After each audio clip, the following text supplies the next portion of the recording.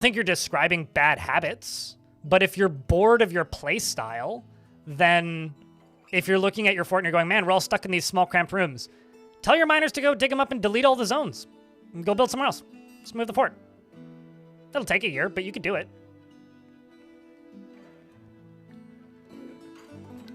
I mean, how is that a bad habit? It just means you're lazy. And there's nothing wrong with being lazy. One man's lazy is another man's efficiency.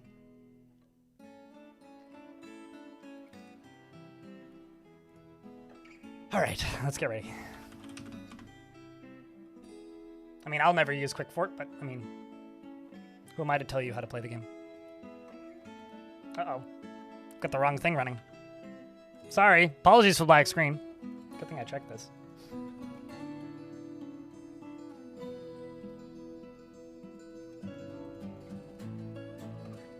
That's my recording scene, so it records gameplay without my face showing.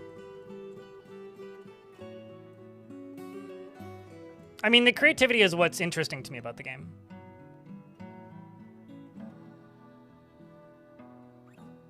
I think it's interesting that some people say that using the paint tool is more interesting or more useful for that. Because, like, I still build similar selections, but I make a square xylium, and then I cut out the edges using the erase tool. But, like, I know what you mean by some people using the paint tool for that.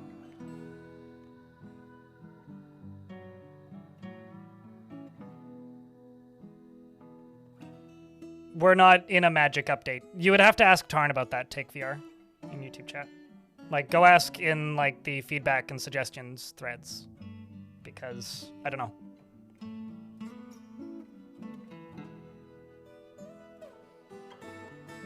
King of Knowles, hello. It's good to see you.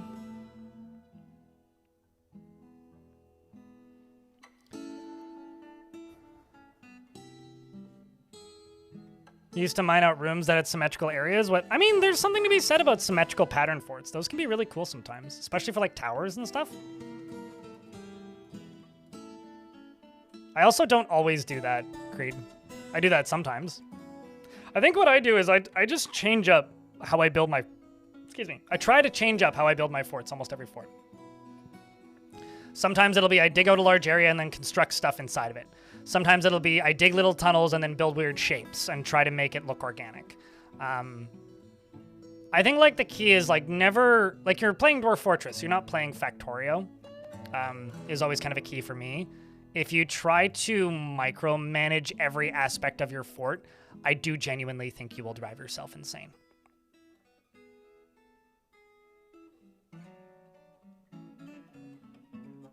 And also, there's another thing that I think is important to remember, which is if you're looking at somebody else's fortress, anybody else's, it could be mine, Krug Smash, random dude on Reddit, anybody else's fortress, you don't see the imperfections that they see.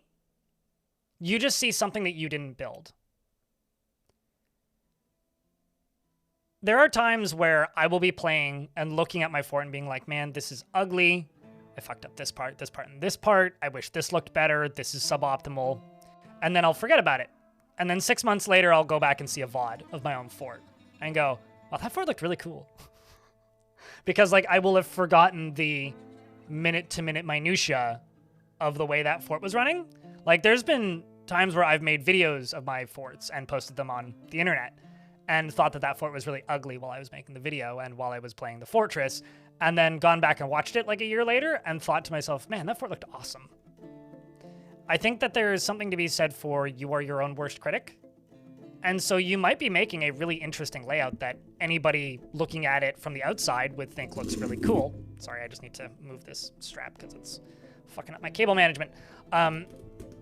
Where you might be looking at it and think, man, this looks awful, but anybody else looking at it from the outside with a fresh pair of eyes will be like, that looks really cool. So I think, like, give yourself more credit, but if you need to change things up, build your fortress in an area that forces you to change your habits. And yeah, you're describing essentially what I do, Bully Played. Also, if you're going to build squares, cut the corners, you know? Instead of being like, go dip, dip, and make kind of a slight oval. adds a lot of texture to it.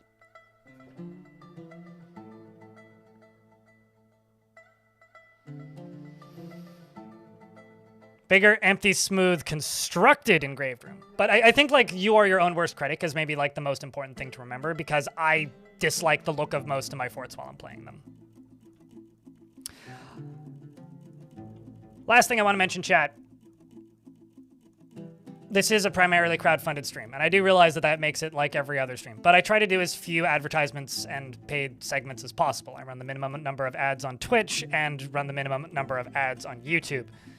If you would like to help keep this channel funded, the way you could do that is by gifting subs, cheering bits, and subscribing or using a Prime sub at twitch.tv/BLINDIRL. If you're watching on YouTube, you could theoretically use super chats or become a YouTube member. However, I do think you get a better value out of becoming a Twitch sub. On top of that, I do have a website where you can go to blindirl.com/support. And on that page, you can see all of the different places where you could support the stream and the channel and allow me to do this the way I do this for as long as possible. If you like the show and the things that I produce here and the way that I produce them, consider supporting it today. All of the obligatory babble outs there. I do have to say thank you very much to those of you who've tuned in so far. I get to have this job because you tune in, so thank you for doing that.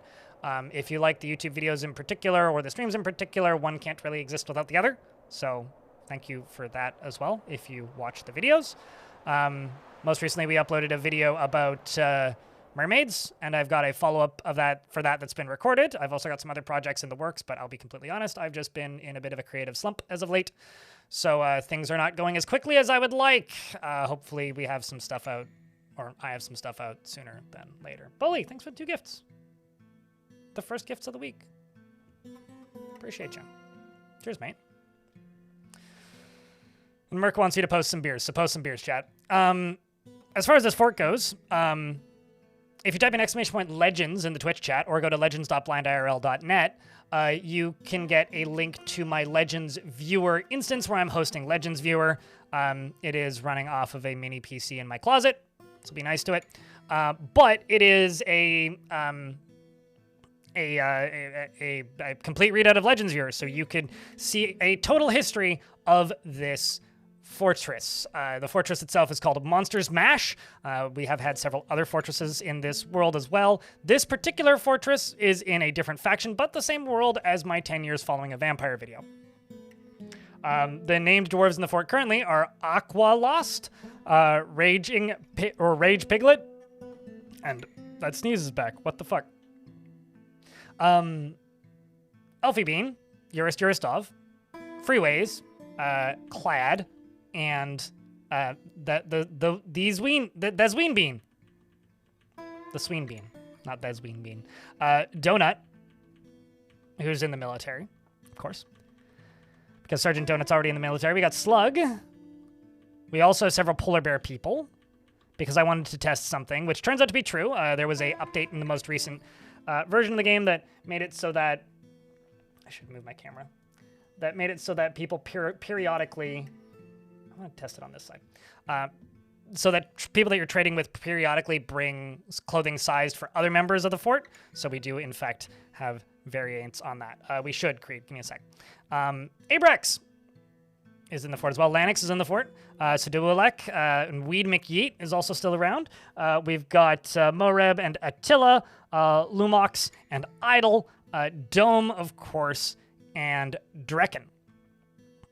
We've got Smithy Fem and Paddington Bear, the Count of Monstermesh, of course. Nonetheless, Double Dragon, naturally, and Bully Played. Thanks for checking out another gift.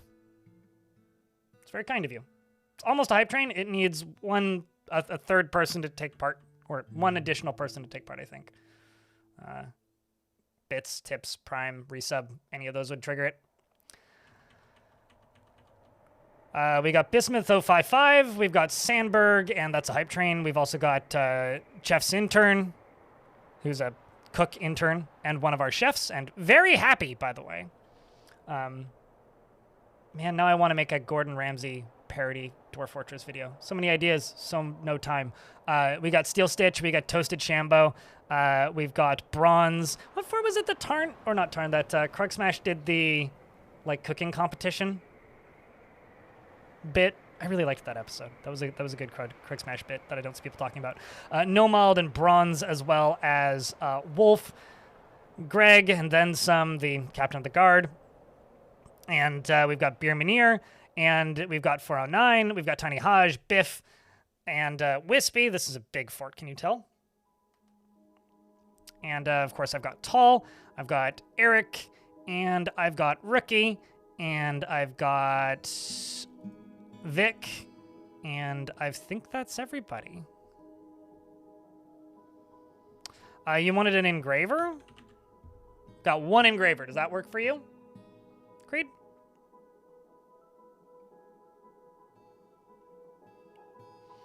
Chop down a pathway of trees and make roads.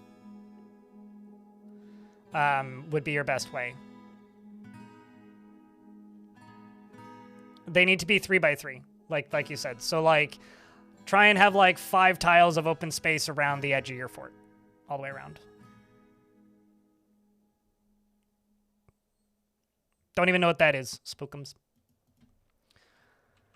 And there is a hype train happening. So if you have a Prime sub or bits on your account, now would be a time to use them. So you can help level up the hype train. It needs $20 in bits or 4 subscriptions to level up the train.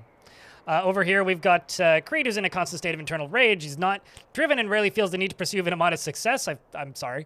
He doesn't ask others for help with difficult decisions, and he has little interest in joking around.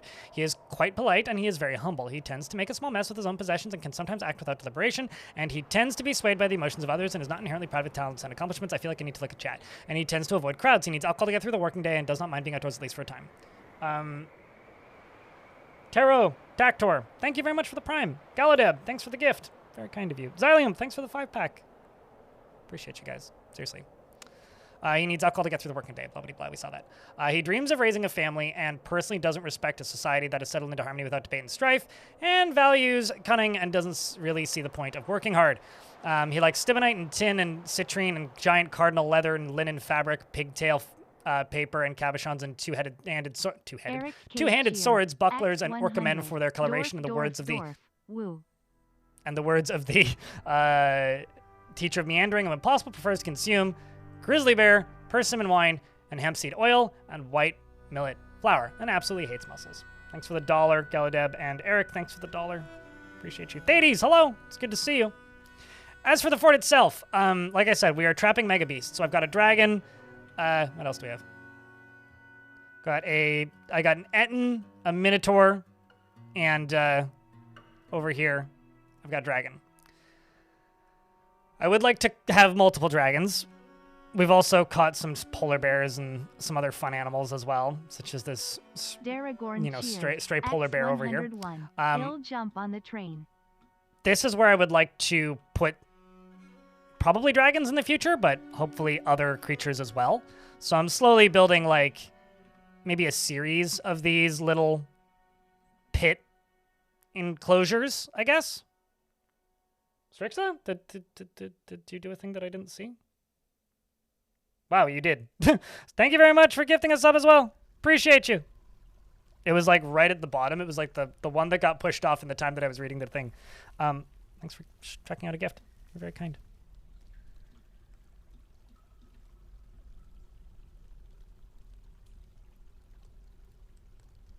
Did they ask Krug Smash for permission?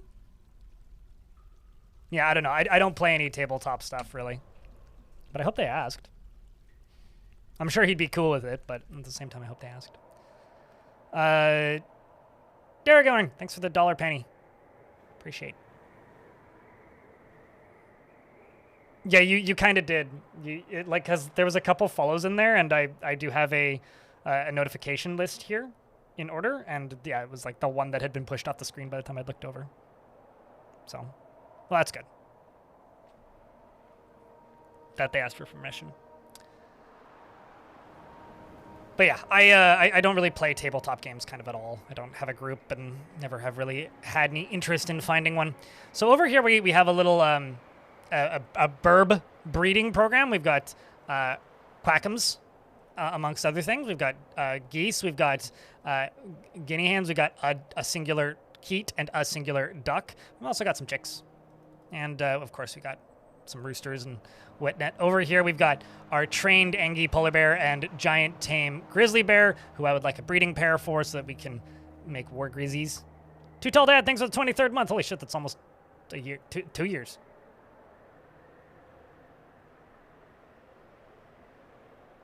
Also, Barrick McCready in YouTube chat says, my second fort made me realize I don't like squares. Yeah, fair. Squares are for squares, if you know what I'm saying.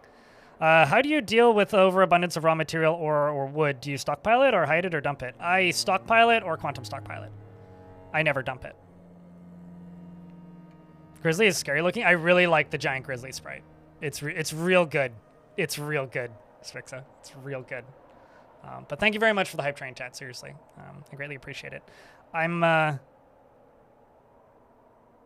gonna take this moment to remind anybody, if you are subscribed at tier 2 or on my blog at the recommended tier, you can type an !Dwarf to name something right out the gate. DORF. I need to make a woodworkers guild, because this is the new menu that pops up now when you have a guild assigned. Although, does it still count as new? I don't know. It's been there for like a week. I've got a bunch of housing that I'm working on up here, so let's unforbid all of that. I'm just trying to like catch up to where I was, so I kind of have to walk backwards through it. Booze is fine, alcohol is fine. We're in early summer, so we get to trade soon-ish, which is nice. 409, thanks for the 5-pack. I heart you. Thank you so much, dude. Seriously. And I want to say this is where I was going to put it. So let's see what we got right now for blocks. Decent amount of siltstone, but that's kind of it. Yeah, let's just do.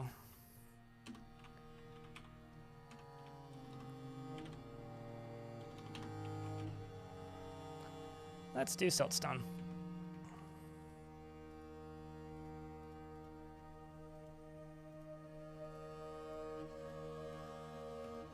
Except I am going to go around the end here, do this.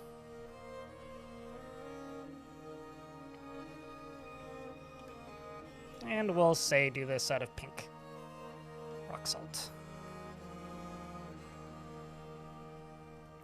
And might as well dig in a little bit further there. And get rid of the sides. Additionally, do I have any tables or things I could throw in? I do, I got a whole bunch of copper stuff.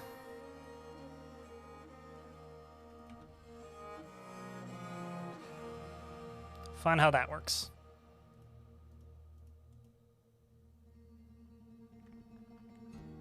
But chat room, thank you very much for the hype train. That's very kind of you, seriously.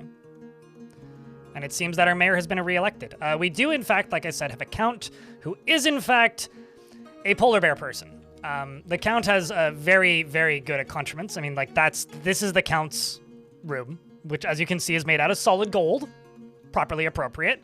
And then up here, we have the count's dining hall and the count's meeting office room place thing, which is also appropriately glorious. As far as the count goes, I do actually wonder what it would take for the count to get married to one of the polar bear people, because you're not even friends with any of them. Whereas the other polar bear people, kind of also not friends with any of the other polar bear people. So I wonder.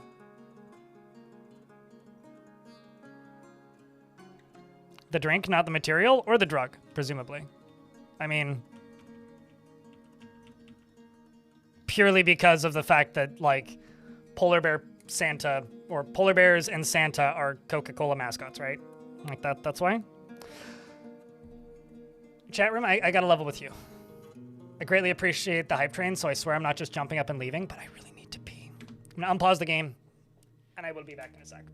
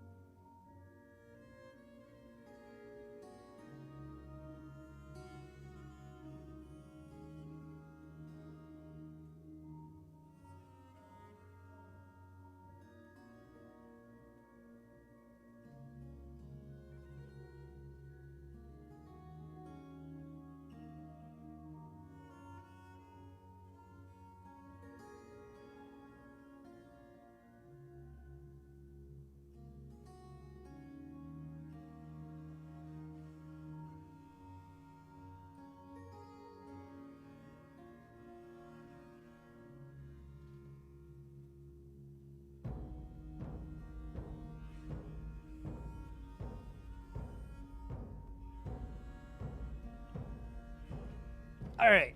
That feels better. Thank you very much for the hype train chat. Clearing level 4.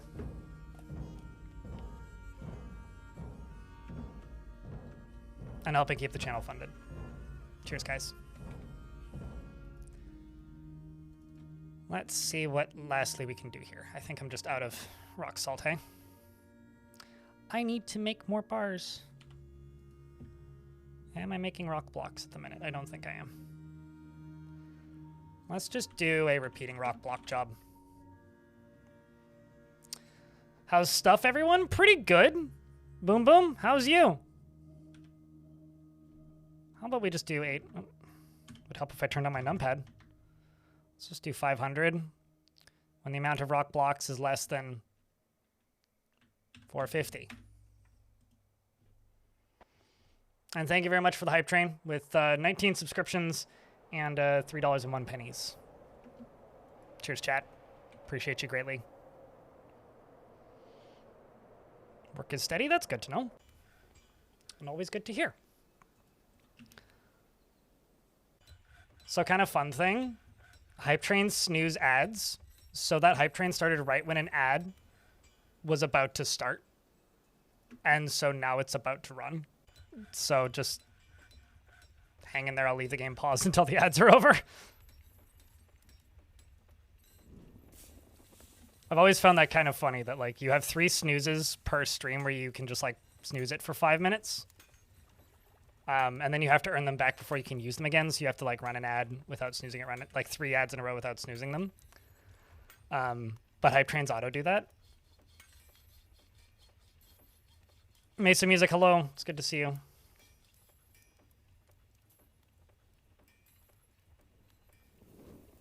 was gonna say, you're definitely changing the lyrics of that song a little bit, Eric. Definitely a little bit. Still having fun? Yeah, still having fun. How about you, Gutenberg Craft? We've acquired several Mega Beasts, but no additional dragons yet, which I'm grumbling about. But this will be a guild hall for woodworkers. Right there. And it needs a little bit more value. Just a scooch, just a smidge, you know? Just a smidge.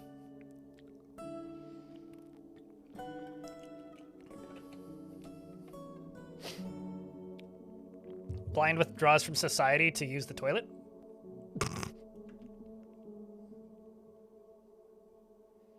It's very easy to make emotes kiss bully played, I've learned. It's very easy.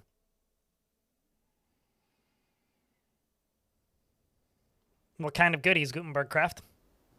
So they got a bunch of goodies from a friend living in England, so what kind of English treats did you get? It's a good thing that it's them giving you goodies and not the other way around. Otherwise, they'd show up with a cowboy hat and say that you belong in a museum. The human ruined stalker has shared some rumors, eh? That's kind of sus. We've also got the Sparkles of Indignation and the Frightful Scorpions, 2 different performance troops.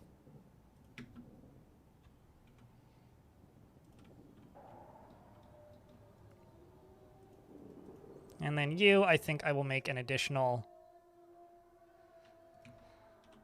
Make some additional blocks, except I want you to only... Whoops. Make these additional blocks as rock salt.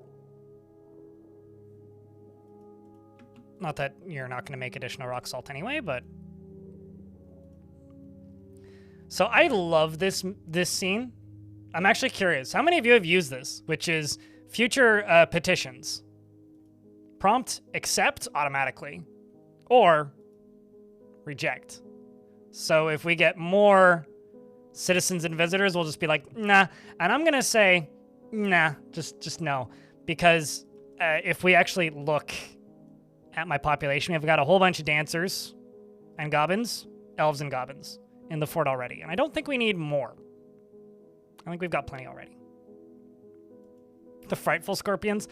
They're like a frightful version of the Scorpions, and I would rather listen to the Scorpions than the Frightful Scorpions.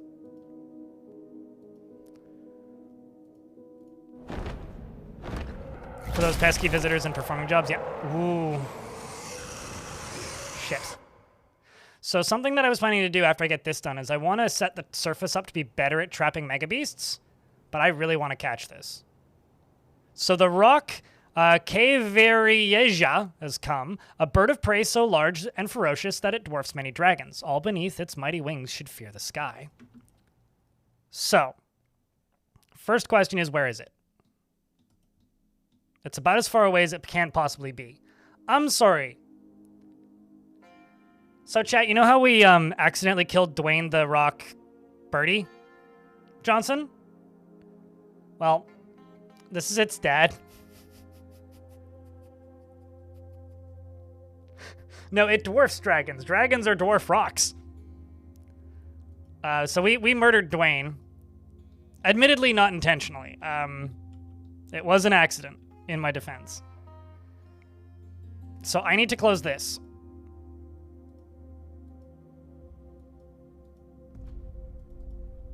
I need to close that. And if we go up to here, you'll see that we've got a whole bunch of military in here. So I'm going to try and assign everybody to inside. And I'm going to set all of these dwarves to off duty. And turn off all of this.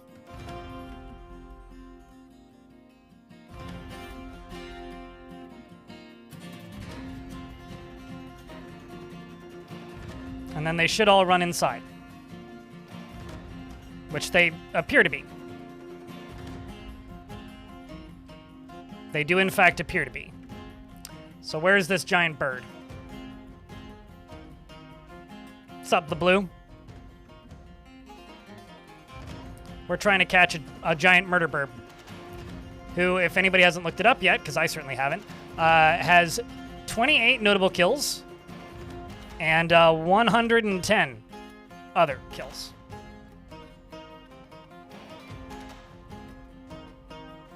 Wait, hold up. Dwayne The Rock Johnson's dad's name's Rocky? That's incredible. It's going for one of my polar bear people. Rest in peace, old Urosh American. Because I am trying to catch it. So in order to catch it, I needed to accept that some of you may die, and that, unfortunately, is a reality that I just have to acknowledge and accept. But, thankfully, that dwarf took it on a wild rock chase. Could I lock it in? Oh, man, I need to put a lever on that. Okay. So you're chasing old Kel here in a circle. Rest in peace is Kel, and then here comes Momas, who's dizzy and now unconscious. How unfortunate. Also, there's a hole right there. I need to fix that. I thought I'd plugged all those. Good to know. Anyway, we caught it. You got polar bear people in your fort? Yeah, I used DF hack to make on them. But we caught Dwayne's dad. It only cost a few dwarves. It's unfortunate, but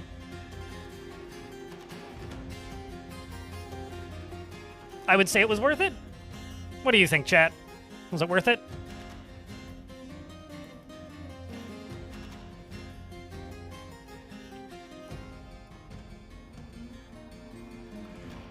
I'd say it was worth it.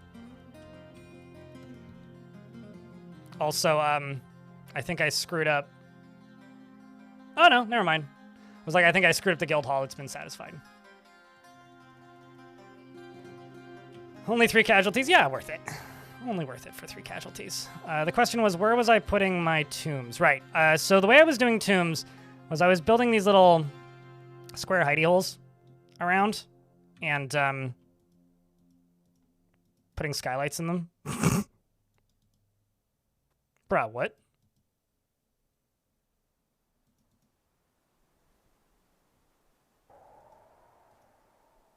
Why are you... Hold up. It's set to all. That's bizarre. Why was it? Okay, that's a new one. Why was that happening? Strange. Let's go one directly down here.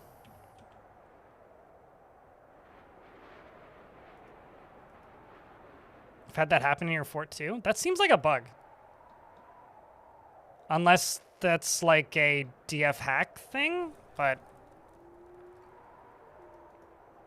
anyway, let's actually get rid of this. Or set this to priority 2.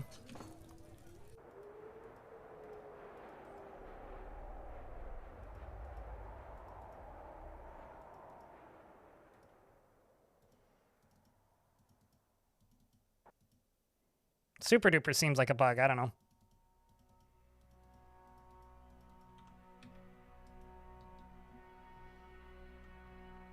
No, I want to breed that bird.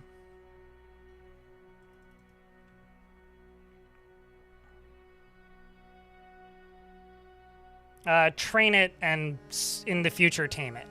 But currently just train it. Or tame its young, but...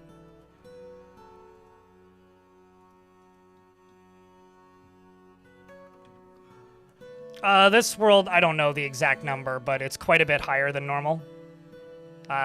This is not the first fort I played in this world. I generated this world quite a while ago.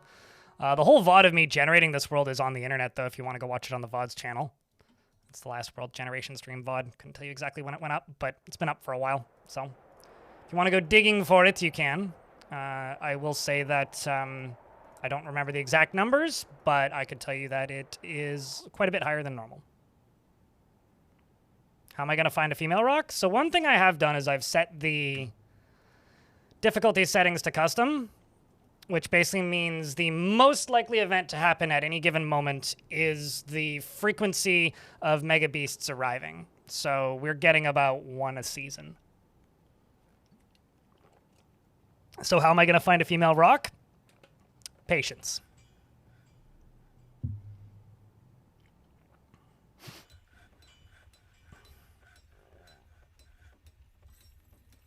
But I know that there's quite a few of each male and female alive. I did try to catch the last one that showed up, but we kind of accidentally killed it. I kind of feel bad about it, but, you know, it is what it is.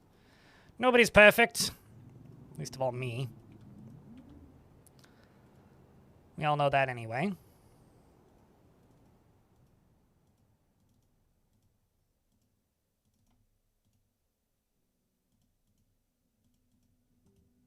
I thought there was one more. Oh, I guess they just haven't found the one outside just yet. Oh, there we go. Found the polar bear person.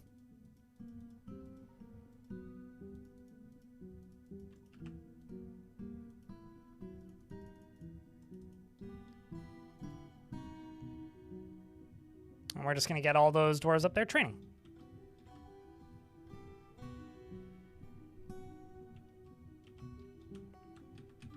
And I need to trade, I think. Unless we've already traded.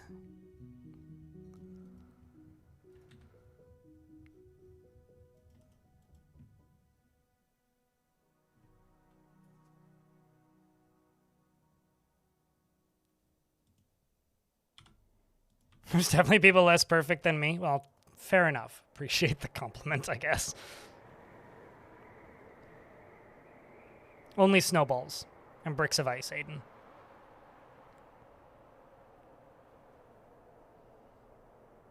Those chocolate eggs, tea biscuits. I don't know what you mean by chocolate eggs specifically, because that could mean a lot of things. Use auto reject on it, and it's very useful for monster slayers. Monster slayers are more likely to accept than a lot of other critters, but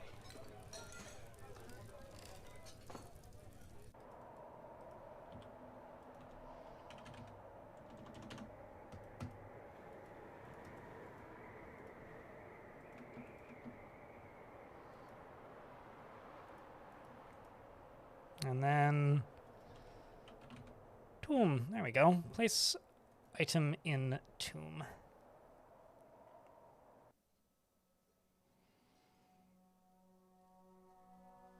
Oh, and then the other thing I got to do is I got to open this back up. Because it looks like, yeah, no merchants are trading right now. So we got to let them leave.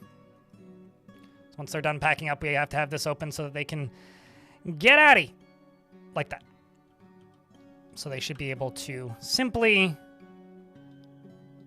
back out and skedaddle. I've got more construction down here that needs to be done. Yeah, I try to make my cities nice to look at. I think that that's one of the most important aspects of any fort that I build, which is a little silly. I mean, like, you should try to make things more practical than aesthetically pleasing, but genuinely, like, for me, the most important thing is that I like looking at my fortress, and if I don't like looking at my fortress, I don't want to play my fortress. So I kind of care more, I think, about aesthetics than you probably need to. Mostly because I want them to be aesthetically pleasing so that they're entertaining for me to look at.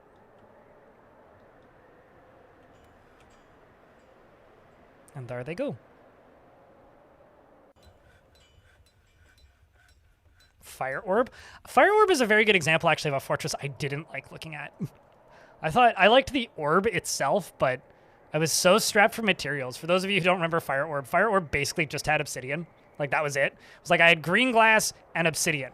And, like, not even a large supply of trees, so I couldn't really consistently easily make clear glass.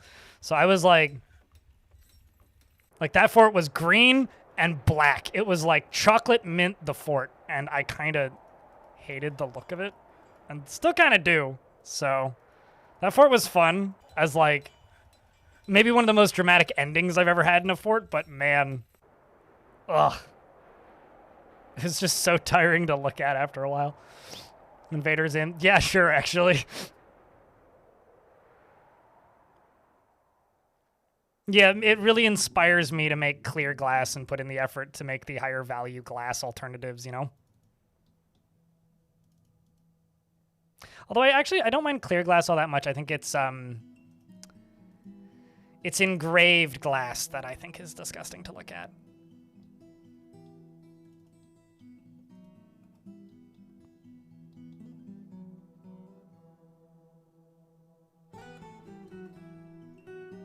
Was a beautiful place that used giant parakeets. Oh, until the giant parakeets attacked. Okay. Got some new arrivals. This one's got a cat. That one's got a puppy. There's the cat. Well, you're a proficient swords dwarf, hey? Okay. I do fully expect that we will acquire some nobles today.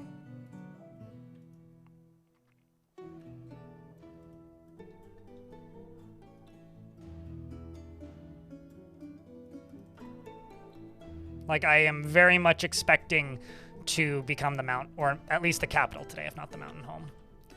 Because we've kind of gone through all of that process, and our rank has been raised once, so I think that's going to be something that happens today, which should be a little bit exciting. Do you guys often shoot for mountain home? Or capital, at least, in your forts? Or is it something you don't care for, chat? It seems to, like, change on the week how people tend to try to end their forts. I know it's pretty common that, like, people just dig too deeply for the sake of it, but you need to approve becoming a barony, and then you have to satisfy at least partially the baron and export X amount of wealth depending on your difficulty setting.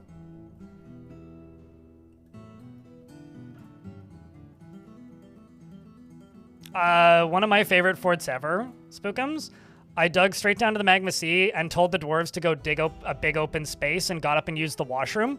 And they managed to clip this was post-Steam, and they managed to clip the edge of one of the fun tubes and let out a demon, and it killed the 12 or so dwarves that were in the fort almost immediately, and I came back to a fort that was almost dead.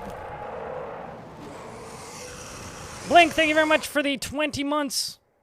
Basically, like, I came back and there was a creature has emerged from the newly exposed pocket. I clicked OK and it killed everybody. It was very funny. Seriously, Blink, thank you very much for the 20 months. Big round of beers for that, chat.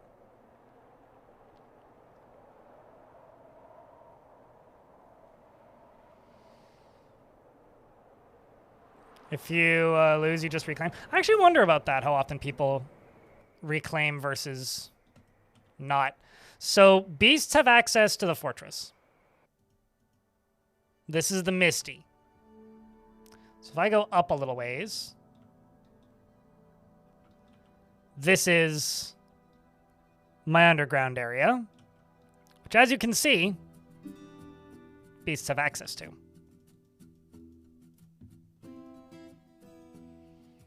So now I need my soldiers to run downstairs as quickly as possible.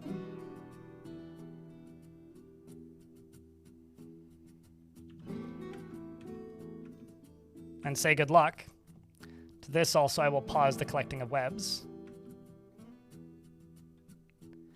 Let's follow this Misty. And also you should be trained.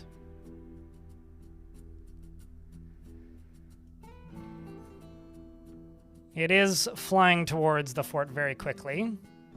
Of course, it just has a poison bite. It is a darkling beetle. It has leafy wings, and it is slavering. Its sapphire exoskeleton is leathery. Beware. It's poison bite. I have a feeling this one will go down pretty quick, because it is a bug, but we'll see. Such a buggy video game Dwarf Fortress. Look, see bugs everywhere, right in the center of the screen. Actually, slightly to the left of the center of the screen, but...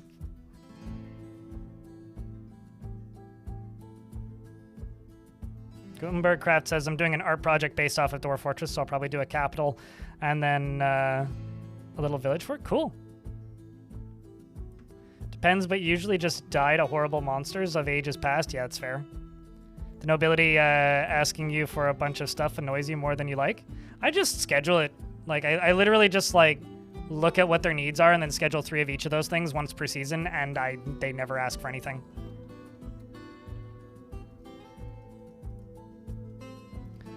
All right, so now it's in the fortress. So instead of, like, you know, fighting a lot of enemy armies, I'm fighting Forgotten Beasts in this fort. Lamox, whoa. I guess there's a hole down in there. Well, that's unfortunate. I didn't even know about that. I'll have to fix that.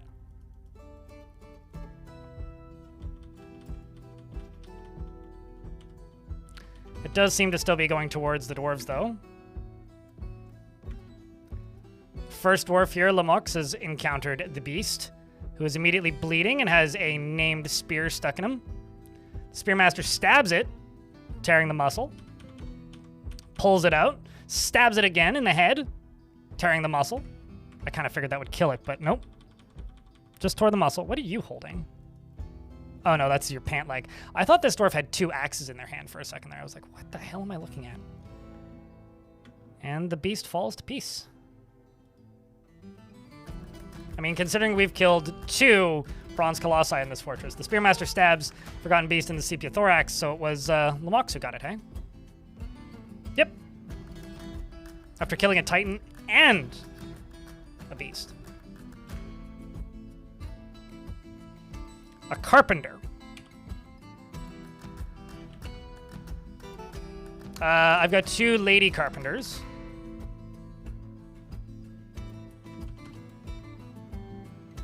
I have bearded woodcutters and bearded bowyers. What is your selection that you wish to choose? I've played lots of Caves of Cud, yeah.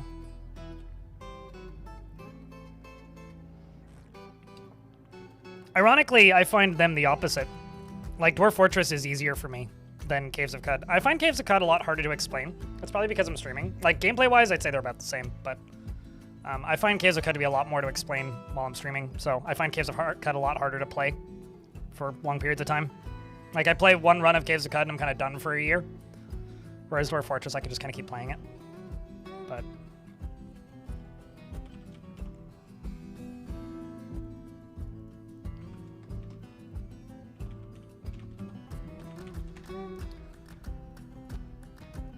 All right, Aiden Knott is prone to strong feelings of jealousy, is stingy with resources on projects and refuses to expend any extra effort, has a strong tendency towards privacy, and is swayed by emotional appeals. She thinks she's fairly important in the grand scheme of things. She takes offered help and gifts without feeling particularly grateful. And she prefers to present herself modestly. She generally finds herself to be quite hopeful about the future and has a tendency towards forming deep and emotional bonds with others and doesn't often experience strong cravings or urges. She has a noticeable lack of perseverance, and she finds helping others to be emotionally rewarding. She has a habit of stretching her body during pauses in conversation. She needs alcohol to get through the working day and does not mind being outdoors, at least for a time.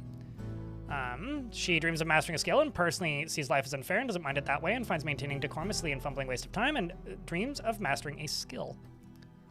She likes mica, nickel, and clear zircon, as well as green glass and cabochons and figurines and kiwi men for their long beaks and the words of the teacher of meandering, and when possible prefers to consume grackle, berries, and strawberry wine and funny old flour and mung beans and watermelons and absolutely hates worms.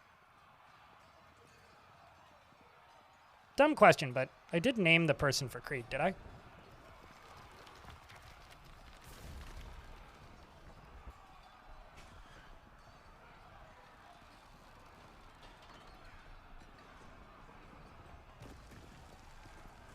Because I know I read it, but... No, I did. And she has one friend, Kikros, the metalsmith, and you're a member of the Woodworkers Guild, obviously. All right. Now the question is, will this get butchered?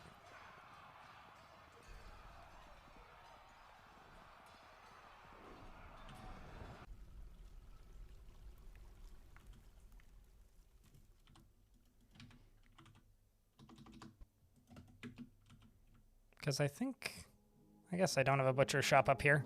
I should, but... Because right there, that's a hole. I need to fix that.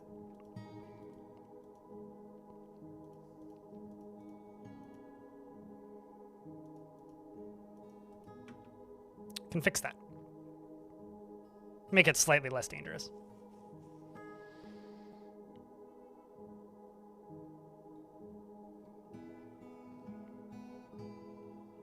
And Dwarf Fort Dwarves are usually nerds. Horoscope. Yeah, it's true. I like preferring it as like palm reading. It's like approximating enough that it kind of fits anybody.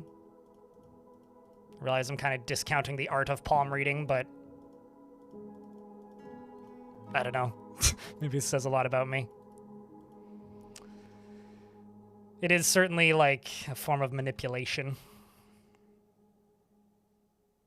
Yes, exclamation point legends. So, your last name is Tongs Tot. So if you want to look yourself up, you could find that. But I don't... Because this was a dead faction when I started it, most of the dwarves don't have any history because none of them were notable. So just keep that in mind. I wouldn't expect too much. All right, so I want to make this more consistent. And the way I'm going to do that is I'm going to move some stuff over here. I'm going to put a, well, maybe not right there. Farming, butcher, up there. Boop. Let's get rid of this. And then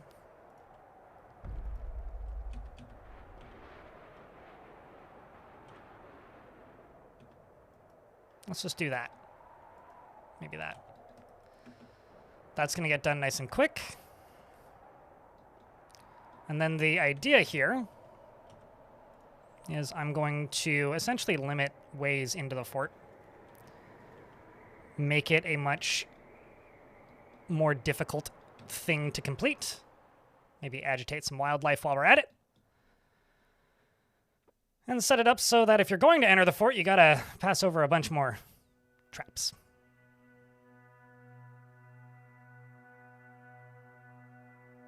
Any tips on getting into Dwarf Fortress? You really want to figure out how out but struggling with all the info. Start playing is my tip. And then when you get confused, either look up a tutorial, read a page on the wiki, or go ask somebody on a Discord or server or forum. That's my advice, is just start playing. I think the majority of the reasons why people don't get into this game is they psych themselves out and overthink it. That's my actual advice, is just start playing. I mean, chat, what are your advice to somebody who's looking to get into Dwarf Fortress? What would you suggest they go about doing? What helped you? I know that there's always the go watch Blind's tutorials, but I do think like that the easiest way to get into this game is to just start playing it. But watch the videos when you need them is like my asterisk to that. Like, watch the videos if you find something that's confusing for one reason or another, instead of just watching a bunch of videos. Because if you just watch a bunch of videos, then you'll just watch a bunch of videos and maybe never actually get into the game. Don't dig up into a frozen river. Or dig up into a frozen river and then learn why you shouldn't do that. You know?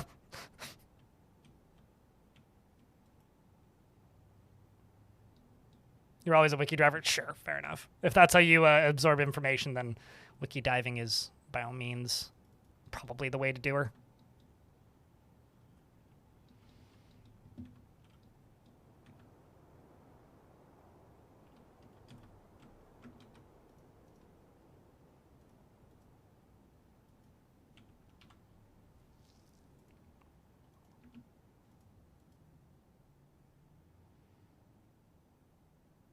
Blackwind says, I build a farm and make sure that there's drinks and everything else is subjectable to debate. Yeah. I mean, dwarves need booze, a source of alcohol, and a source of food, and a place to sleep, and a place to socialize, and that's basically it. Everything else is maybe not optional, but like not a #1 priority.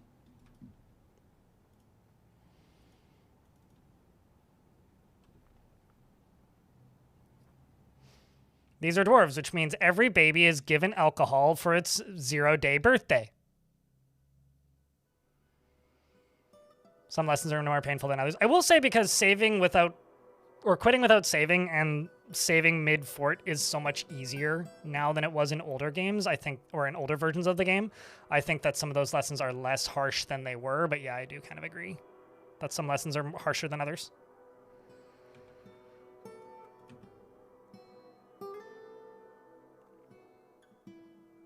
Between small beers and full beers? Well, a full glass of dwarven alcohol will kill a human with alcohol poisoning. So, if that says anything.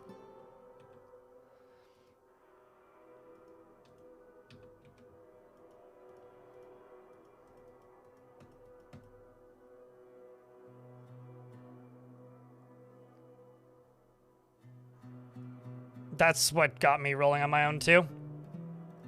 The 80s hammer? I'll copy post that into the YubTub chat.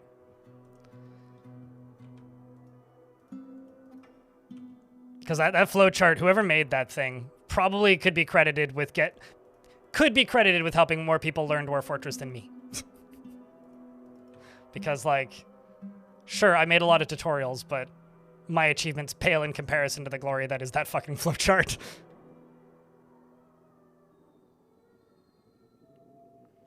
You lost a really good adventure to alcohol poisoning. Yeah, I always like have to tell people be very cautious with alcohol. That actually is like the result of an unrelated bug getting fixed. Like Putnam noticed that poisons weren't very effective in fort mode and fixed them, which in turn made them significantly more effective in adventure mode, which I think is really funny. Basically, like Forgotten Beasts were kind of mid in fort mode, and Putnam fixed it.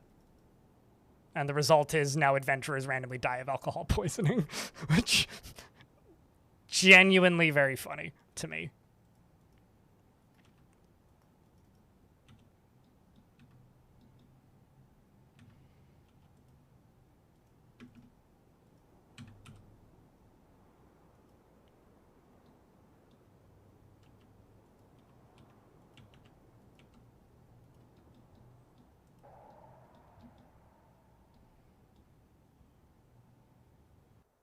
How has the Goblin siege threats been since you changed your fortress layout?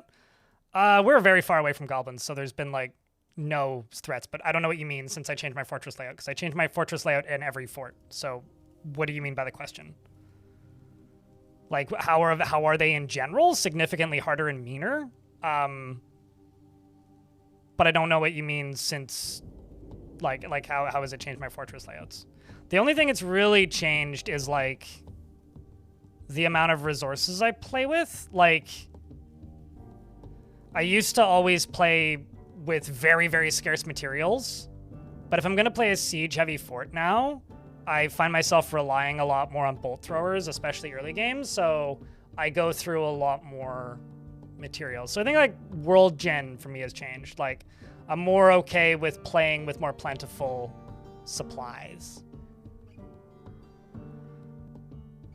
Yeah, there's reinforced blocks, which are these. They require twice the stone and metal, but I haven't found them to be particularly useful because it's very hard to predict where battering rams are going to go, and they're only super useful against battering rams and digging, and I haven't found them super useful. I could not outside of doing test embarks, I basically never use the default embark button. Although I kind of wish there was a random button. Like, the tutorial option is effectively a random, select a random tile option. I really wish there was just a select a random tile option. Yeah, but you have no idea how many sieges that fort hit before they did that. Aiden. Like, I had the game set to hard and was getting sieged on average twice a season before that happened. I will be right back. I'm just gonna go check something.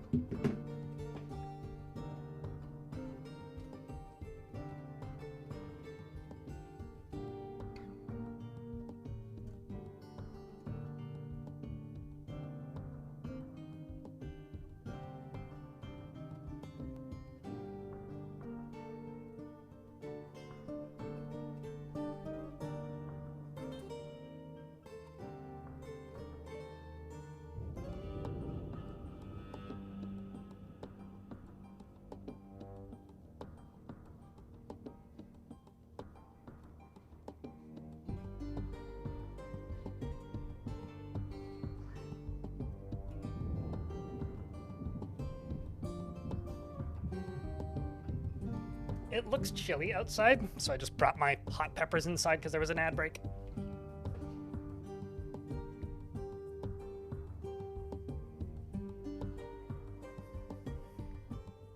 Hello, Sam. How are you? It's good to see you, too. With random dwarven historical figures? Yeah, that's stuff that's, like, written into the map rewrite change, isn't it? Just, like, making the histories play into fort mode more in more meaningful ways. I'm waiting for us to get attacked by agitated stuff, because this is Untamed Wilds. Because I'm doing a bunch of digging and a bunch of surface construction.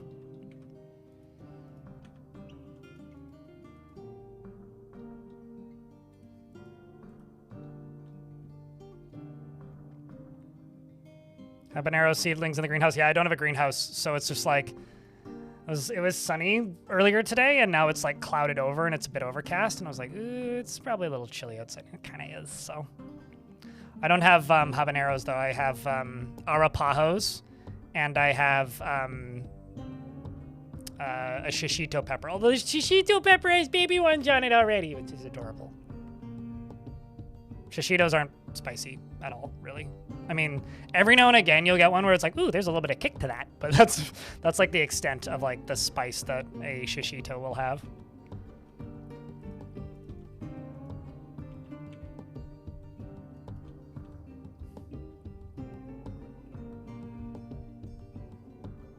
Getting utterly frustrated at this game because you need a specific clay. Okay, I have a question. What game are we talking about?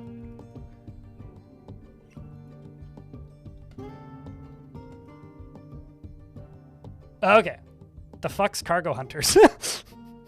Like, no idea what that is. I was about to, like, start schooling Dwarf Fortress World Gen stuff, and then was like, wait a second. Hold up. You said this game. What kind of game is it? Single-player extraction shooter with robots. Ah, well, that makes sense why you're frustrated.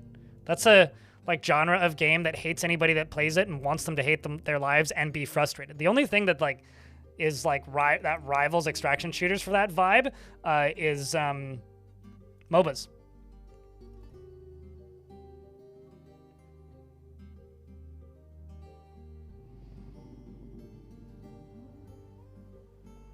and the water immediately froze. Is there any way around that? Build it somewhere warm or put lava above it. So Perkins here in YouTube chat says, I made my first mist generator a couple of days ago and the water immediately froze. Is there any way around that for winter time?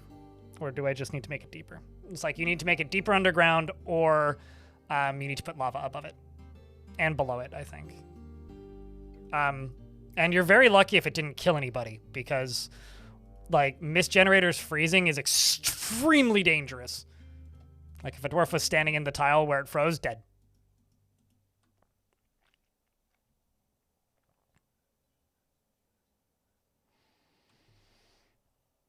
You want to get an anvil for your embark, but it's expensive, as in trading?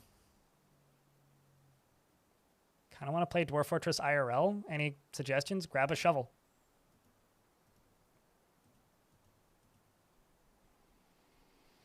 I don't know. I kind of like dislike everything dwarves do in real life, Emily, so I don't know if I can like legitimately give you suggestions on that, because like, you know, dwarves would rather have the world burned into ash and converted into a great mining pit. Sounds like actual hell and not the sort of thing that I would ever want in reality, because I'm not a dwarf.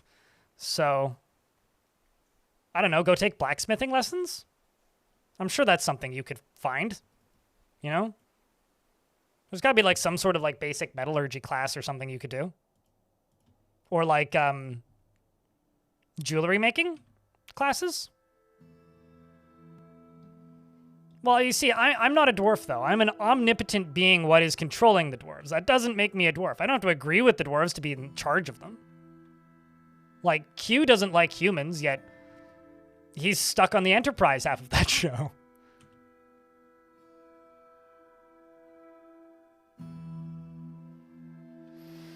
All right, well, make a bigger ring. I don't know what else to tell you. You've kind of, as you can see, I play Dwarf Fortress. I don't play Dwarf Fortress in real life. So I don't know. Pick up a craft. Go do pottery. Go make bricks. Start a YouTube channel or a TikTok. Speaking of TikTok, I got banned from TikTok this week. I made I re-accessed my account after a long time of not remembering the password, and decided I was going to mirror my YouTube Shorts to it. I was like, fuck it, I give up. I will mirror my YouTube Shorts to TikTok, and instantly got banned for impersonation and spam by TikTok. I uploaded a video and got banned. So I'm banned from TikTok for impersonating myself. Yeah, I appealed it and haven't heard back yet. So, yeah. Honestly, I'm like, maybe it's a sign. Like maybe this was actually like a bad idea. Yeah, I'm very convincing, my reb. Your dumpster dive. I was very tempted to dumpster dive because a car dealership closed close by recently, and I watched somebody pull a mini fridge out of the dumpster, and I was like, ooh, should go peek in there, but then decided not to and went home and went to bed instead. You remember when TikTok was fun? Was that ever fun? I don't know, man.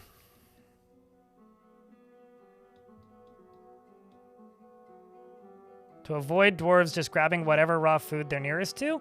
There was a change made recently that they're supposed to prioritize higher value foods, so cooked meals would be prioritized first. I've never really had a trick. I just simply put food in places where dwarves are and put raw food in the kitchen. And they tended to always just kind of go for whatever was closest, but now that that's been changed, I assume that they just go for meals. I don't really see them eating not meals anymore ever since the last patch. Like, it seems to be pretty consistent. Big burned.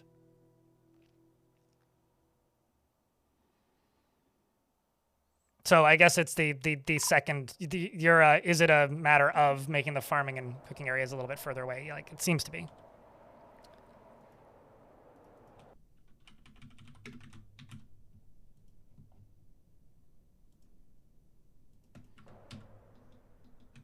We've got a selection of Dwarves here to trade, and I didn't check what they wanted and can't remember what it was, so.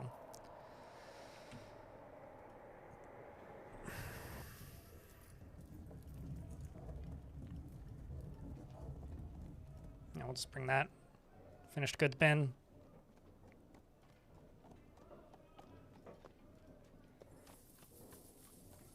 Finished goods bin. And it'll probably be fine.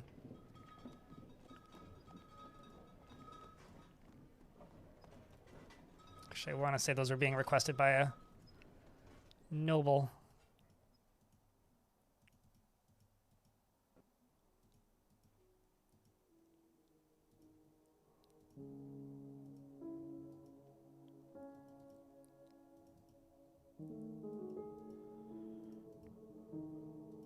I feel like giant polar bear hair thread should cost quite a bit more than just double, but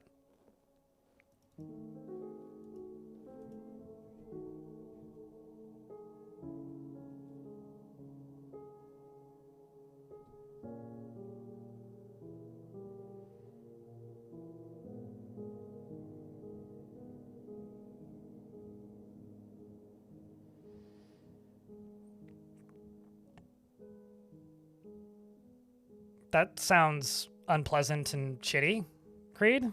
I feel like making anvils is probably a small niche industry, and it probably costs a lot to ship them back. That sucks. Not a fan.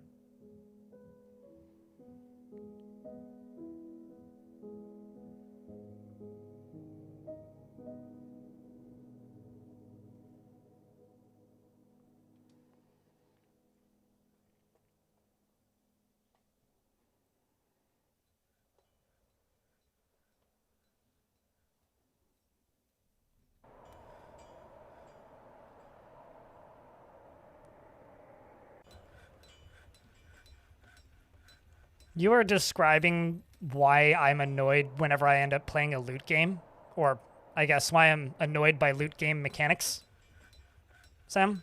Just the, like, this is a % chance to drop on a certain type of unit. It's like, well, this sucks. Why don't I just have, like, a thing to go get the thing with the thing? Why do I have to do this % chance thing? Also, this is such a dope area of the fort, just the way this looks. This looks so fucking rad. Seriously, like this whole area is just awesome looking. Absolutely fucking awesome looking.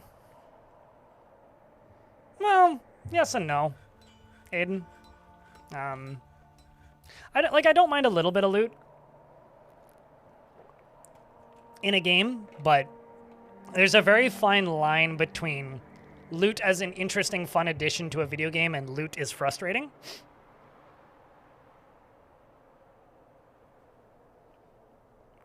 In the dope show, indeed.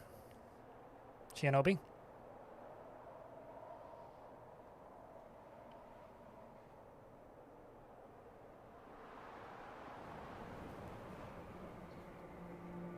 I'm still going to state the thing that I said before. That sounds like it sucks. Just somebody repeatedly ordering and returning anvils. Like I stand by what I said. A Cyclops named Tata has come. Tata for now. A humanoid monster with a single eye in its forehead. Now this... Okay, hold up. Do I have another Cyclops already? The Minotaur and an Etten. I don't have a Cyclops.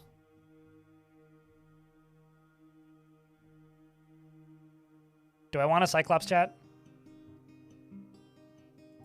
Ta-ta for now. Yeah, except it's more like TTLH.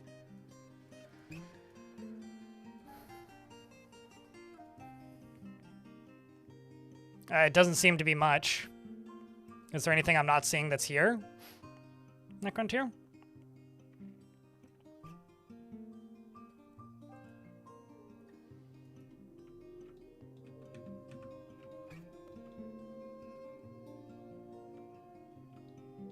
I'm gonna kill her. Mostly because I already have several other Mega Beasts. And she's too close. Oh, there they go. Seems that Meng is charging first. And she's dead. Slug got it, I think. Nope, not Slug. Did you get it, Bronze? Nope. Who got it? That was quick. Tata got hit by a polar bear woman. Okay. The wrestler strikes the Cyclops in the head with a steel shield. The injured part was crushed. Could have been one of many. Was it you? No. Nope. Was it you? Ah, there you go.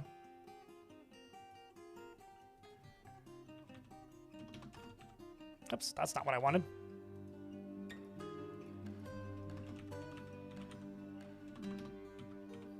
Ta-ta, Finn. Ta-ta for now.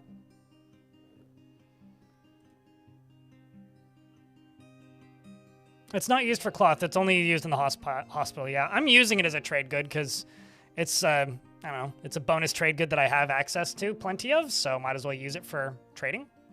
You know, that's the only reason why I'm trading it, is because it's a convenient extra trade good.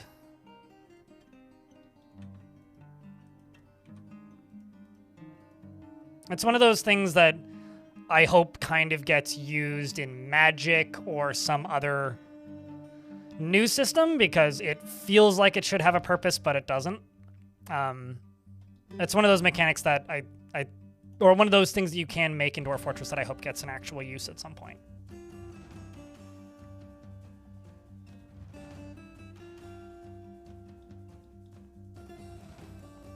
Let's trade.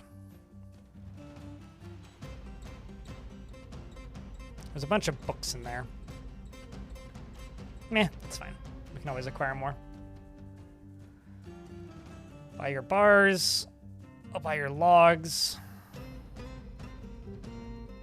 you bring anything fun? Just a water buffalo? Not that fun.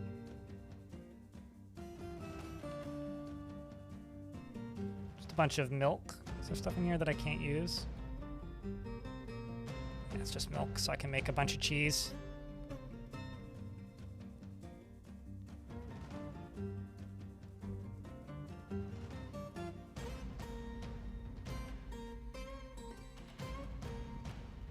Grab that pick. Also gonna keep buying clothing because I've been doing that. And look how they bring a couple large ones. Those are the ones for the polar bear people, which is fun.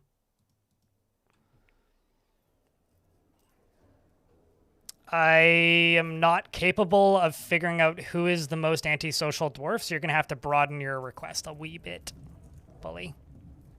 If you just say most antisocial dwarf, I'm not going to go digging through until I find a dwarf with the least number of friends in the whole fort.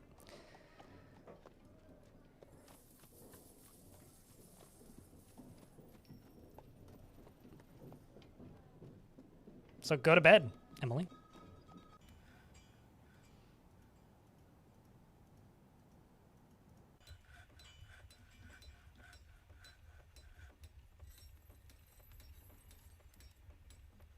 They don't seem to want to use it, and you've got a big barrel for a stack of 5?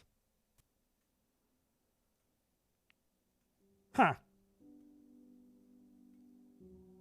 Because I've seen my cooks use it. I don't go out of my way to make it very often, but I've definitely seen them use it. That's interesting.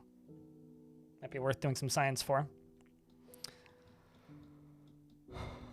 There's many things I kind of wish would get tweaked or adjusted about the game, but just aren't huge priorities generally. Is what it is.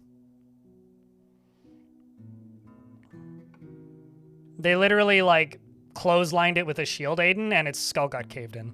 Lucio, hello. It's good to see you. Bully, can you please give me an addendum to your request? Lycott, the Fey Dwarf, has been, or the metalsmith has been taken by a Fey mood. Please and thank you, Bully. You're thinking? Hi, thinking. I'm blind. Let me know when you're ready.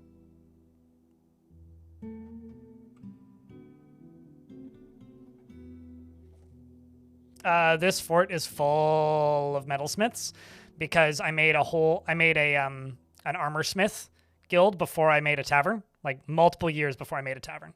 So basically every dwarf in the fort is a metalsmith of some sort.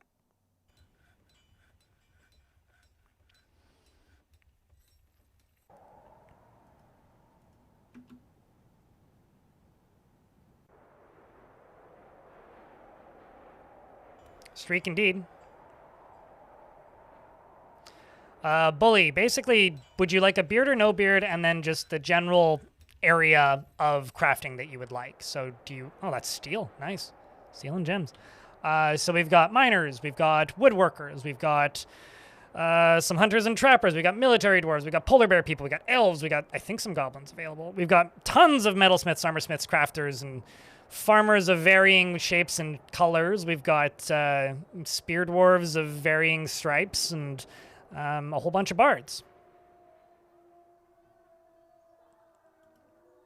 I'm gonna... That's nice. The dwarves brought clothing for the human. I hope. It'll be nice.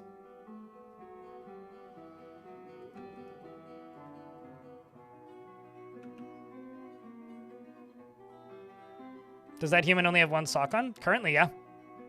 Also, one shoe. Not a sock. No socks, in fact. It's all that was available, you know? You are acting super strange.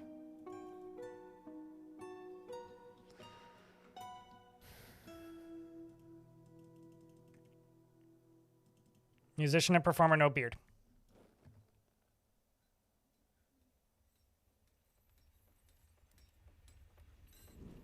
You are a...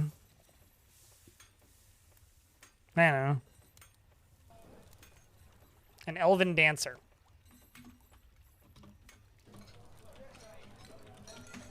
Bully played.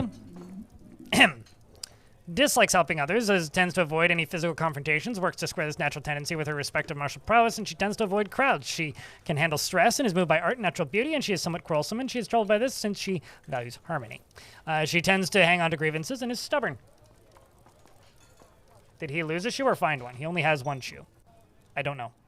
Outside of that, he personally values martial prowess and sees working hard as a foolish waste of time, and dislikes cooperation and dreams of seeing the great natural places of the world. Yeah, as opposed to your uncle outgoing. He likes phalite and black bronze and crystophrase, as well as green glass, and the color orchid pink, gems and low boots, and the words of the savagery of singing and the sound of the satin of pantomimes, and when possible prefers to consume cardinal sunshine and rock nut oil and watermelons, and absolutely hates leeches. Blood sugar's a little high today because I changed my breakfast up a little bit today and I feel like shit. I'm just kind of waiting for it to come down. She prefers to consume cardinal rock nut, blah, blah, blah, blah. Meanwhile, the metalsmith has created a Gurdin, a large serrated steel disc. Yay. And claims it as an heirloom in the name of the family ancestor, Cadol Aidenot. Wait. So yourself?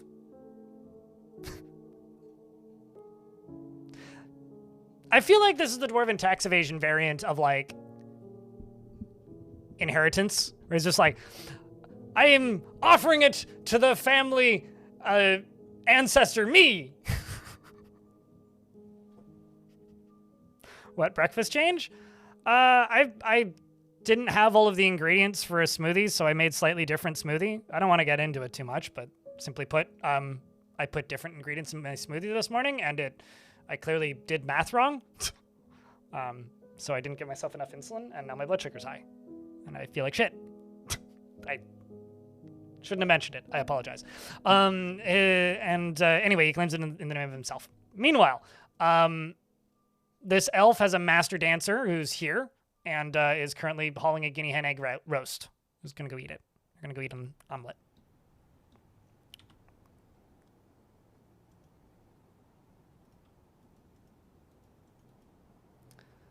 Lycott, where is your bedroom? Your bedroom right here? Okay. You're going to have a very fun trap in your bedroom now. Nice.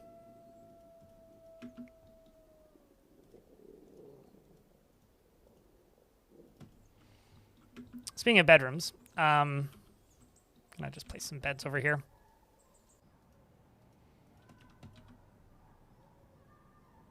I'm my own grandpa. I am my father! Wait, what? Speaking of father, my dad retires on the 30th.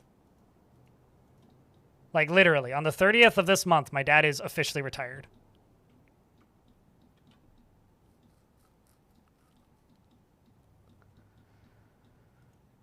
Kind of proud of him. Thought about asking him. It's like, how does it feel to be one of the last people in the universe to retire? It's like nobody else is going to be retiring after you.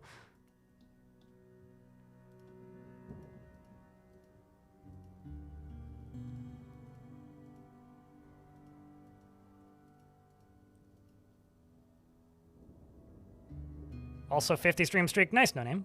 Appreciate you. Good for him. Yeah. It's going to be a tight squeeze for him and my mom, but... My dad has effectively worked 2 jobs the last 15 years, so he's just retiring from the main job to now just having a part-time job. Basically.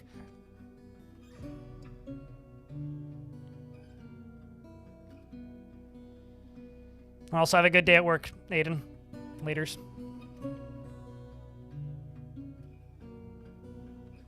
You've been world genning, it's like your part-time job. Hell yeah. You don't use DF hack? What does this look like? I just don't have the overlays enabled because I don't like them.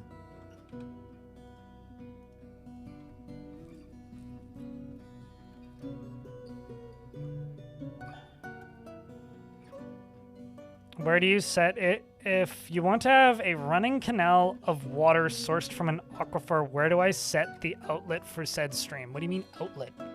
I mean, this is my aquifer that's making water for me. And it goes this way. And it goes all the way up to the edge of the map like that. And then I just smooth and fortify it at the edge so that it flows off the map. I'm not sure what you mean by outlet.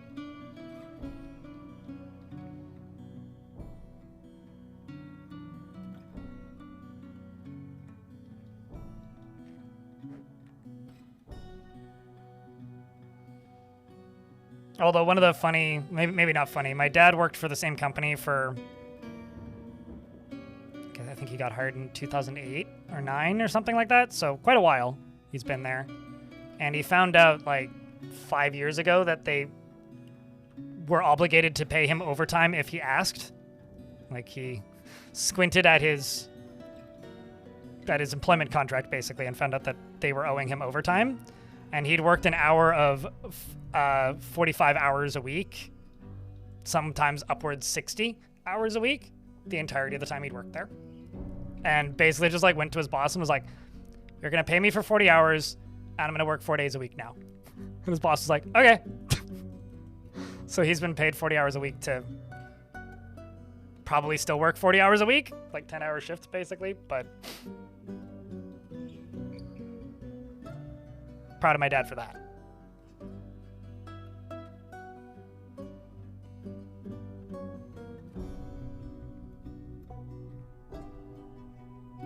99.9% of the time. Why can't you make it the tile on the border of the map? Like, you don't mine all the way up to the edge. Like, this is the edge, right? You can't mine through it. So what you do is you smooth it using this tool, and then you fortify it using this tool.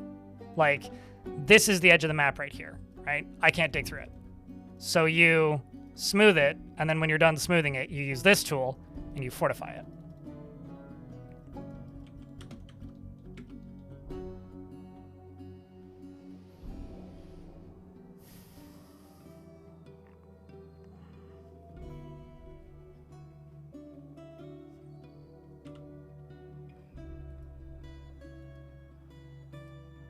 Okay, let's jump back up to the surface. See how we're doing down here. God, I feel like there's always an ad playing. It was like about to be another one, and the last one just finished.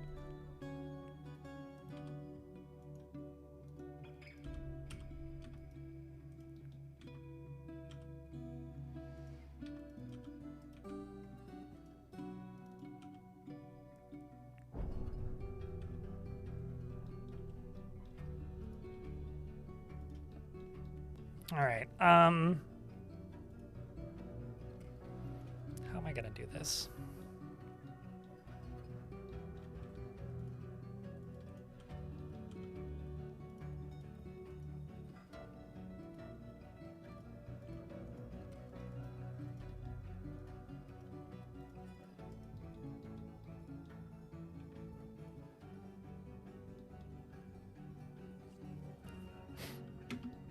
Something like this.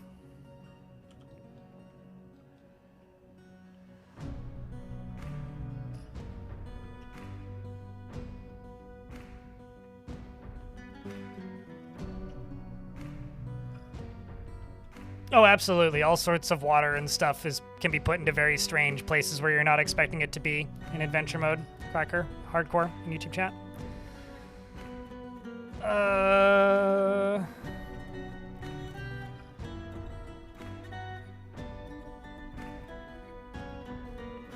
Like, if I were to reclaim a fort with water, the water will be partially in a place where you're not expecting it to be in adventure mode. It's pretty consistent between forts. I'm your liaison from the mountain homes. Let's discuss your situation. I've come empowered to elevate this land in the eyes of our realm. I guess we're a duke now, which means next time we will be royalty. Coolie odors. They want bracelets and blocks. And we can finally level up our local noble from camping in a ditch somewhere to member of the fortress.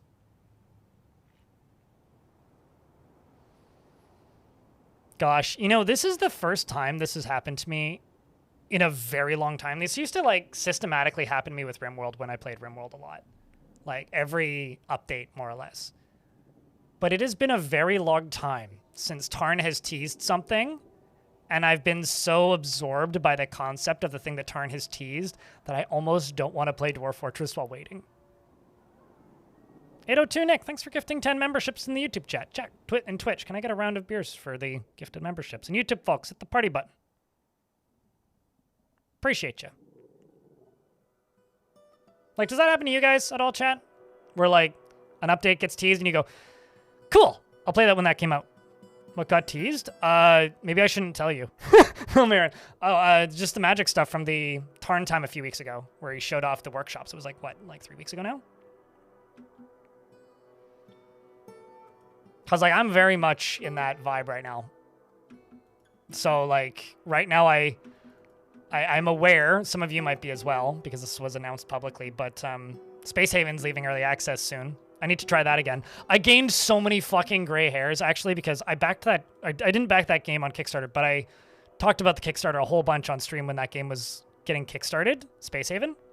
And, well, in case you don't know, that game's 10 years old. And they put out a big post on social media and sent out emails to people saying, after 10 years in early access, Space Haven is releasing to its a much anticipated audience. And I'm sitting here going like, you were in early access for 10 years? Are you trying to tell me that game was in early access for 10 years?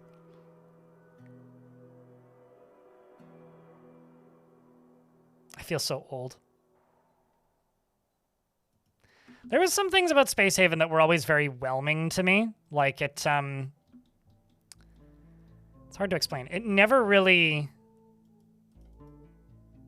felt good in the combat side of things, which was always the thing that kind of stopped me from playing it. Like, I would always get to the point where, like, you have to do combat, and it's like, oh, this is just, like, not challenging and just really boring. There was always a few things about it that felt very tedious, so I'd be curious to try it again, see how it's shaped up after, you know, a decade in early access. Yeah, they have a lot of really neat mechanics in Space Haven.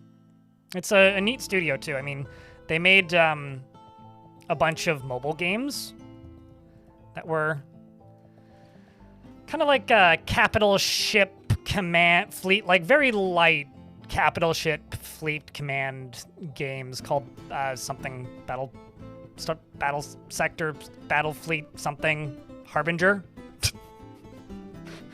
Generic spaceship game name Harbinger.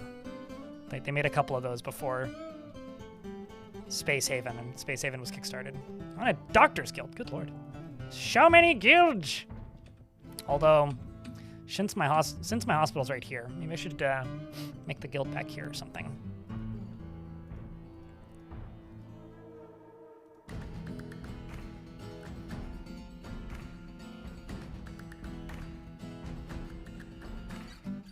Yeah, instead of Wizards of the Instead of Wizards of the Coast, will be Wizards of the Dwarfs. Yes. Yeah, I was kind of sort of talking about this, where it's just like I start to just kind of want the update for the thing, and I stop wanting to play the game as much when there's a new update announced, and I very much am feeling that right now with Dwarf Fort. Battle Cruiser Millennium. Yes, that.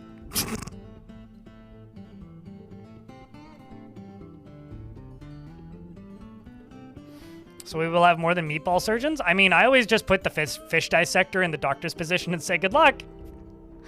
Or like the animal dissector. You've seen a dead frog before. Dwarf, same as that. Same. Easy peasy.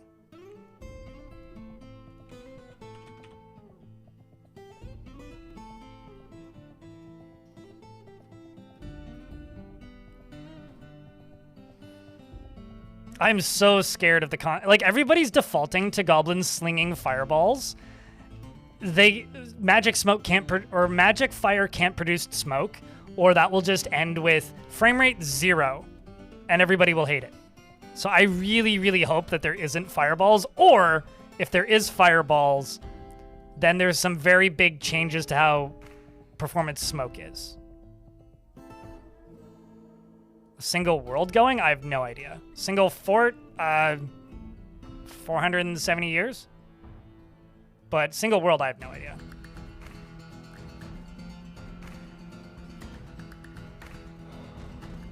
More like FPSDs. Hell armies. My verdict on Master of Albion? If you like God games, that is a good one. It is very difficult for me to stream it. And I think that a lot of people are going to write it off based on the fact that right now it kind of runs like ass. It is an early access game. And is unfinished based on the fact that that studio has failed to release products in the past, and that game has single-handedly made me more depressed than I think any other video game I've played in recent memory. Purely due to the fact that, like, I kind of really like it, and I don't think many people are going to play it. Not even remotely, no. Golden Hand, neat.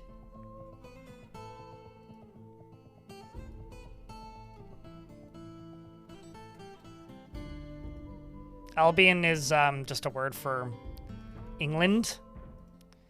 And Masters of Albion is a god game that loosely takes place in the Fable universe.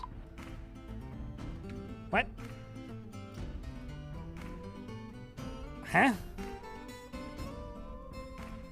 Excuse me? The Spear Dwarf's throat take... Did you slip? I'm pretty sure.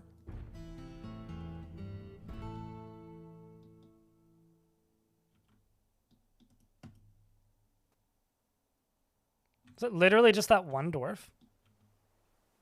Yeah, I'm pretty sure that one dwarf slipped. Where did you take the impact? Yeah, literally that dwarf slipped.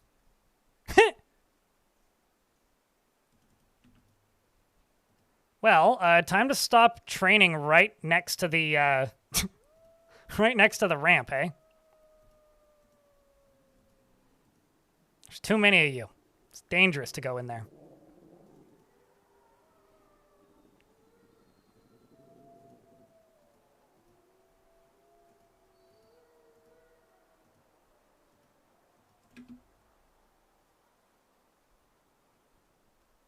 There we go. That should be safer, right?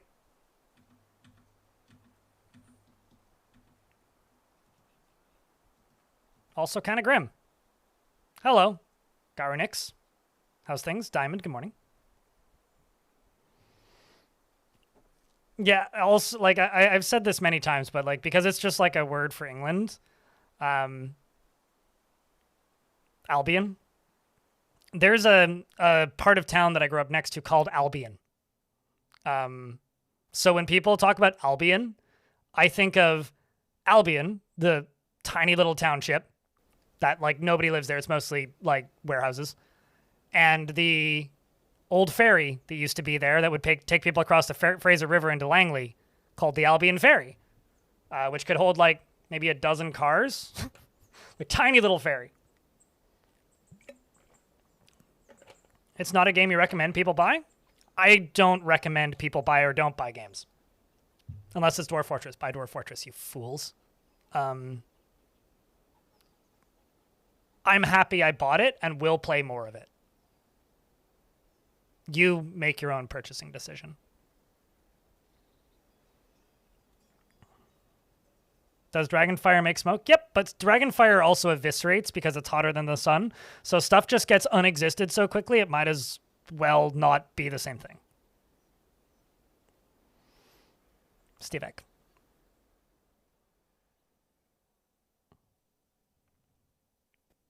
So I don't know, 409. I think that like there is this assumption amongst content creators that we are here to sell you products and recommend whether or not you buy or don't buy something. I think that game was extremely worth my money.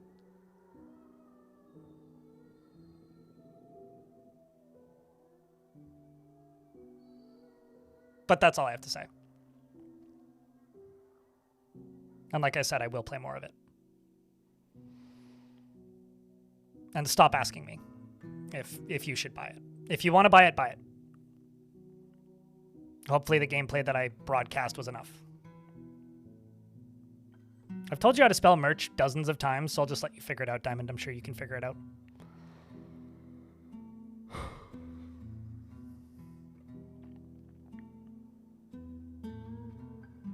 There you go. Sometimes I can't tell if Diamond's typos are intentional or not.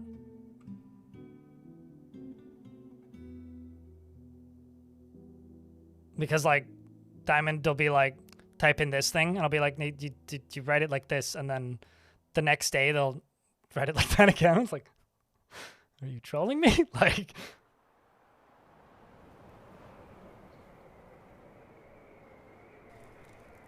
I'm here to play games that I think are interesting for one way or another. I think my least favorite part of this job is people being like, do you recommend people buy this? I don't know. My idea of value of money and video games is very different than yours. I think that Peter Molyneux is a controversial figure who made some of the most important games in my childhood. And for that, I will buy basically anything he makes within reason. And I think he's made some shit games over the years. And I think he's made some of the greatest games of all time. And if buying into a project that he's involved with is worth it to you, then buy it. If it's not, then don't. I played 21 hours of that game. And will play more of it. Outside of that, it's up to you.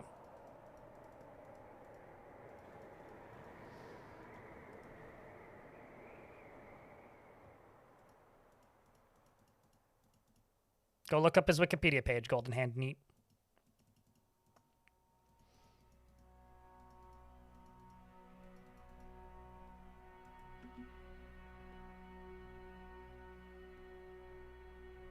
You missed the name, sorry.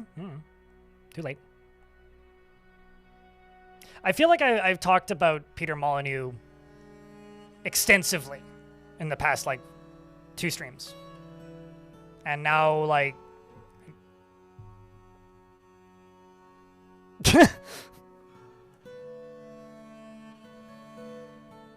I don't know why I need to keep giving history lessons. Like, either you tuned into those streams and you were interested, or you didn't and you weren't. Most people didn't and weren't, so I don't know what to tell you, man.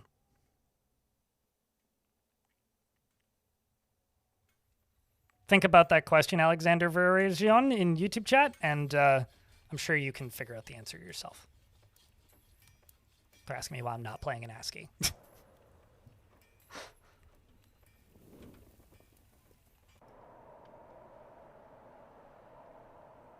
Go and inject some brain? That doesn't sound healthy.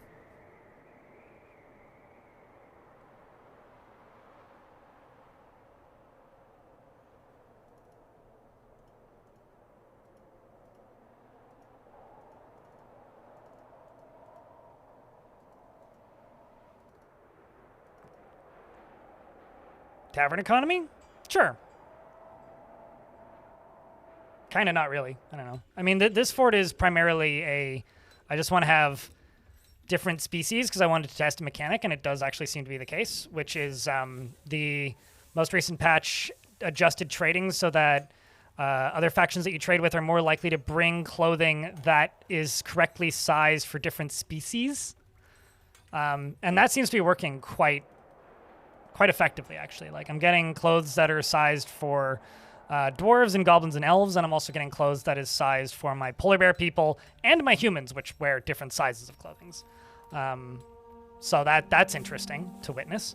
And yeah, because of that, I've got a open tavern, but the main idea for this fort is to catch mega beasts so I can train them.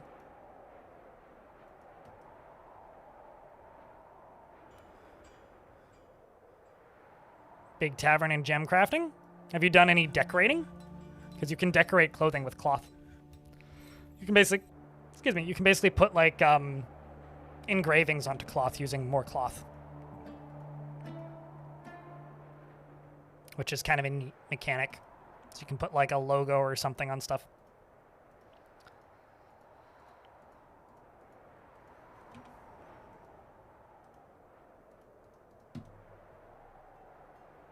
You haven't figured out clothes yet.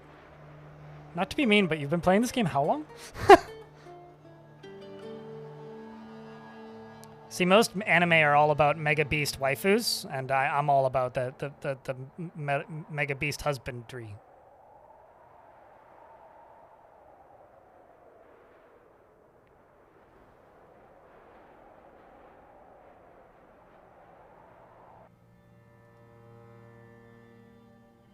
I mean, Stivik, the more mechanics that Tarn implements that allows us to have different species in our forts, the better. And I really hope that this is like a precursor to something that'll allow us to have, you know, more critter variety running around our forts. Multicultural forts are fun. You just assume the clothes will fit? Yeah, that's not how that works. You have to like specifically queue up different sizes of clothing, or alternatively, if a human is making clothing, then they'll make clothing sized for them. If a dwarf is making clothing, they'll make clothing that is sized for them. So if you have like one clothing workshop and you have a human in your fort, then none of the clothes that you make will fit your dwarves if they're all made by the one human in the fort. It's actually like kind of annoying. I'm just gonna make this into a dining hall. Not the whole space. Just up here. And this is going to be the Doctor's Guild.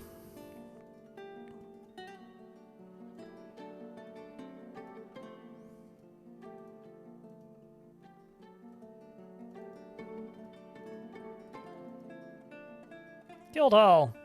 Let's look for the green one.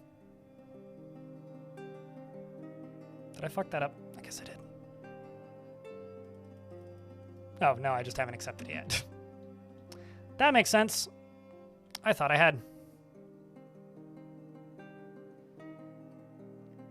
The only one I played was Fable 2, Golden, but I didn't play much Fable. I feel like sorry, I'm not going to talk about this too much because I don't want to be stuck in the Groundhog Day of previous two streams. I played a lot of his earlier work. So, Dungeon Keeper, Black and White, Populous, Magic Carpet. I was never really a Fable guy because those were console games primarily. By the time they came to PC, I didn't play them much. I was a fan of the PC gaming and Bullfrog era of Peter Molyneux's stuff.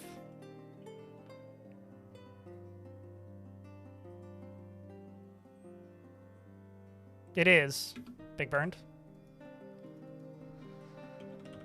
Like shirt, like let's say, I don't know, where's cloth? Silk tunic. You click on the little magnifying glass, size. Like polar bearman, or in this case, human. And then silk trousers.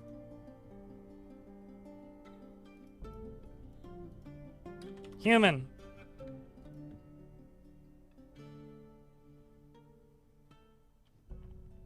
And I had to Google who that was last week, Flying Fudge.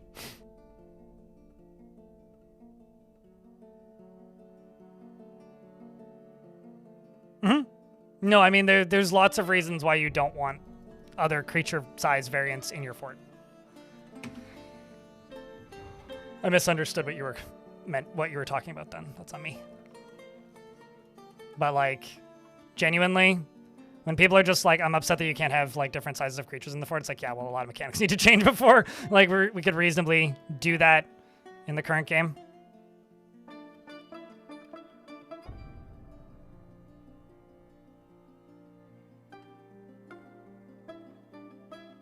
Not generally, Cryad. Not Cryad.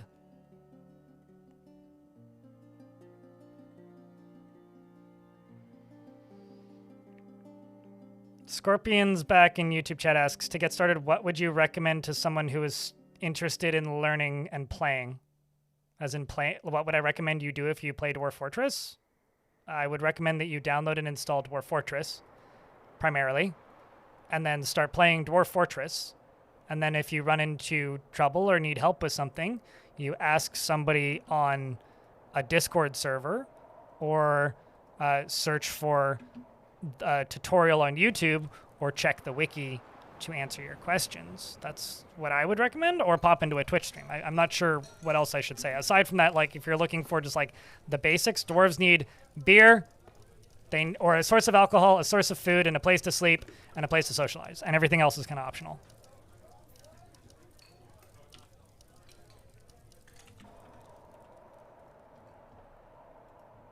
Let's make 5 traction benches.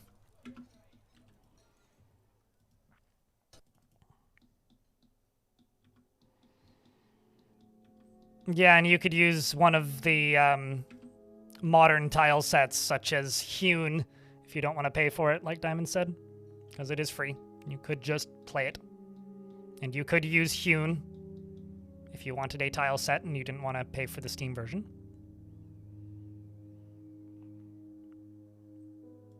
I appreciate that, but I will also state that, like, Twisted Pro, I will state that I don't generally recommend that you just watch tutorials. Like, you will get further if you go and you play the game, and then when you get confused with something, you pause, you Alt-Tab, and you look up a tutorial. That's how I recommend people play the game. I don't recommend that you sit down and watch every single one of my tutorials back to back and then start playing, because I don't think you'll get anywhere super quickly. Like, you'll just overwhelm yourself if you do it that way, which is what I'm trying to hedge against.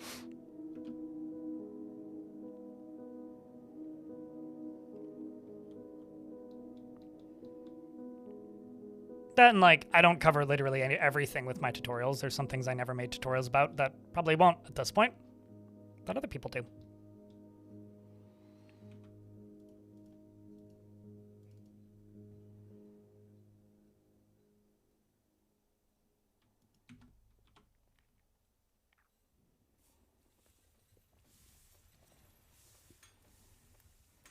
Where am I?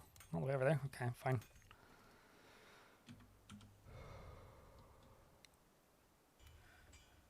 Also, DFU for like Dwarf Fortress University sounds like an insult. Like, to me, that sounds like some sort of like derogatory term. Yeah, well, DFU too, exactly.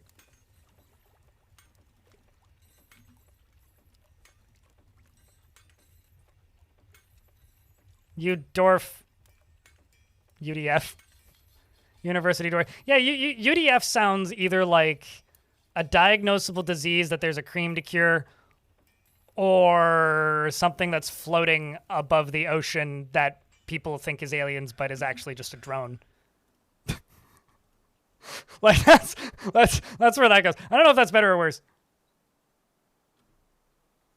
Yeah, and DFU2 is a an incredibly narcissistic rock band.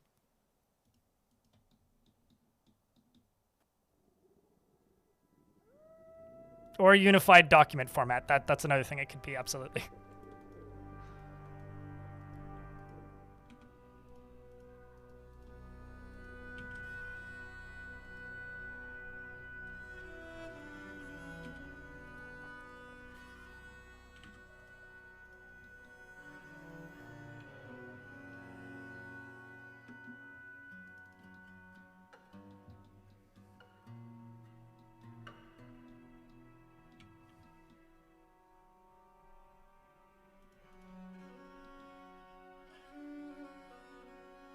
Just need that one tile right there to be built. There we go. Sucks to be the dwarves in these bedrooms right now who currently don't have their normal sleeping arrangements set up, but renovations should be swift, hopefully. And hopefully on time and on budget, unlike any human renovation task ever. Much more efficient.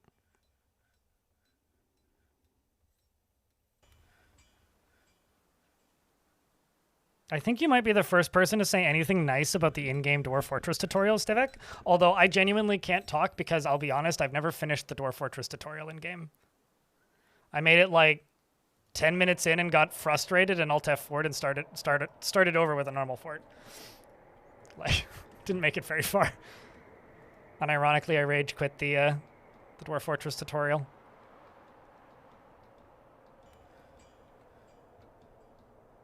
Probably should have finished it because I've had so many people ask me about how it is, and I'm like, I don't even know.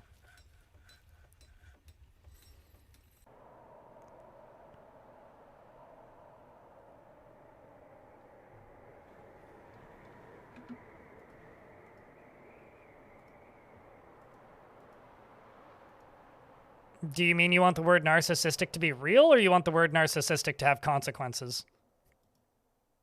Because I think those are two different things. Frog. I don't disagree, though.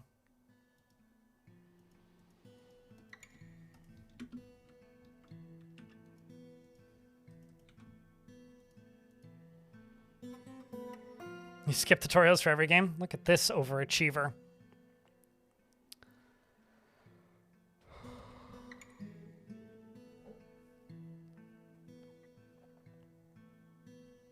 Although I will say, there is that one YouTube video, which, very good video, all in all, of the person who goes on about how they're going to play Dwarf Fortress without, like, the whole shtick of the video is they're going to play Dwarf Fortress with no tutorials and not looking anything up online.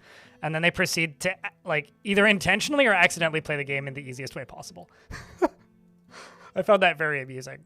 And they didn't find it all that difficult. And I was like, yeah, well, if you looked it up, you may have a harder time. I think that Dwarf Fortress is like mystique of being like this impenetrable nightmare of a video game. Makes some people overthink it.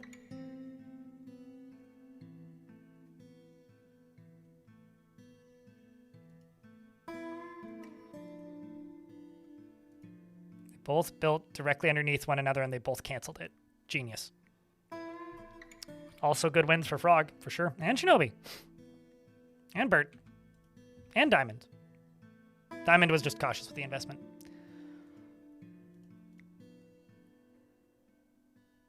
Okay, so now that I've done that, I can dig up the last of it.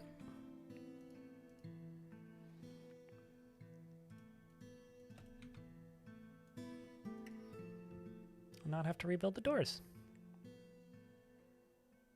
No, literally nothing has changed, not even the typo.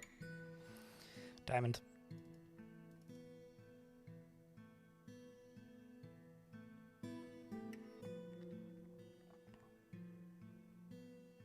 I mean, it's a 45% chance that you'll win. So, it would make sense that you would rarely win it. Just like real life gambling, the odds are bullshit.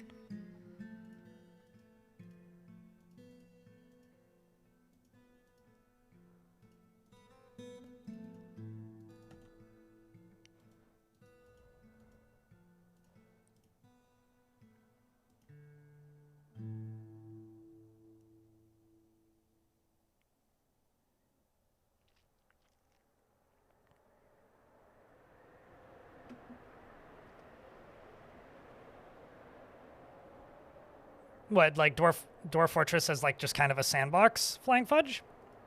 Yeah. I guess I will never fully understand because there is a very, I guess, loud portion of the community that wants this game to be mean and have very rigid progression. But I do honestly feel that, like, if this game was just more like RimWorld, I think that it would lose some of its charm. I kind of love how sandboxy it is, even if it can be a little bit trite because of it. Like, it's not always the best game because of it.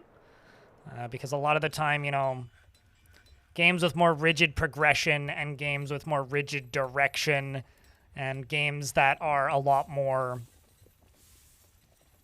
Like, I say that RimWorld is balanced, but I think that that's, like, a bad way to describe it realistically. It's like, the game is intentionally designed to be mean, but it's also designed to be intentional, like, consistently engaging, even if it kills you in unfair ways. And that's what I mean when I say that I think that RimWorld is balanced. Like, Dwarf Fortress doesn't try to entertain you at all times.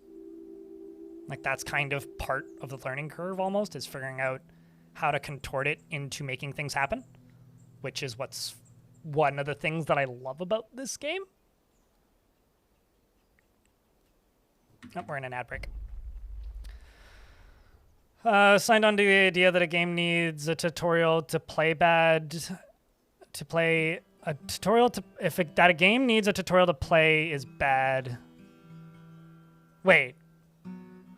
So you were of the opinion that if a game needs a tutorial, then it's a bad game? I'm confused.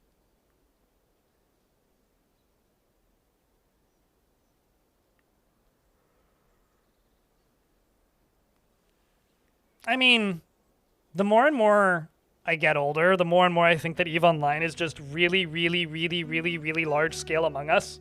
It's just one giant social experiment with like a video game and graphics attached. And all of the EVE products that have released around it have interested me more than EVE, but I haven't played any of them.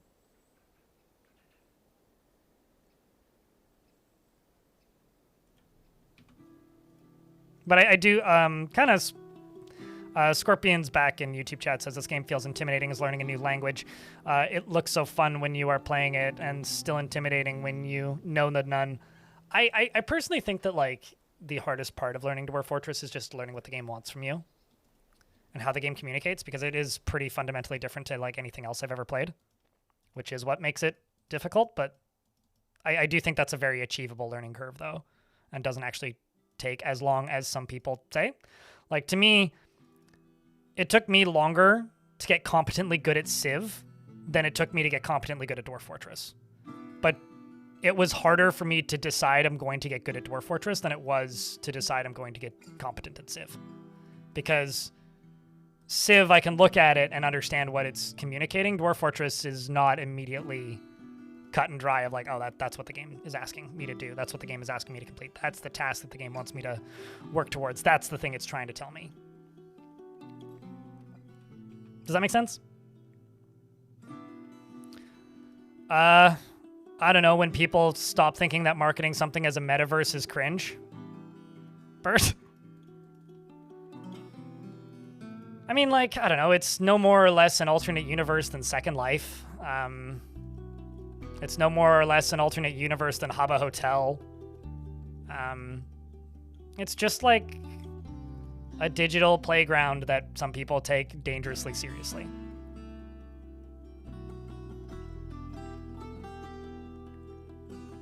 So there is that one game. Somebody here help me try and remember the name of it.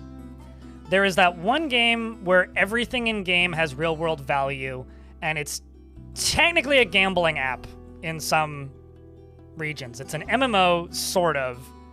It's kind of a shitty third-person shooter, but not really. Everything in the game has a actual cash value that could be cashed out into real-world money, and you can put real money into it. It's not Second Life. That's not what I'm talking about. It's a science fiction MMO. People Make Games made a video about it relatively recently, and when that video released, my brain kind of exploded because I remembered seeing ads for it.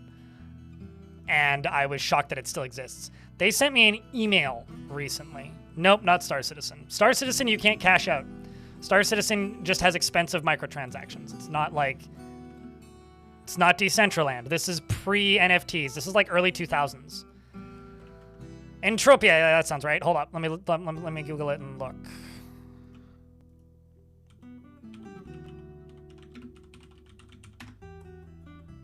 Correct, it is the ultimate MMO experience. Jesus Christ. Also, good lord, this game is ugly. This thing. What this game will teach you. 1 USD equals 1 PED, yeah. Live since 2003. What this game will teach you is that you don't want video games to pay for themselves. Because this is, like it isn't a casino. It's a casino, if that makes any sense. Do not play this game. It's not good. You don't want that. You do not want that. The funny thing about that game, though, is it has existed since 2003, and people have been playing it since 2003. And it kind of proves that you can, like, monetize everything if you're shitty enough and you don't need NFTs to do it. It's also probably more sustainable and less, like, resource intensive. Like, if you just want to make a shitty game, you can just do that. Just from looking at it, yeah. Yeah. It's a fun rabbit hole to dive into, though, if you want to, like, watch some YouTube essays. But also some really sad stories of people, like, going bankrupt playing it. Which, admittedly, I think has also happened with Star Citizen and Second Life, so...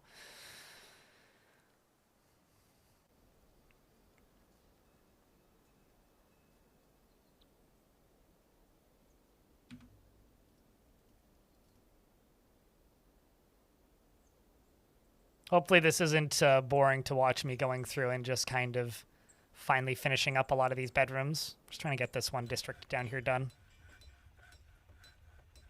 I will push back on Janet Dwarf's statement there and say, maybe don't gamble. Maybe don't.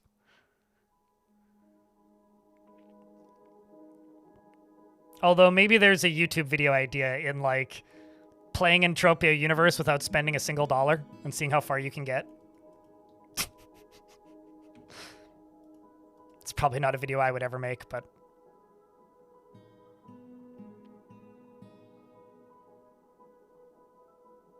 That was like a political simulator in a big city with a player-run government. I always assume people are talking about Firefall, but you are certainly not talking about Firefall. When people say, like, weird third-person shooter game in a big city, I'm like, Firefall? Wait, no, definitely not Firefall.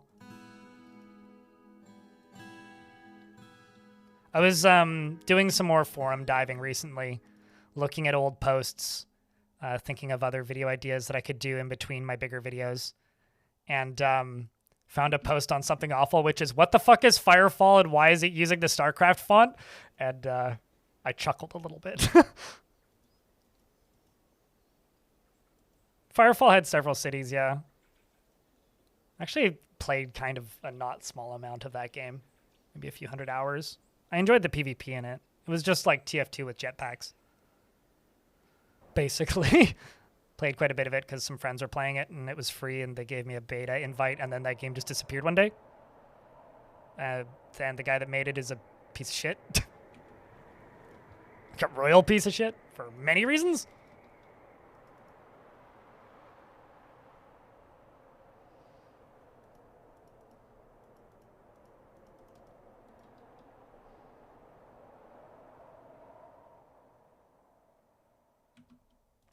It's kind of, like, been surprising to me that nobody has, like... I mean, this probably exists, actually. Like, a mod for Team Fortress 2 that just adds jetpacks. Because that was actually really fun gameplay. Absurd piece of shit. Oh, yeah, absolutely, 100%. I was less aware of it back then, though. Hold up. There's references to Second Life in The Office? Really? Wild. He got fired from his own company for wasting so much money. And also being a jackass. But yes, he was kicked out of the board of directors for spending a lot of money on a tour bus that never showed up or did anything. That fucking tour bus, man. I don't know if I even want to say his name. Just go look up Firefall and you'll figure it out. Like, there's some people that are just so crappy and unpleasant that it's like, I don't even... Like, just, it's not hard to figure out who we're talking about. It's very easy to figure out who we're talking about.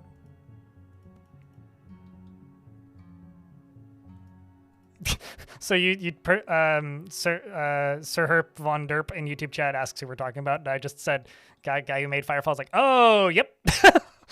I know exactly who you're talking about. It's like, glad I can communicate things clearly. Yeah, I don't need to intentionally promote him, period. He's just a piece of shit. That being said, reading about the bullshit that happened around that video game is entertaining. So go read the Wikipedia page about the guy and go, oh yes, piece of shit, instead of just looking him up, you know? I think that that's a much more responsible way to talk about pieces of shit on the internet. There's some network problem for some services? Oh no! What does that mean?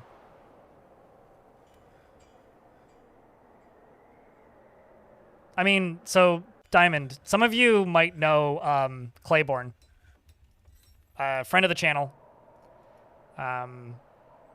Massive weed smoker, plays video games on Twitch. Plays a lot of Project Zomboid and sometimes Dwarf and other things. But I was at TwitchCon in Las Vegas, and he was there.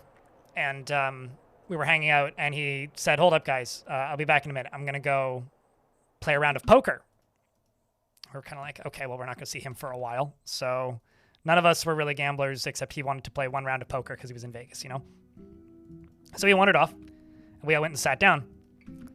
10 minutes later, he comes back and goes, guys, guess what? I won my one hand of poker. Played one hand, won, and then cashed out.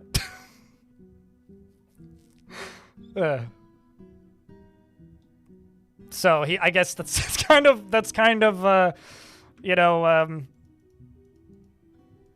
maybe not wrong, assuming you don't have an all-in to go in with right off the bat. I think it was like $100. Spork, it was like a couple of drinks or something. We ended up going to a dive bar where the money went further.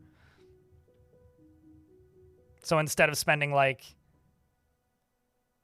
you know, $20 on a fucking Corona in the casino that we were in, we just walked to a dive bar where drinks were $1.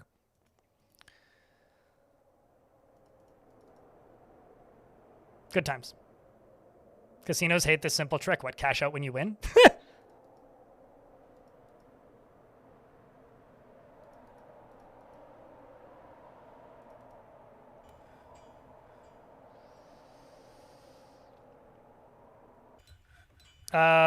Sir Fun Derp says, I have a question about the magic update that I hope that you have an answer for. Will we be able to enchant or craft items? I have no idea. I have no idea. There's lots of stuff that's been speculated about. That's definitely something that has been talked about. I know historically Tarn has talked about artifacts having magical properties associated with them. What will come in on that first big magic update that they're teasing? I don't know. What will be added? I don't know. What will they do and how will they work? I have no idea. I know stuff like that's been talked about. I have no idea what that'll actually look like. Because the realistic thing is it's not going to be a magic update. It's going to be basically every update going forward is going to include some form of magic stuff, probably. And so it's going to be a constantly building and evolving system. And for this first one, I have no idea. It just kind of looks like we are getting a bunch of magic workshops, which are going to do something related to magic. As far as what? I don't know. We'll find out when we see it.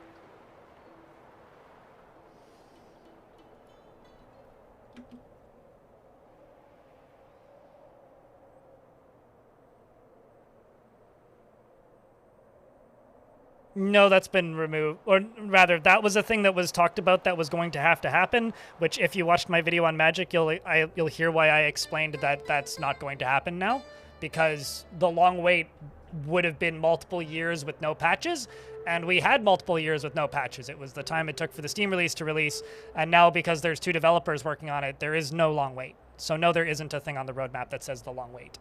You are propagating old information. I'm going to be frustrated about, well, maybe not frustrated, re-answering that every stream for the rest of my life, I think, even though, like, it's widely known and stated repeatedly in many Tarn posts over the last several years that there will not be a long wait. The long wait is no longer a going concern nor thing. Sag. Me.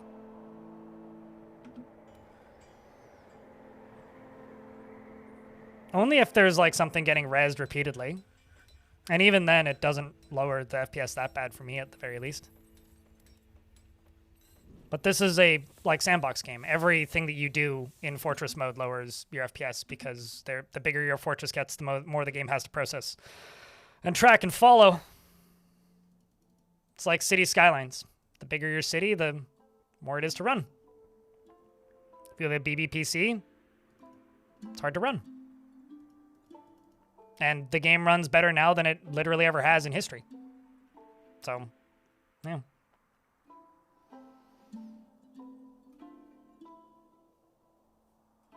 Oh, is that what's going on with the connection issues? Hold on, let me, like, actually, I don't have Discord open right now. I don't even have the software running right now. Oh, no, I don't see any breaking issues with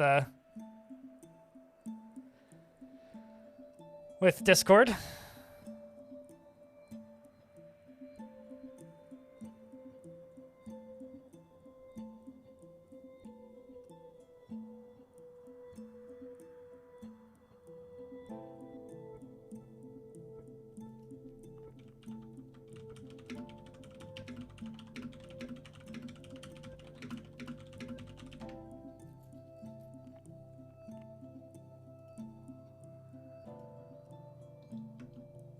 Only a few specific official game servers. I wonder where that is.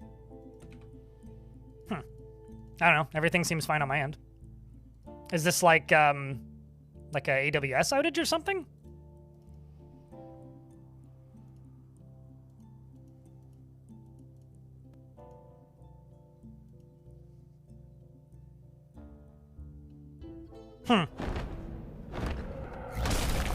Basically, like what you're saying is really big servers. Enjoy your sleepy time and lurky time. Creed.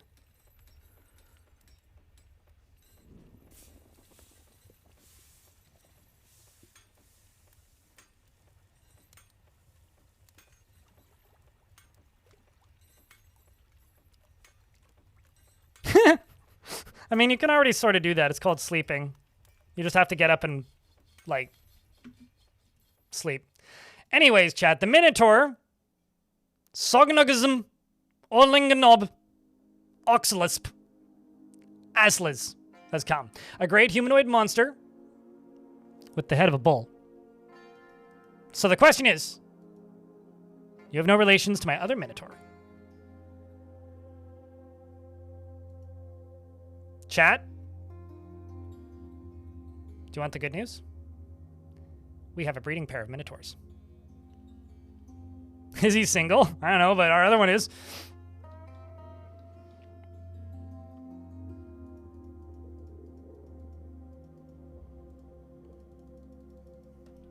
Quick, everybody. Grab your butts. And wish the dwarves some good lucks. I need a big round of beers, because we've got to catch this horned fool.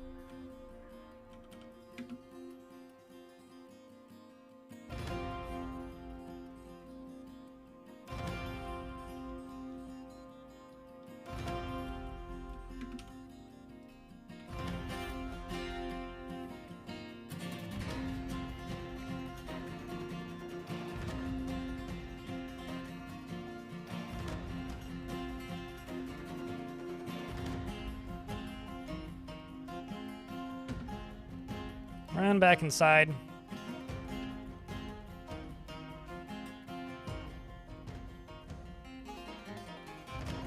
You're in the faithful whatevers.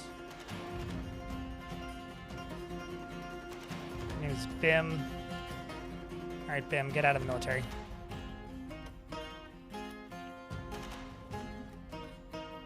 Okay, where's this? Right here?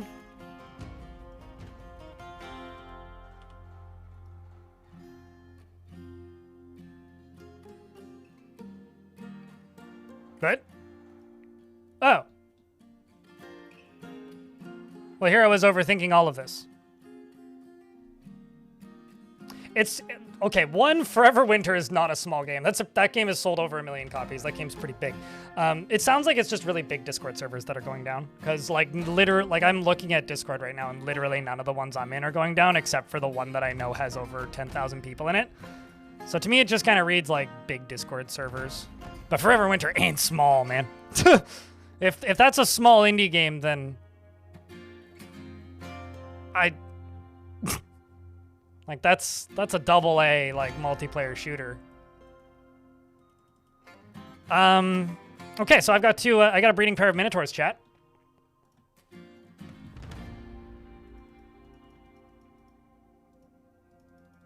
Ain't that exciting?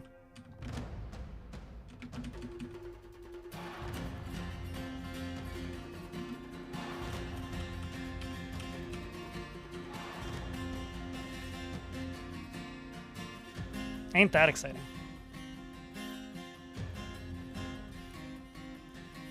Oh yeah, did you guys see that they take off their shoes now? And put on the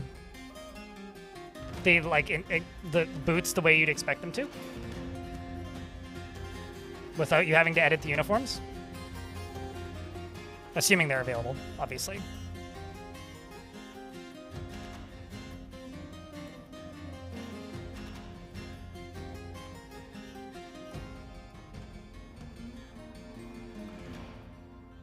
Will they have a labyrinth to frolic in? Maybe a mini labyrinth. I kind of want them to be able to find one another, though, and a labyrinth seems like a bad way to make them able to find each other.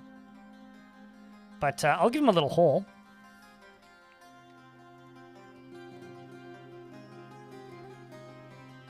Something like that.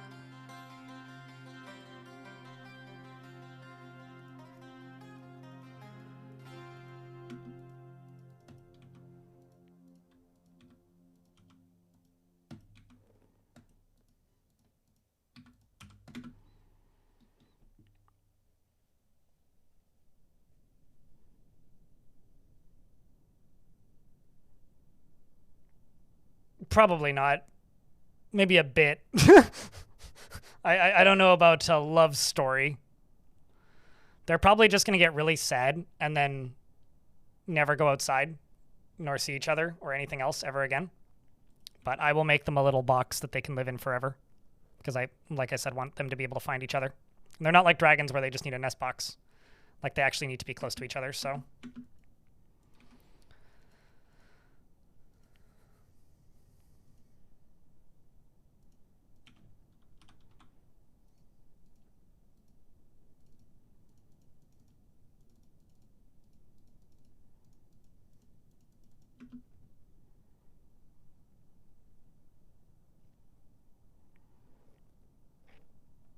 It did.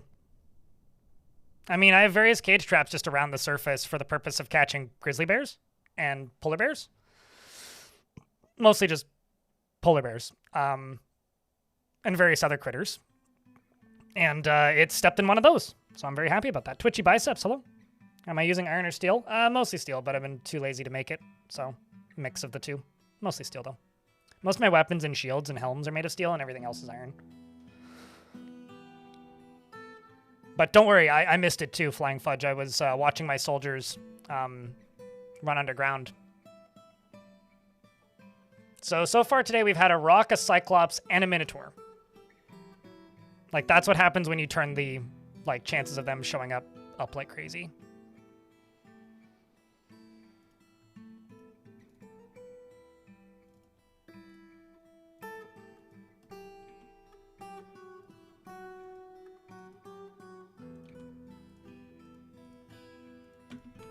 Let's just go here and do stairs going up. And do I want to just fill this in? Yeah, I just kind of want to fill this in.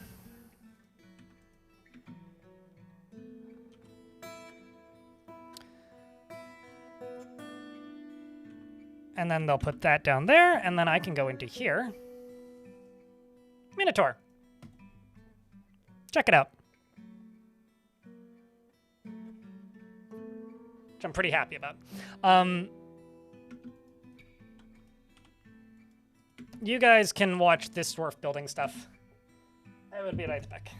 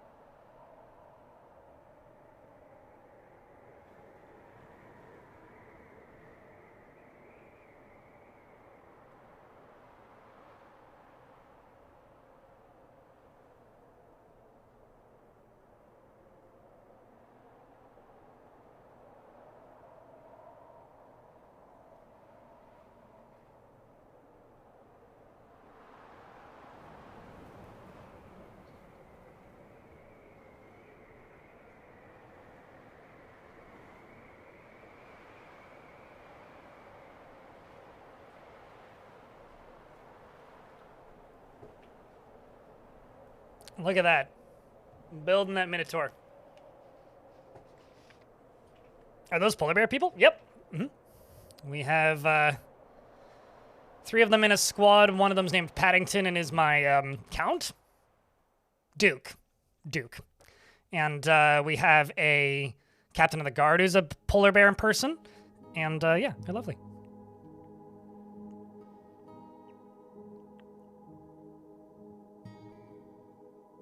No. Exter, the llama. A giant variant of a creature is different biologically, according to Dwarf Fortress, than a normal creature size.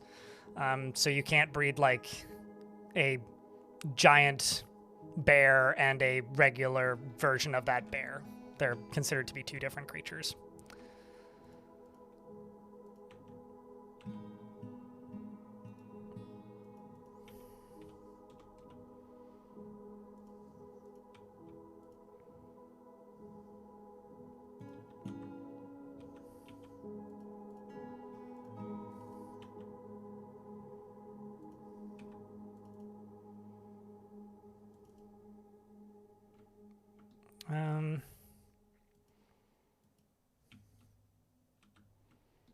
Progress. Slow and steady progress. And then that can go away. They look very swole. What, the bear people? I mean, they are bear people. Or maybe you could say that they're barely people.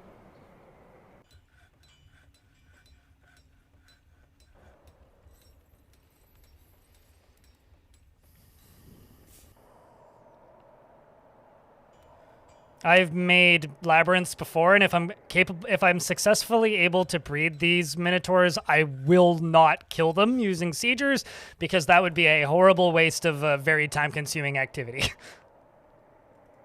Minotaurs aren't very strong, so... Planters Guild, hey? Planters Guild. All bloody things. Goddamn Planters Guild. Hey, look. They're chanting in the temple. That's kind of fun. Also, we've got an ad break coming in a second, chat.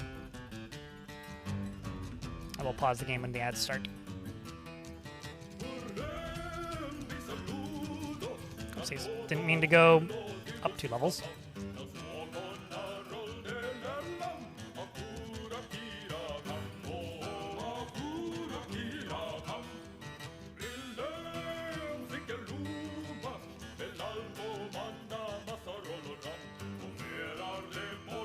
Let's do that. And then I need to go up to here.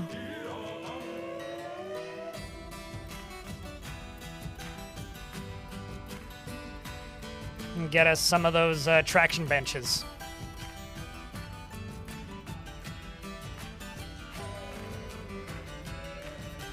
Also, chat. Ads are about to start right now. But can I get your favorite party amount? Just because it is party song time. It's very important. I mean, it's not even remotely, but like I pretend that it's very important because it's fun. So it's time to post your favorite party and or dancing amount. Right now. No questions. No exceptions.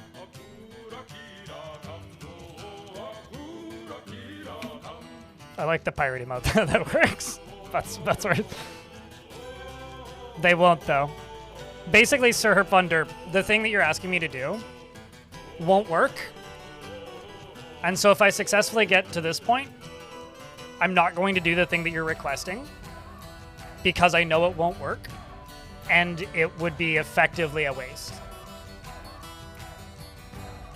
Period. I don't know, what do you mean by control the in-game music? You mean like skip a song? No. I'm just trying to like put a little bit of clarity here. I don't want to like shit on your dreams. To her funder. I know it won't work, so. Now what I could be convinced to do would be to use DF hack to cheat and make them join my fort. If I can make baby ones. That I could be convinced to do.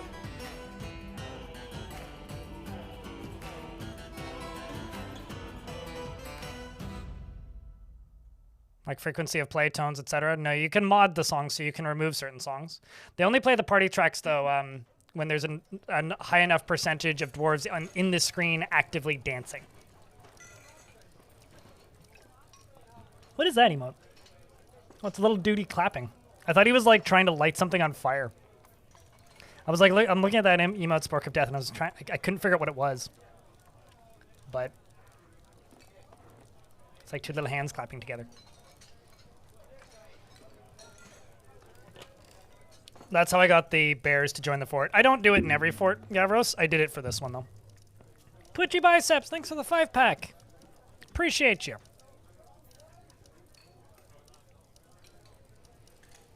Yeah, but its hands were so small. Like it looked like something from Silk Song, but its hands were so small I couldn't tell what it was doing.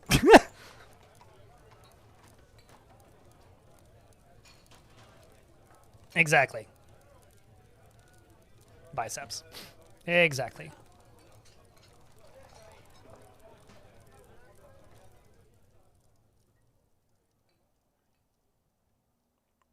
I have no idea. Sir Herp Von Derp. Probably not, but I don't know.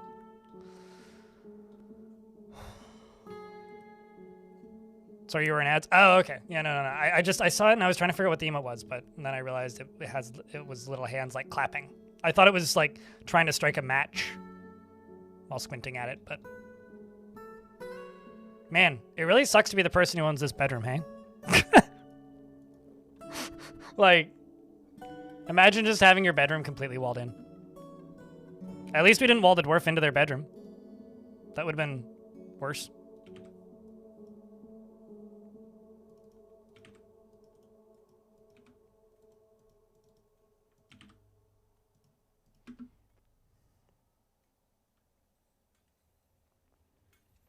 Yeah, I was just kind of wondering out loud what that emote was.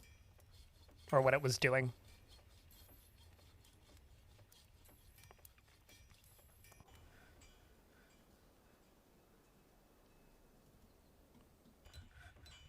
If you do want to play a Minotaur in adventure mode, you could probably do that by just simply, like, modding the raws very slightly. Sir Herp Von Terp. They were asking about playing as a Minotaur in adventure mode. Like, that would probably be actually quite easy to mod into the game.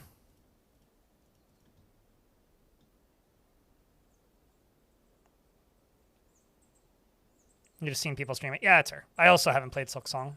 But, you know what's, like, fucking interesting to me about Hollow Knight? Is Hollow Knight initially released to almost no fanfare and nobody played it?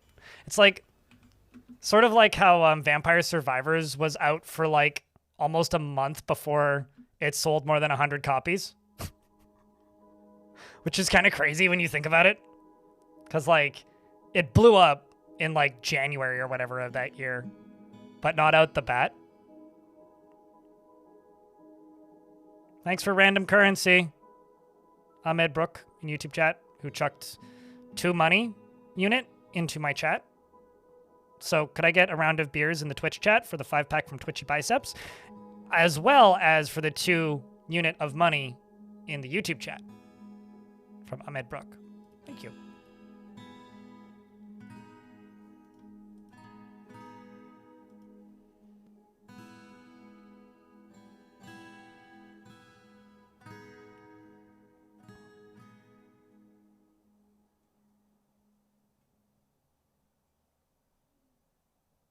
You can, in fact, engrave built walls.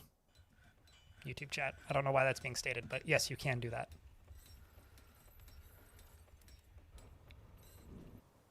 How's the weather in Canada? I don't speak for most of Canada. I speak for about as far west as you can be.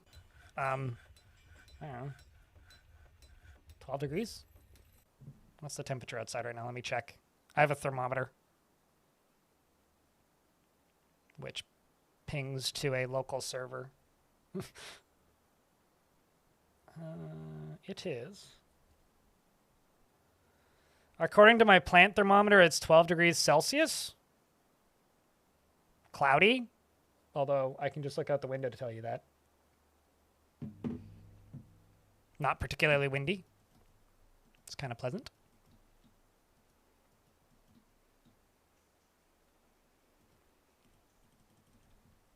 I did plant 2 of my pepper plants outside, and the rest are all still in pots that I've been moving in and out. But the 2 that I put outside, I put a plastic tub on top of them. So hopefully it stays warm enough for them to not die, because I'll be sad if they die. Huh.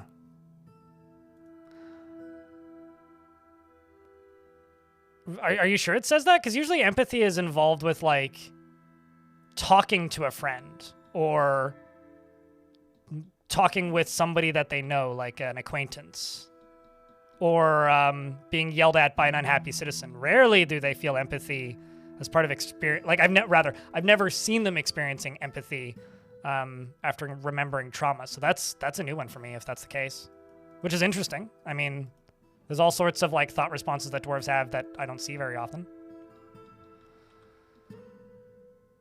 Okay, so that's you. Okay, so do I do this the risky way or the safe way? The risky way... Okay, you know, actually, we're going to do this the safe way, but... So, in order to get creatures to breed in Dwarf Fortress, you need them to occupy a very small space. They're both in cages. Pop quiz, chat. What is a very easy way to put them in a small space?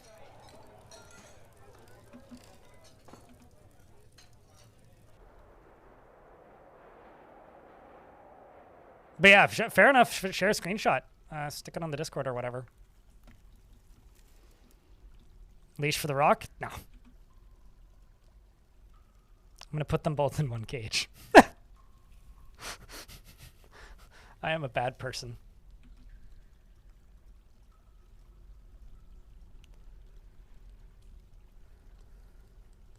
No, minotaurs. Not birds. Minotaurs.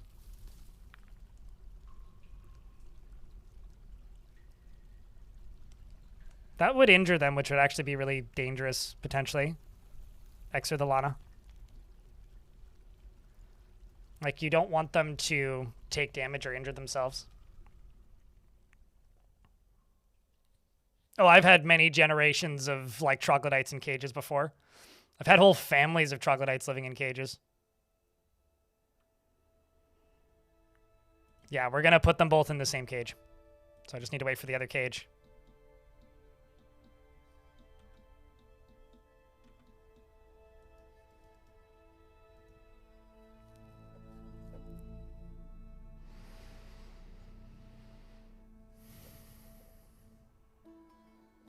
Does a minotaur in a cage have a perch? You mean like a bird perch? No, presumably? Hopefully they can roll over, though. Otherwise, it'll make mating difficult.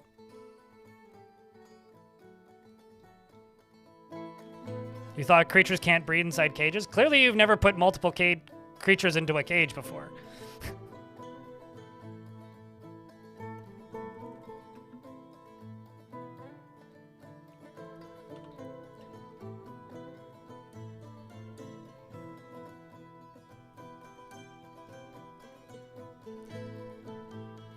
Hail Puss, whose leg bears a straight scar, who has diagnosis required for current wounds.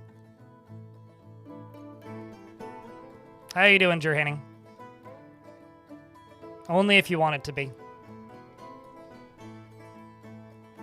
I think that in order for it to be some kind of, like, S&M dungeon, it would need to, like, they'd need to be consenting. No, this is just like grim imprisonment. This is more like a puppy mill situation.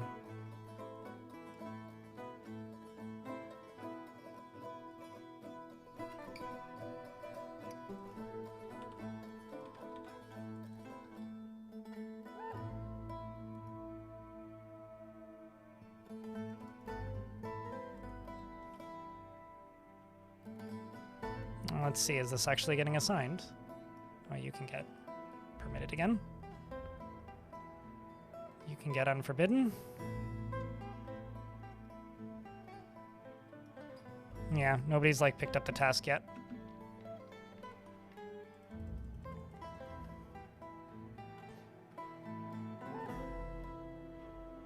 Lurking can't log in on mobile. Cheers, man.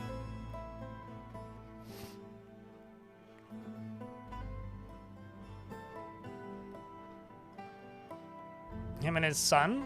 I think you mean her and her son. I don't know how I would do that. I would need her son to arrive here. So if her son attacks us, then sure. I'm assuming I can move them both to the same cage.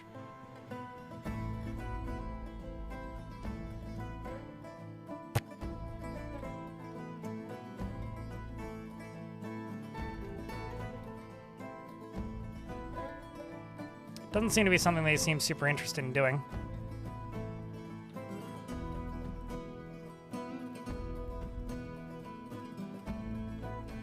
I'm also going to limit this task because I got enough proficient planters that we can just do it this way.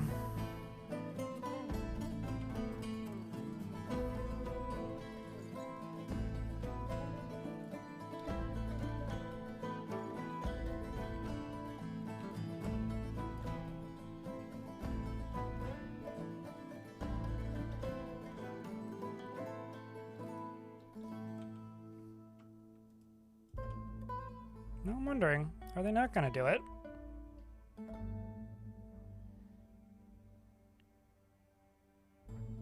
Because I know I can do that with other sizes of animals. I've had hundreds of dogs in one cage before.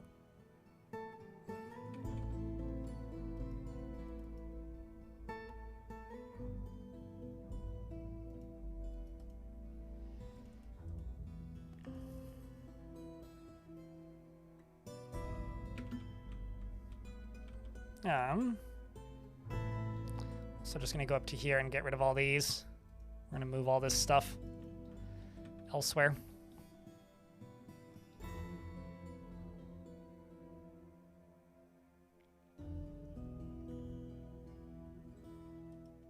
Odd. Dwarves, don't make me pause literally every single job in the fort, because I'll do it. Not that there's many jobs in the fort right now, but I'll do it.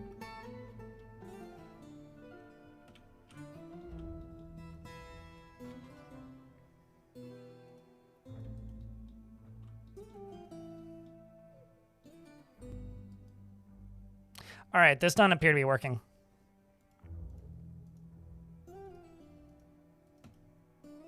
Ropes it is.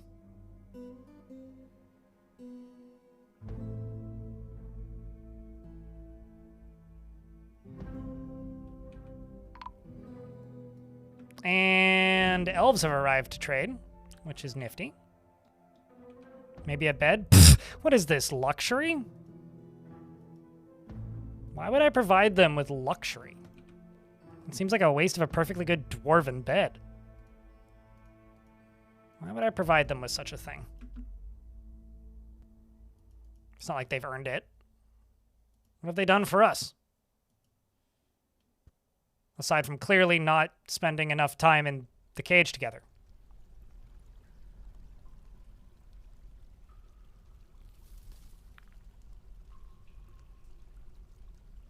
Maybe when you build your Minotaur multiplication program, you can give them an instrument.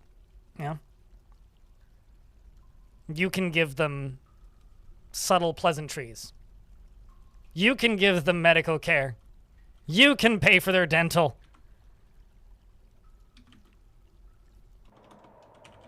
On the other hand, I don't need to. I'm good.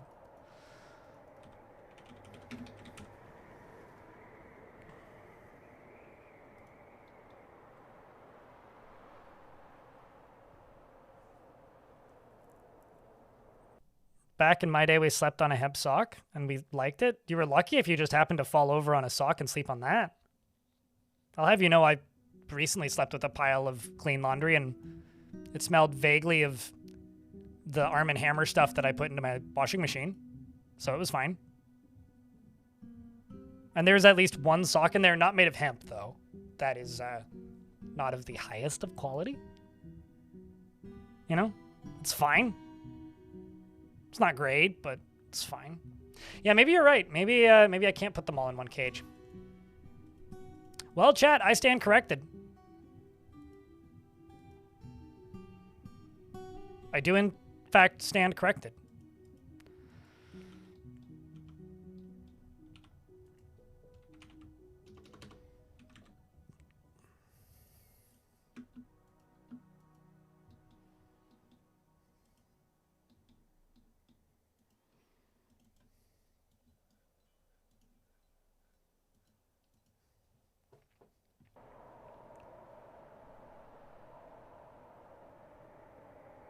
Where I started to make the cow hole. Got it.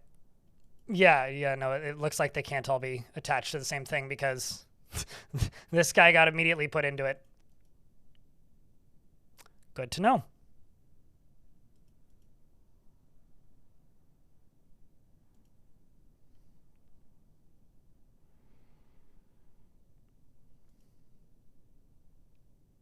Good to know. With some context in the Discord, I'll take a peek.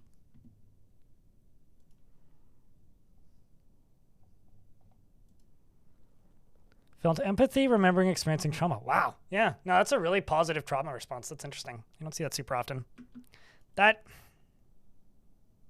Wait. Whoa. Never mind. They did it. Okay, that's weird. They had to, like, remove the Minotaur from one cage and then put it into a separate cage and then put it into this. Okay, now I'm very confused. Well, I guess in times of great Minotaur boom boom, your ruler has arrived with a full entourage, and your thriving site is now the capital. And with continued fortune and toil, the legend of a true mountain home may yet be written. Everybody jump around and pretend that you're excited about this. Some migrants have also arrived. As far as the full entourage, we has Reg, who's still traveling. Well, that's good. I have to trade first.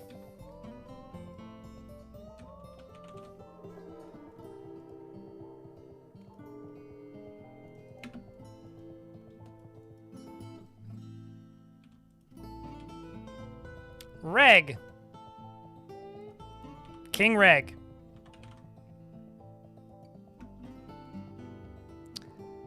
Fenced dent. He's a fenced dent. He was a member of the Urn of Blankets. He is 139 years old. He's not related to anybody that we know or have seen. He's got some pretty shoddy clothing. But he does have a family. Meet the king, chat. Long live the king. He also doesn't have a wife. And he requires a royal throne room. We also got an outpost liaison from the looks of things. So that's fun. He does, in fact, have a pretty majestic beard. He's also a bit of an old fogey.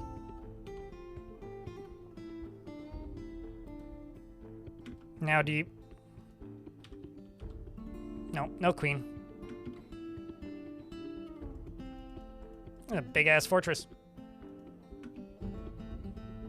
We also got some legendary dwarves alongside of the king.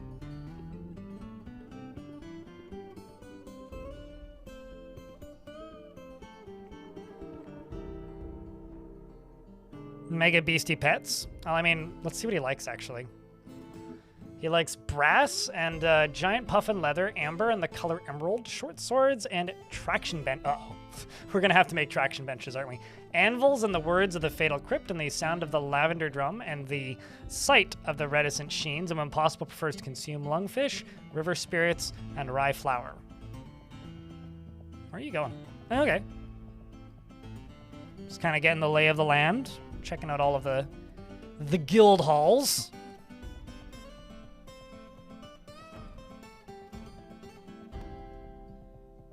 Found the temple.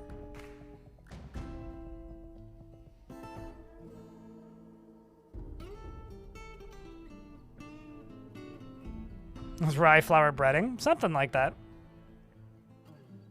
I don't like being obligated to anybody. Oh boy, but you're the king. It's like the most obligated job in the fort, pretty much. Well, enjoy your time here, king. We should go trade real quick.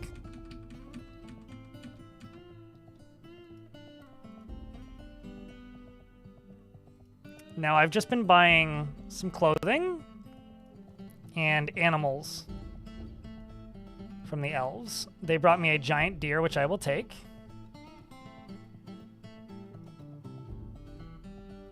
They brought a giant white stork, a giant red squirrel, normal eagle,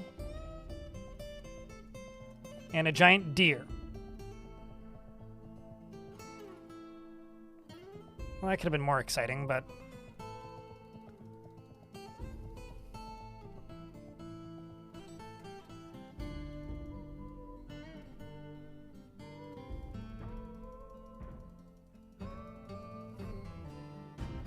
Okay, so then let's go down to clothing, because they've been bringing fun clothing. Let's grab these. Let's grab that, this, and that.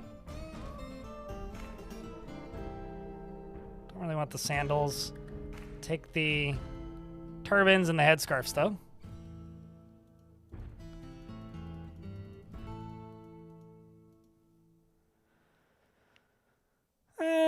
Also buy the gloves and the mittens.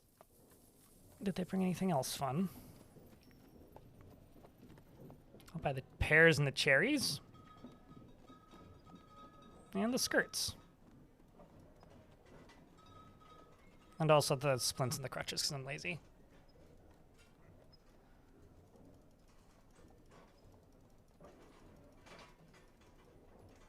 Alright. Trade.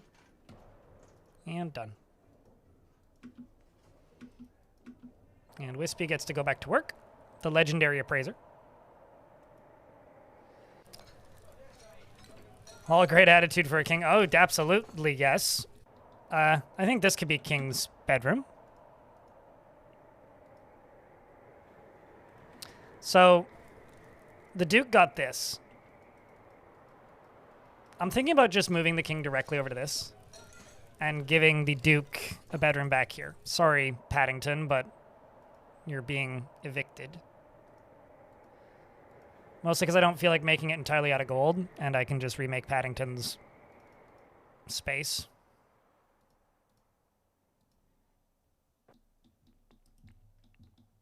So that'll be a bedroom for Paddington. Paddington's area is right here, which is those two rooms. So I will dig out Le Chunk. Maybe not up there specifically, but like over here specifically, which can be the nobility space.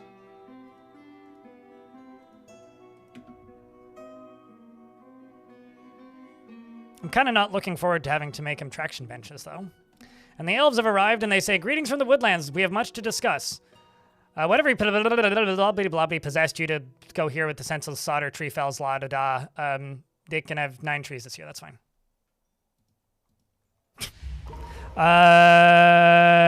Weaver's been taken by a Famood. Okay, cool. Good, good. So, what do you think, chat? Are we gonna get baby Minotaurs? That is the question.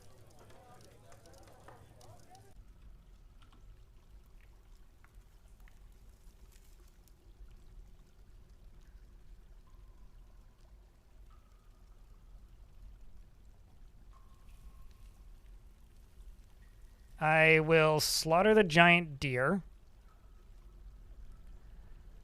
Slaughter those. Slaughter those. And that.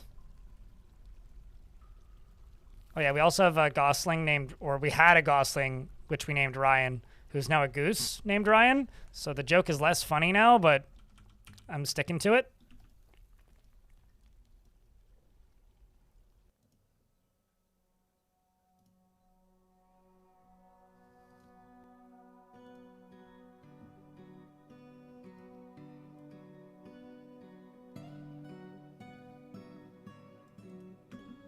Then over here, who's claimed this? Saigon has claimed a clothes shop. Okay. In a shocking turn of events, the king will take Mana Lady as his queen. Man, if only.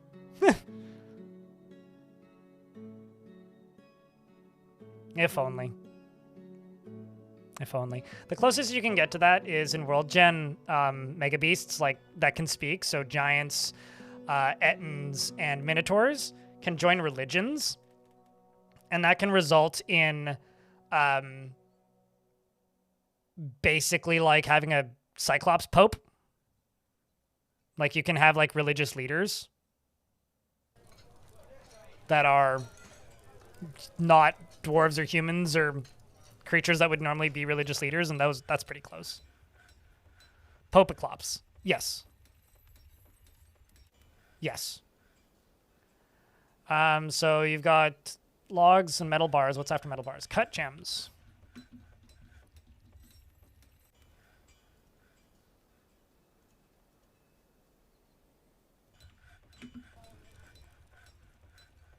I'll do whatever is available first.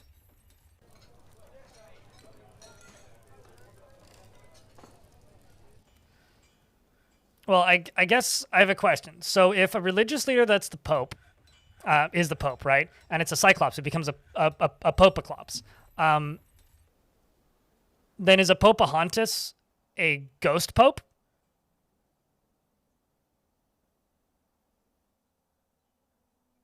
I feel bad making that joke.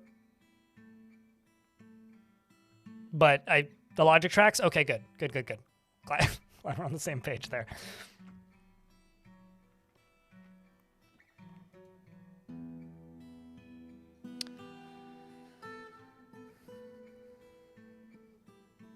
Sounds like something you have to draw. Naturally. Yeah, that is a bug, actually. The religious leaders being like Mega Beasts as religious leaders. Like that's not supposed to happen. What's really funny is if they join that religion, they stop killing people in that faction, but will occasionally just like leave and go on an adventure and murder like 30 people and eat a bunch of cats and dogs and chickens and then like go home and go back to preaching the good word of their god. It's pretty amusing if you ask me. It's like one of my favorite like interactions in Dwarf Fortress, actually.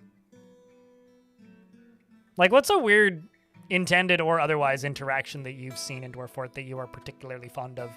Because that's probably my favorite one. They go on a crusade. Of course, naturally. What's funny is normal religions in Dwarf Fort don't really do that very often. Like, at least not specifically like a crusade, but...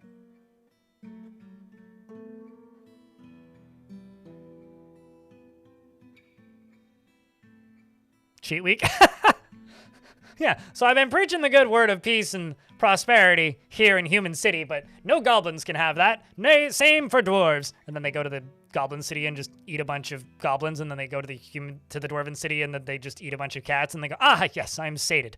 My hunger for prosperity is filled.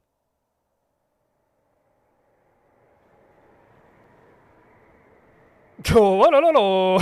Yeah, also that, just like converting you to my side, you know.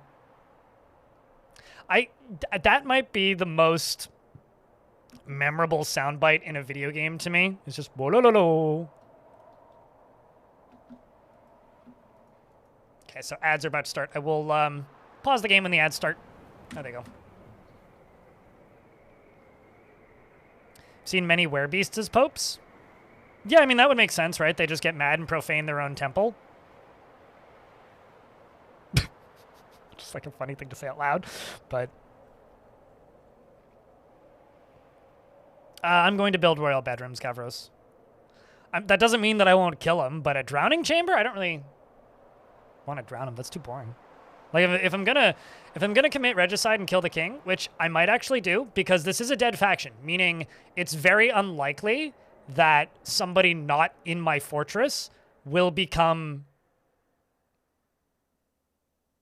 leader if I kill the king. So I might. I'm not against it. I mean, he is asking me to make traction benches, which is like a mortal sin as far as I'm concerned. But I don't know. I'm nowhere near as anti-noble as like parts of the Dwarf Fortress community are. So I'm actually generally pretty pro-noble, but they are asking for the one thing that will make me go, I don't know, Chad, how do you feel about this king? Should we keep him alive or should we plot his demise? If we do plot his demise, it has to be to, like, dragon or something, you know? Like, something dramatic.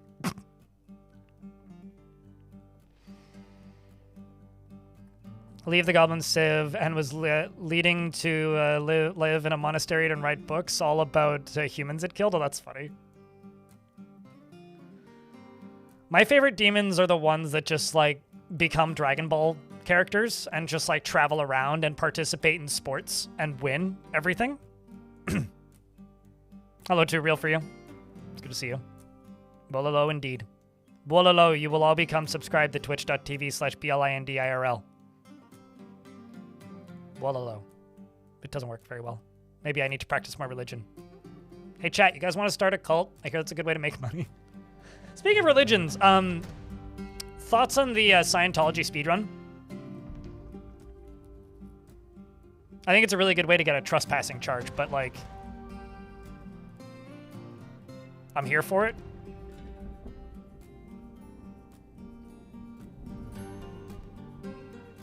I suddenly feel like wearing something blue instead of red. Man, if only it was that easy. As long as they don't ruin their lives. Yeah, as long as you're not, like, physically hurting anybody or, like, actually breaking many laws, then, yeah, I'm kind of all for it, too. For those of you who don't know what the Scientology speedrun is, basically, teenagers have been bum rushing the Scientology building in Los Angeles. Essentially, like, some shit disturbers for a while have been just, like, haranguing people in Scientology. Good. For the purpose of just annoying the crap out of them and making their jobs difficult, which, I don't know, I support that. This has escalated now so that instead of just, like, harassing them and shouting their names and, like, bugging them, they're literally running at the front door and seeing how deep into the building they can get. It's all happening on TikTok and, like, YouTube Shorts, but it's accelerated because other people are now drawing maps of the inside of the building because nobody, like... Because they're religious buildings, there's no public records of the layout of the building.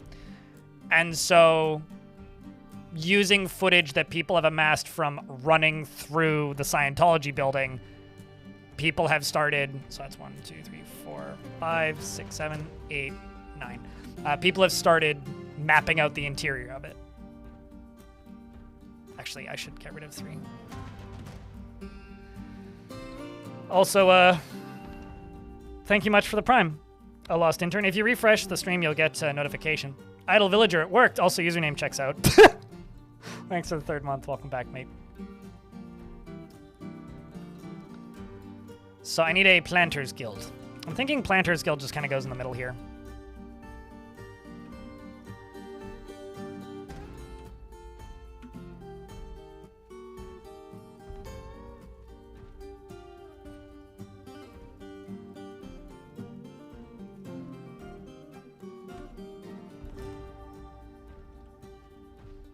Especially considering there's Lignite right there, I'm just going to automate that.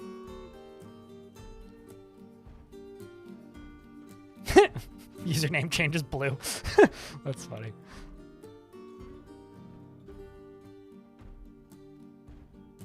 They took the handles off the door? Are you for real? Oh, that's funny. I'm sure the lockpicking lawyer can help with that.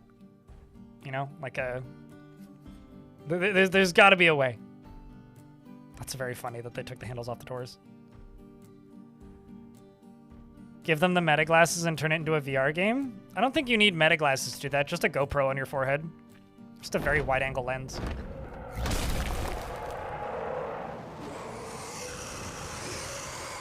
Well, isn't that exciting?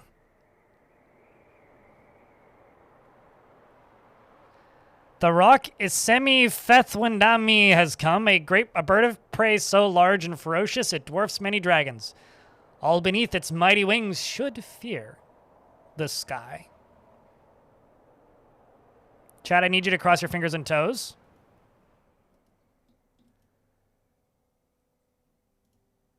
It's a lady. What about the other one? I think the other one's also a lady.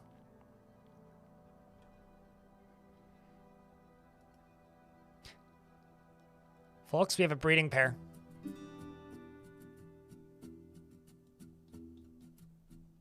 Sorry, that's the only response I have to that. We have a breeding pair. I need to get them underground.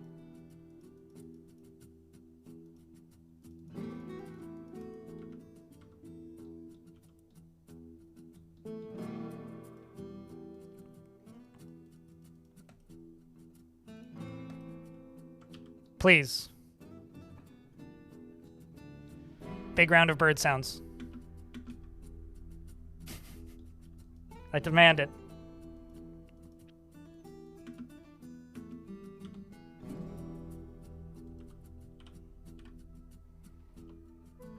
This rock has killed quite a few things. This is a very labor-friendly fortress that it killed a whole lot of livestock in. Big round of beers, chat. Screech. Beer sounds, not bird sounds specifically. That's on me. Where are you going?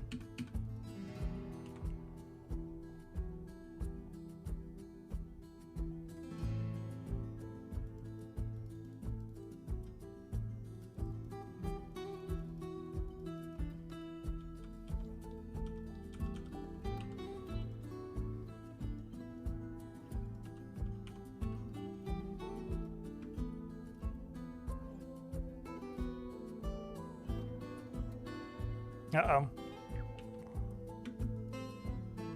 Well, Odom here wants to tan a hide. And Meng right here, who has no kills but is a High Master Hammer Dwarf, is taking a nap. And it seems that the dwarf that was trying to tan a hide got to run by with not much in the way of consequences. But the good news is we caught it. So now we get to hopefully start breeding rocks. And a moment of silence for poor old Nappy Boo here. That's what you get for taking a snooze.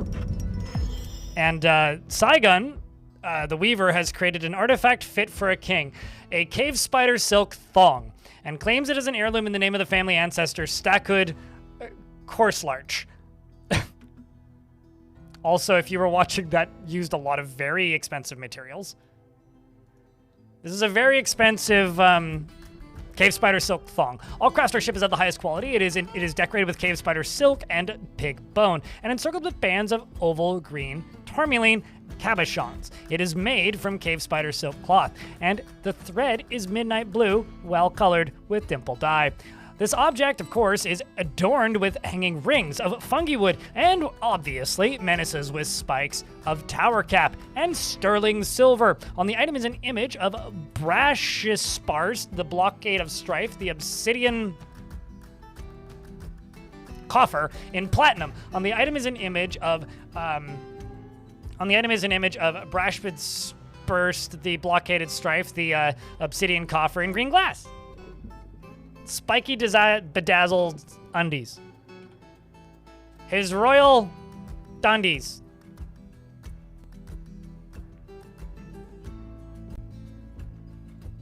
And I need to finish remaking Paddington's bedroom.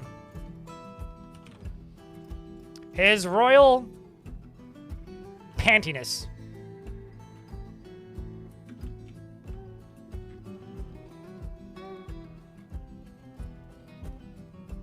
Dragon Ball characters would be proud.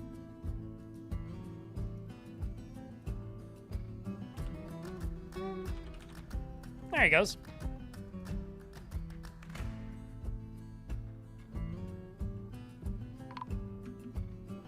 And Meng was found dead. Anyways. He does feel pleasure after putting on a truly splendid item. I would expect nothing less.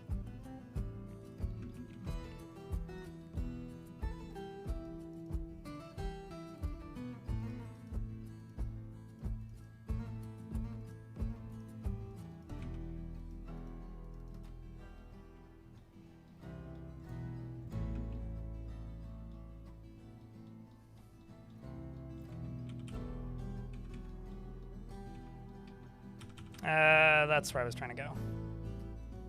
So they're making more coke from lignite.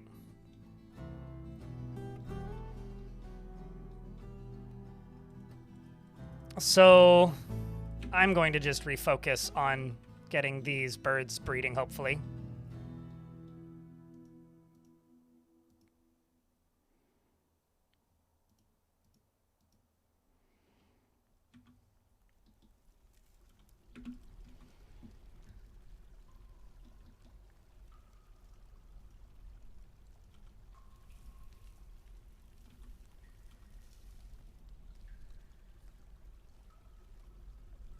How many birds did I get? I just have a breeding pair of rocks. Which I understand is the dumbest sentence I could possibly be saying right now, or one of the dumber sentences I could possibly say right now. But I do in fact have a breeding pair of rocks, which I think any geologist would faint if I said that out loud.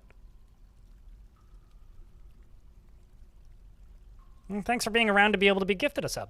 And thanks for tuning in and saying hi. Zoroaster.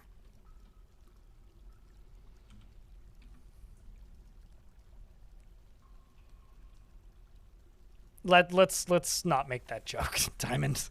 Let's move on.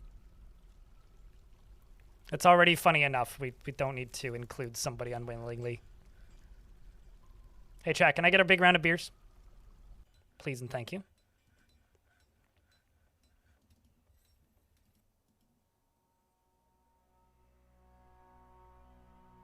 Is that fort turning into a zoo of fantastic creatures? That'd be cool.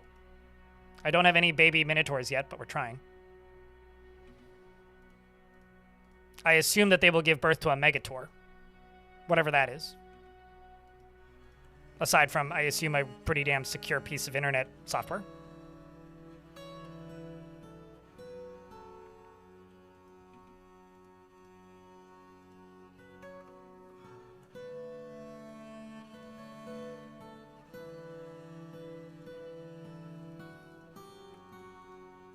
Now, the nice thing about rocks is I can actually train and tame them.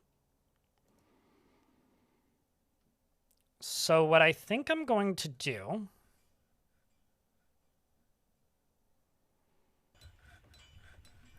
is just make this into a pen, so to speak, and give them a nest box. And some chains close to the nest box where I'll chain them up. But first I need to make some nest boxes.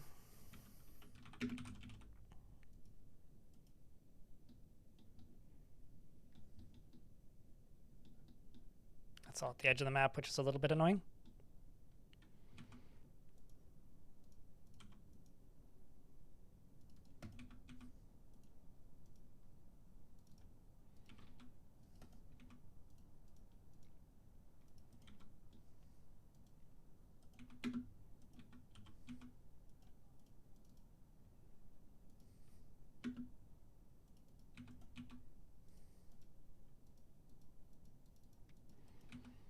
And then right here, I'll put in a cage trap.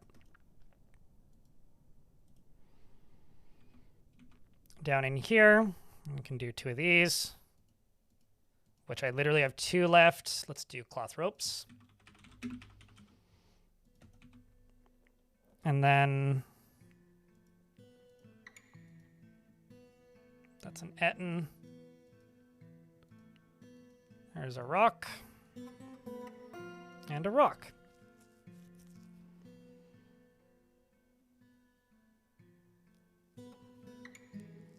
Well, I don't know what if, because I don't think that's a thing. However, what I can say,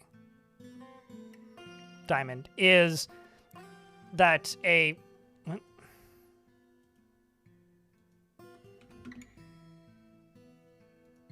what? Did I click the wrong one? I must have. That's unfortunate. Let's chuck that away. What I can say is that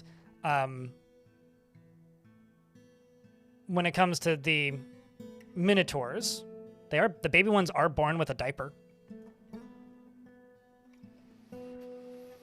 Well, that would be like a flint, not a rock specifically. And then we'd need to be breeding it with steel, which would be very dwarfy, admittedly, but also sounds very painful.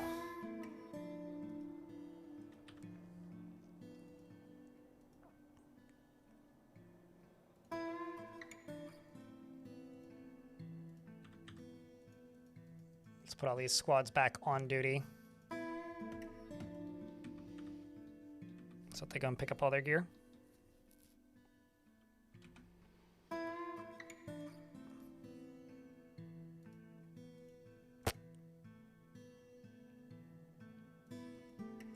I can't remember how many eggs they lay in a cluster. I know that, like, dragons only lay one at a time.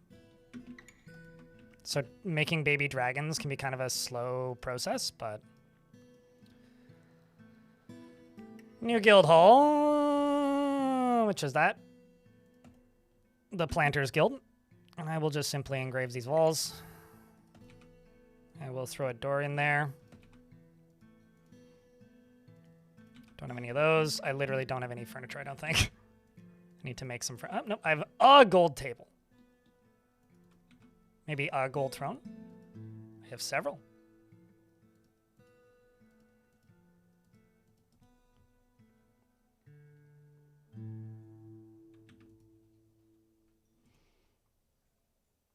It's going to take a little bit. So there's one. Now we're just waiting on the other one. So if I go over here and say rock, any trainer, and then this rock, also any trainer.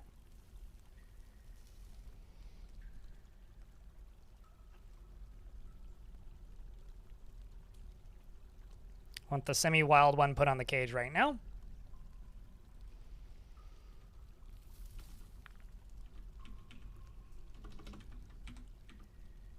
There we go. Moreb goes to chain the stray rock.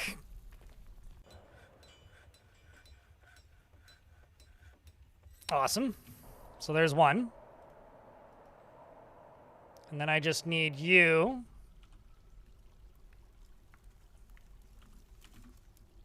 who is now actually very well trained. Go figure.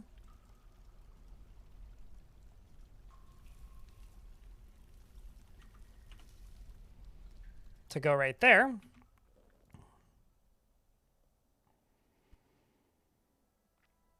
And I can go into farming, go nest box. Give you a nest box and a nest box.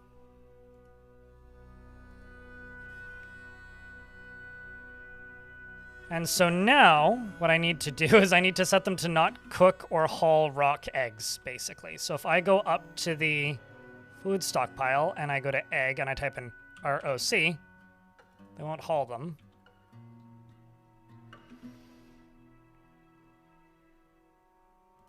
Yeah.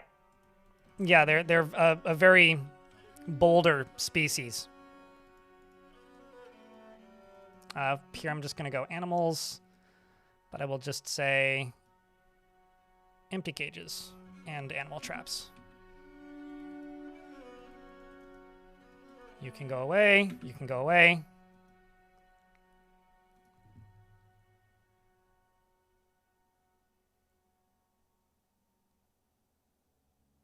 We did it. We did it. We did it, folks.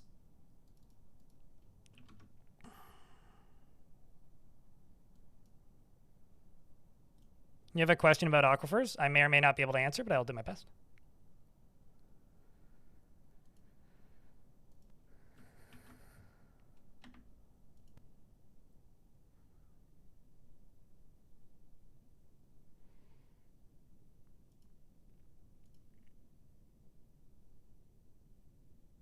We actually have a very good emote for this.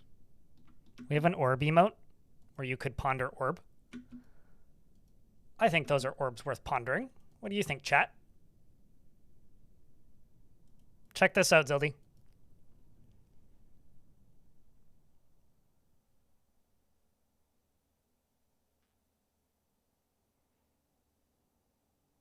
Check this out.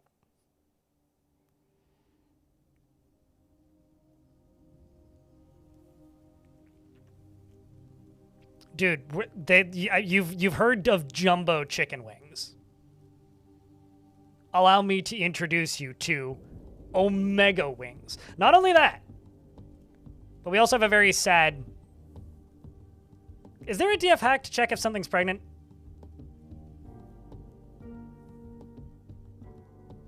Dude, it's like the big grape, but it's big egg. Because there's gotta be, right?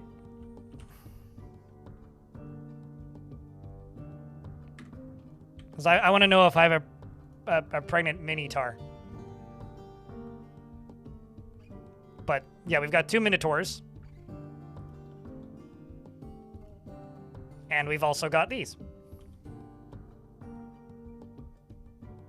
So, yeah. Everybody's had the thank egg emote. It's a global. It's been around for forever. We also, of course, have Clockwork the Durgan. And, Osprem the Multhsil, the, Etten.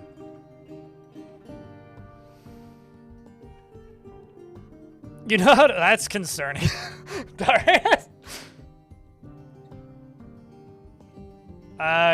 It's not. I think there might be a status or something. But no, I mean, the rock's already given birth, like, or the rock's already made eggs and they're fertile, so we are good on that. I was talking about the minotaurs, not the birds. I'm not certain I agree with that being a fun command, but I guess your definition of fun may vary.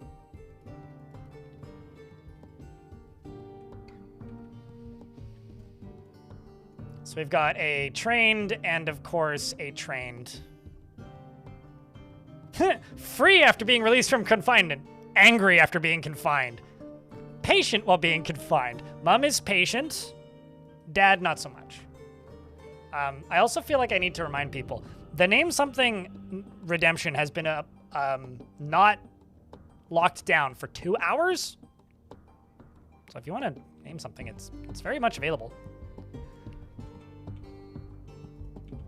I do give this bonus perk to people who pay money so that they can, like, skip the line, but, like, it's a bit redundant when nobody was really redeeming stuff anyway, so I feel like I just should verbally state that it's available now.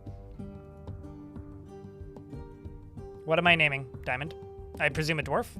Would you like me to name a dwarf egg? Or would you like me to name something else? No, Mald, it's been up and available for 2 hours, my dude. 2 hours. When you say, damn you, Diamond.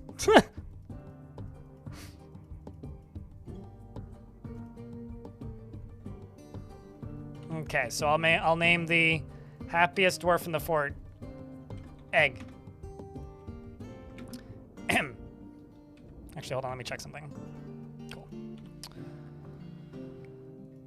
Egg is often filled with joy and a yolk. He likes to yoke about it. He tends to be a bit stubborn in changing his mind about things, except for when he cracks. And he tends to make a small mess with his own possessions when he falls. And he is given to flights of fancy, and he's not particularly interested in what others think of him. He can handle stress, because he's got a tough shell. And he doesn't tend to hold on to grievances, except for when he's broken. And, or whipped, rather. He often acts with compassion and holds on his breath when he's nervous. Well, eggs don't breathe, so that makes sense. And he needs alcohol to get through the working day and does not mind being outdoors at least for a time. And is a hardened individual. He dreams of raising a family when he hatches, and he personally respects perseverance. He doesn't care about art one way or another, and likes orthoclase and bismuth, bronze, as well as red spinel and ginkgo wood, and gems, cows for their haunting moos, and the words of the Fatal Crypt, and he prefers to consume giant emu and blueberry wine, and absolutely hates cave spiders, as a rule. Welcome to the fort. You've got a large number of people that you know, lots of passing acquaintances, and several friends. You don't really have any extended family, and you're drinking some very red blueberry wine. And you've got a rock salt amulet on your head because dwarves don't know how to put them on their neck. Welcome to the fort, I say.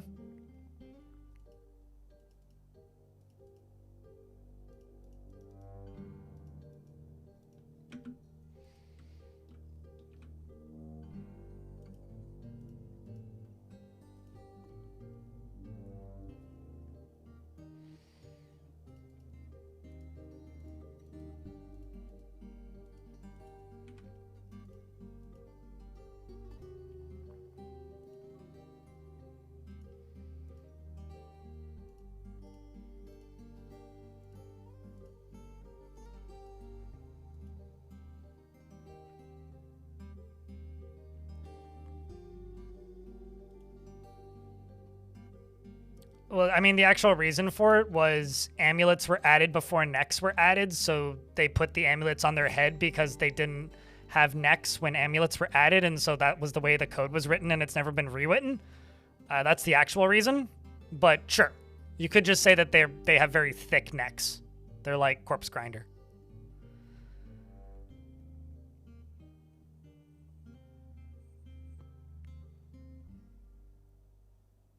Yeah, I wonder. I'll bet you there's probably a way that I could put like a notification on stream using Twitch's alerts when it's up. I haven't actually looked much into Twitch alerts ever since they added them, but I don't know. Would that be worth doing? Instead of me periodically being like, hey guys, they're up. You could go redeem it if you like. Would that be helpful?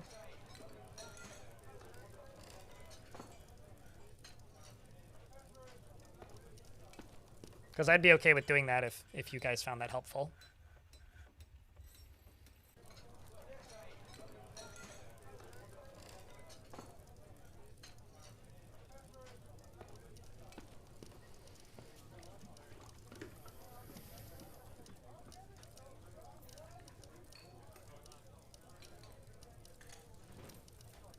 The main reason I don't mod the game 802 Nick is because no mods are particularly interesting to me.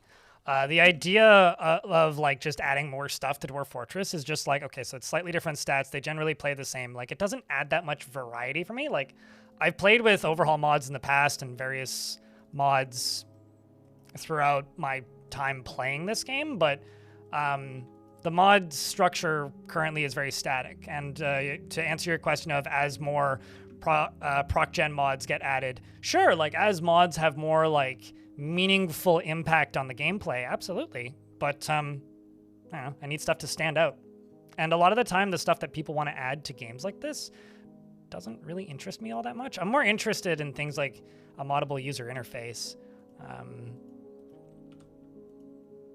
but I'm not against the idea, but I need to see what they are. Like, I would absolutely install a mod that adds more variety to Forgotten Beasts, as an example. Stuff like that is what would interest me. But stuff like, you know, would I just install more mods for the sake of it? It's like, probably not.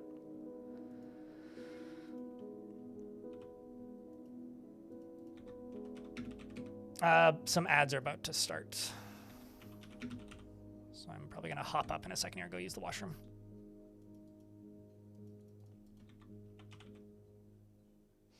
Hey. Out of gold ore.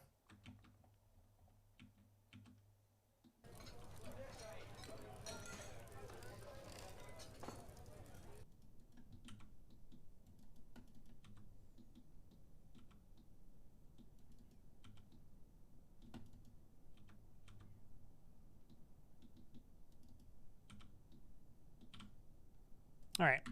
We're in an ad. I will be back in a moment. You would like to see an artifact that uses rare materials? I've seen many of those. BRB.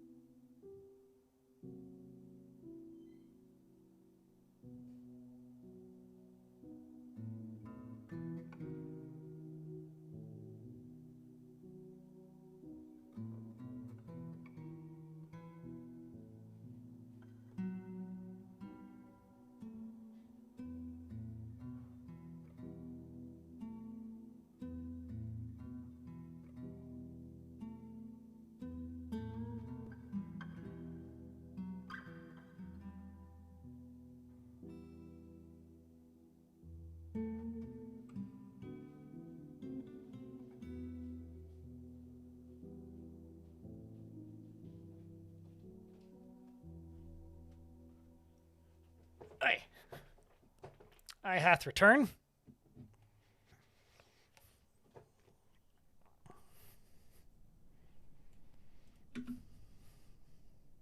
If you're talking about the god minerals, those are just adamantine with different attributes. It's like it's the same stats as adamantine, more or less. So an artifact using god metals would be like the equivalent of an adamantine artifact.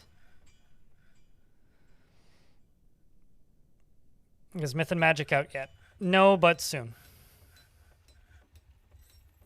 People will still be asking me that after it's out, so I'm prepping for that. And expecting that.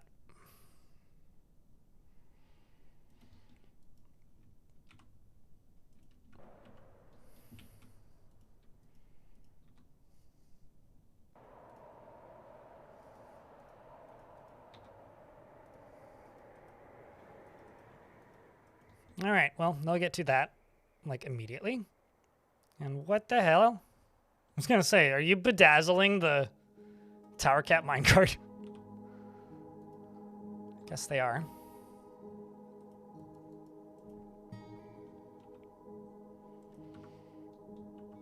So now we get to wonder just how long does it take for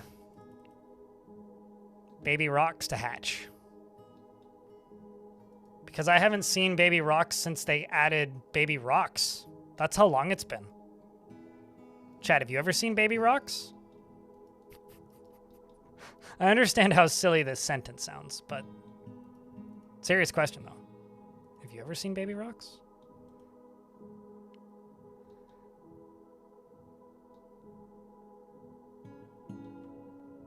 Pebbles? Oh, dude, we have to name them like Pebbles and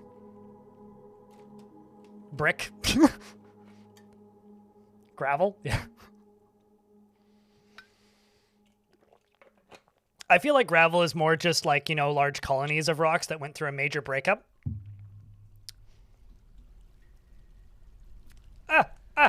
Anyway. A lot of drama. And in my heart, Pebble is still just a smartwatch. Although, didn't they remake the Pebble smartwatch? I think they did.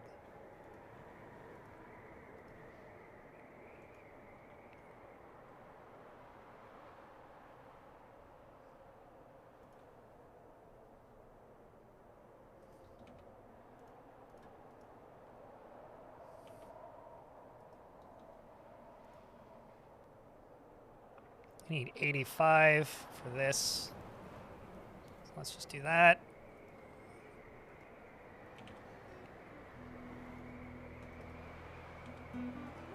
Let's just go flooring.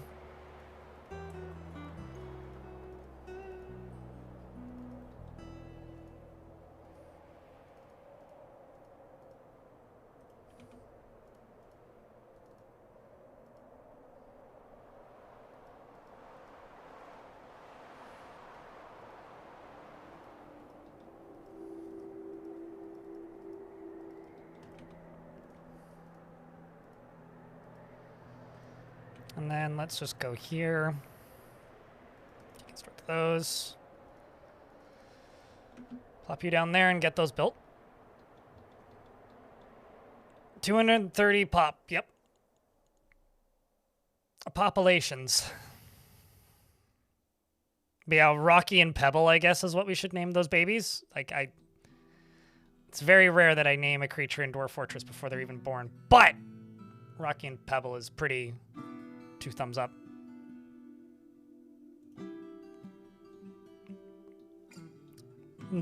Were you able to water the mint without getting any, like, dirt on your laptop? Because that seems like an unnecessary risk, Elfie.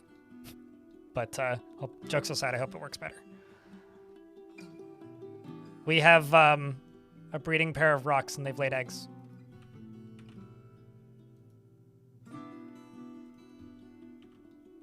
And they fertilize them. See?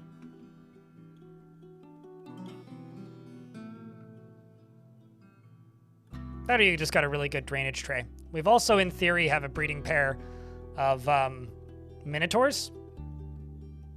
So here's hoping something positive can come of that as well. Just getting a bunch more lignite mined out of here. My wheelbarrow brigade is getting to run at full capacity. Maybe not full capacity, but pretty high capacity, if nothing else.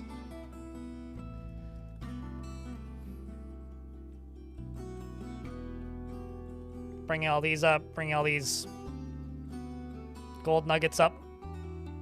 Getting all this gold turned into gold bars, which I'm then, you know, making into gold over there. And making gold tables, amongst other things. Let's see if you have a bed. We do, in fact, have a bed here. So this can go to my Duke, who won't be happy with it for a bit, but we'll do our best. Also need a bedroom for the outpost liaison.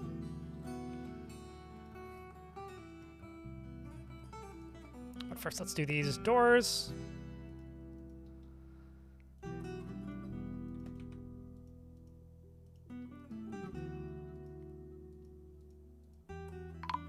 Uh-oh.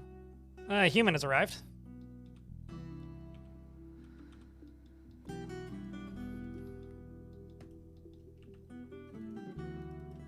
Let's get those done. I've had some diplomats leaving unhappy, like, immediately, and it's a little bit perplexing. I'm not sure what's causing it.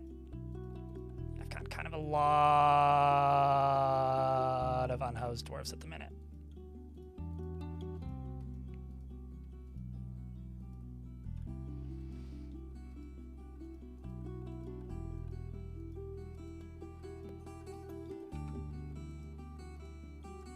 Okay, so let's just do iron cabinet, iron coffer, chest, and smelt magnetite. 40. So I've got a ton of magnetite sitting around. Might as well get it all smelted up.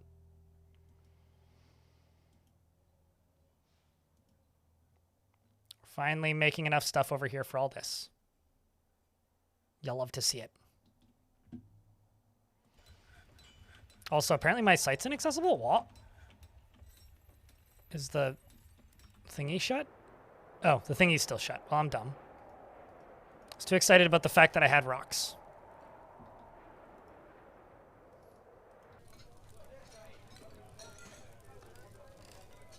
So excited.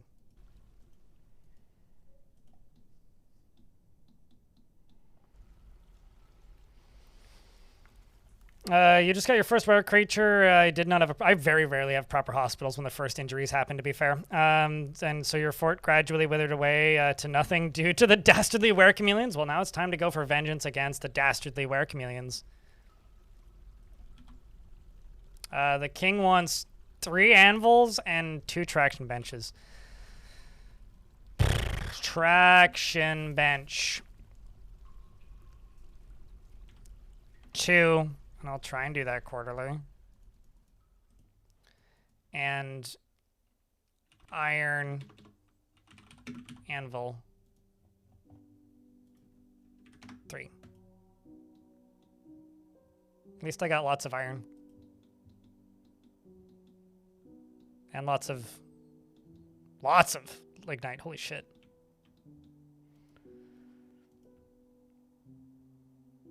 Can't wait. You want to catch tigers and jaguars? Well, I mean, you will have, if you play as the same faction, you do have to be cautious to make sure that none of your migrants are were creatures. So that can always be quite a bit of fun, actually. Playing a fortress after you lose a fort to a were infestation. So I do recommend playing again in the same world. That being said, just be warned that you may encounter your past mistakes.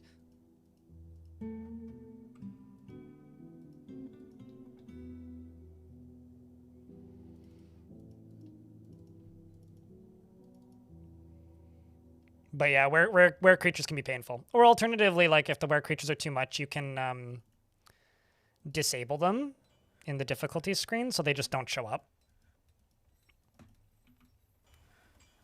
And there's no shame in that.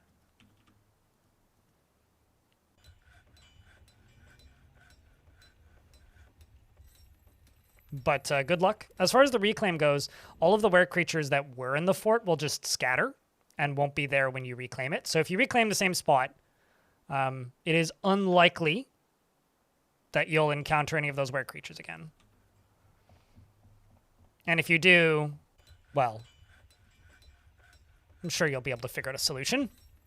Any self-respecting dwarf will be able to fend off an infestation of such despicable creatures.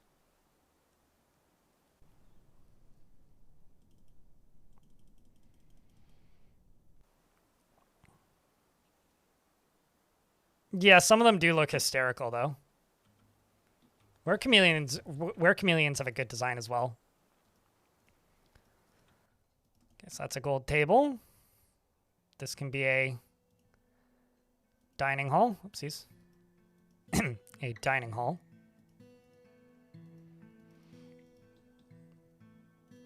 And then this over here can be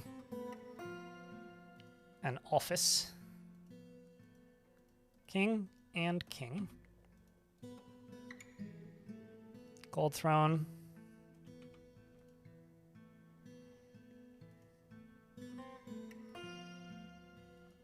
And several gold weapon racks. And several gold armor stands. I probably will need more, but I digress. We'll do that for now. I thought I queued up iron stuff, but I guess it hasn't actually hit yet. Can I place a traction bench in there? Don't have any yet. Let's actually do, I need cloth ropes.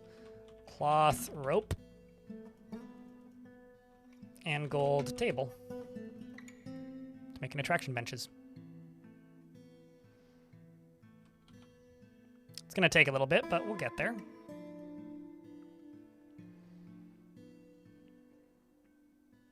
But best of luck with the reclaim if you go that route, Tank.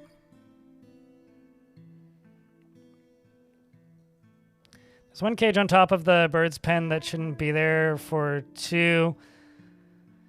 There's one cage drop out of a bird's pen shouldn't be there for 2 in case baby goes out. Sorry if you missed the answer before. I mean, the babies won't leave.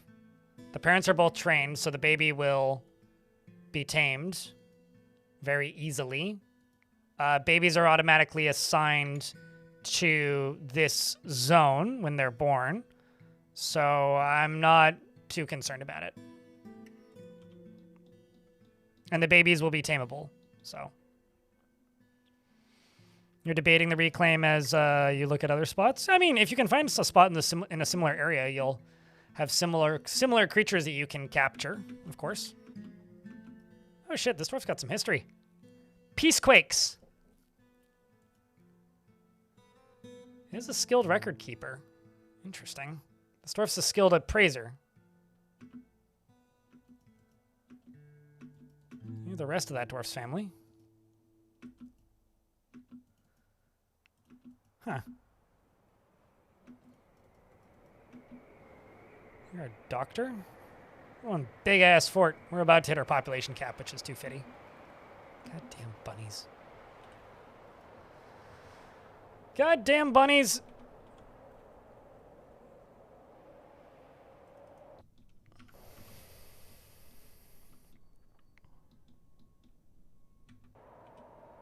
Goddamn bunnies.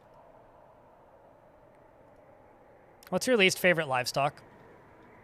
I would say in Dwarf Fortress, but maybe I should just extend that to real life. Bunnies and cavies, no question. Bunnies and cavies. Can't stand them. Fucking monsters. It kind of did make me really like the time bomb theme for a challenge where, like, if a creature dies, then the fort ends. It's actually kind of a fun theme. I should do that again for something else.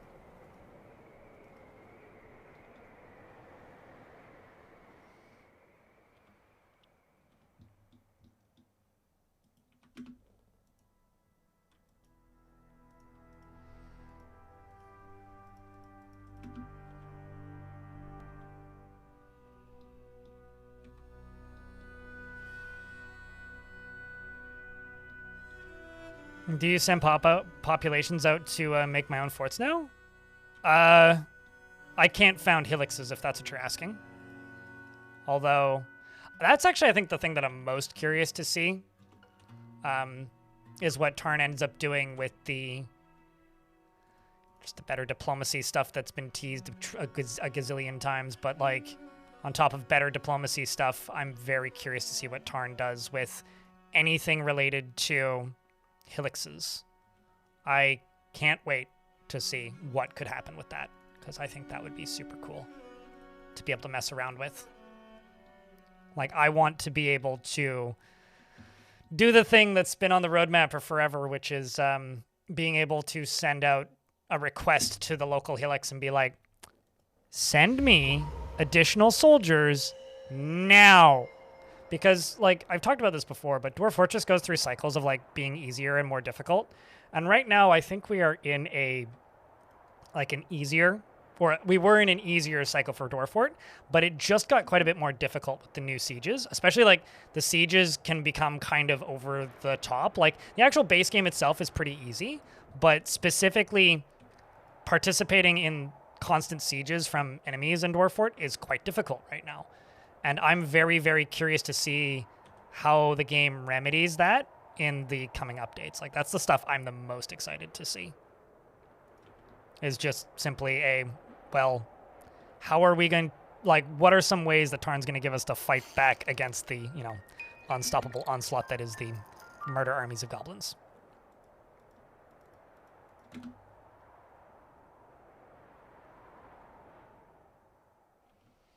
Easy Age. It's like the inverse of playing Age of Empires Online.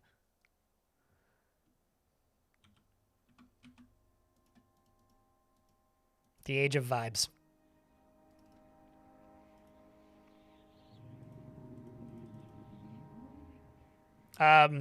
It turns out that Urvat has claimed Nomald was here, XD. We'll see you later, Dulcan. Take care of yourself, dude. Snooze well.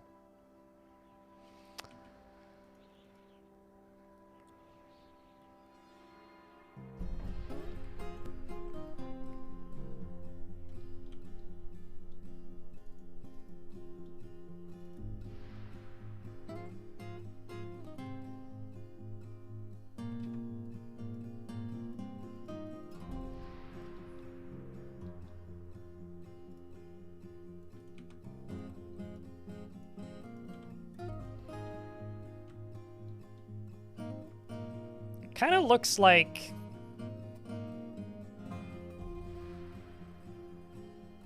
a very cartoony monk or an Among Us.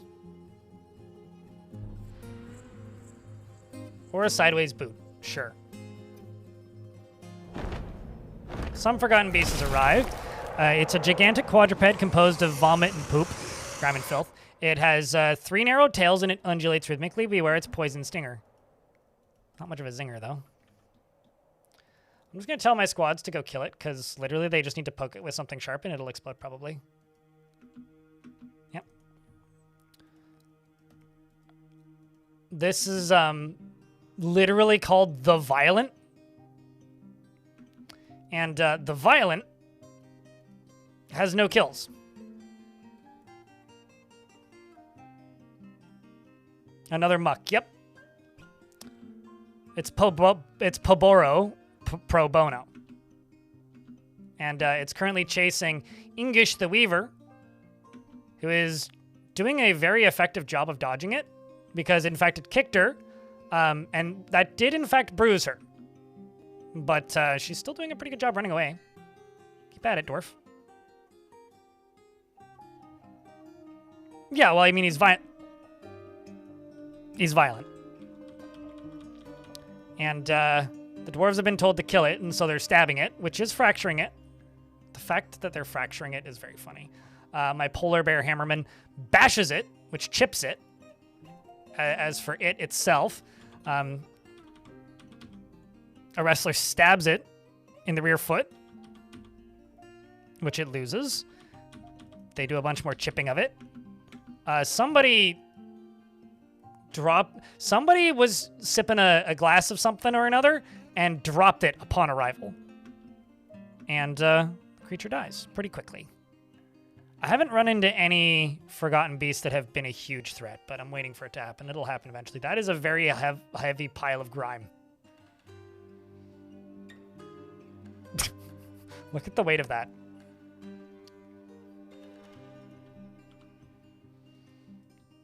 Not the most dramatic monster, I must say, but I do think the dwarves did a pretty good job on it.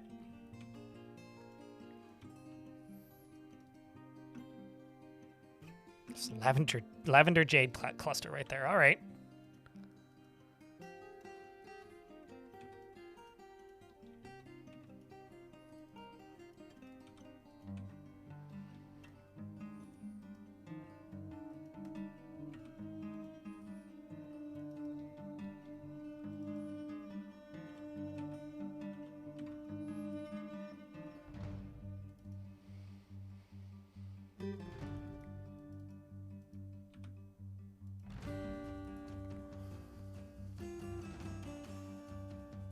$12,000 dwarf mass is heavy, yes.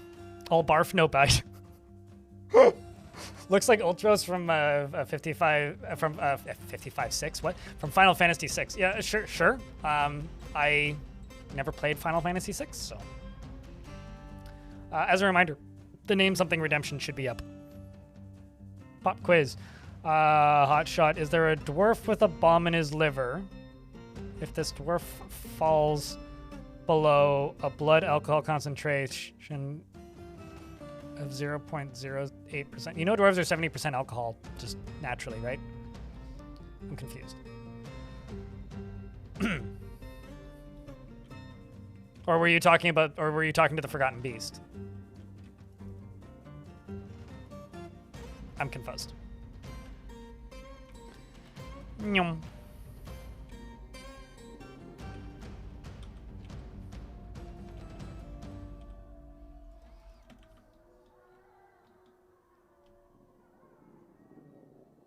Are babies always fully domesticated?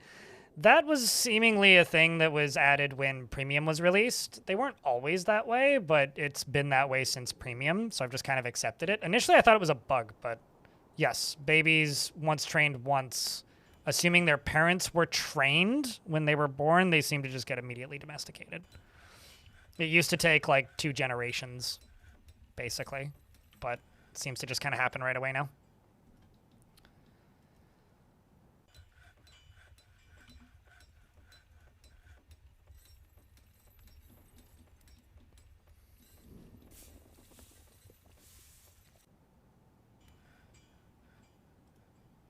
Why don't I get rid of you and instead make you a ramp up?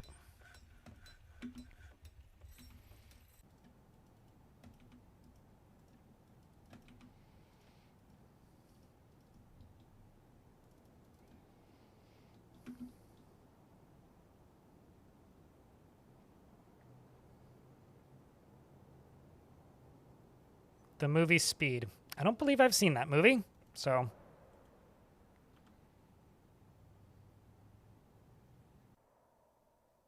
Oh, you mean the thermonuclear catsplosion?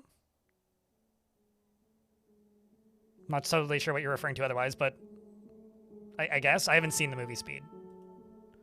I know of the movie Speed, but I haven't seen it. I did watch Raising Arizona, not last night, but the night before last night. That movie ages pretty well as just like a piece of slapstick comedy. One of the better Nicolas Cage movies for sure.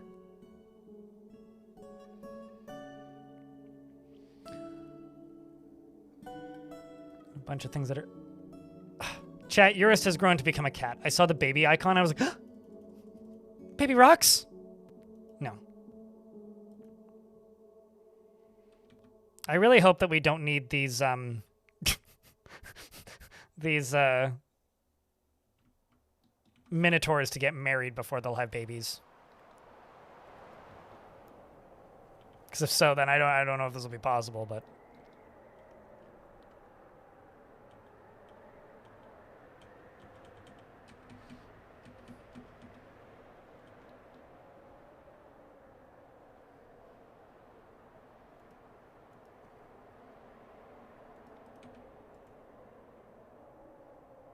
Am I gonna give my dwarves pet rocks? You fucking bet. Assuming I can. You fucking bet. You fucking bet I am. I mean, who wouldn't? Come on.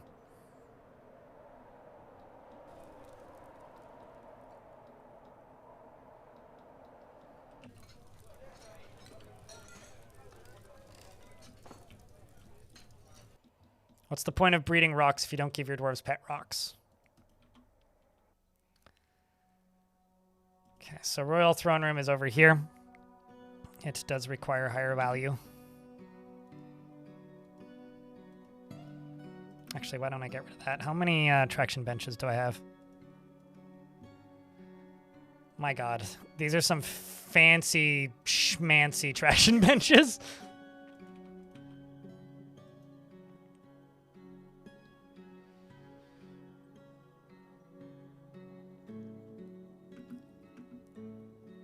But he would be too horny around the altar boys. That would be a bad thing. Frog for hire. Might as well send in a Catholic priest at that point. Have I made too many jokes? Should I stop?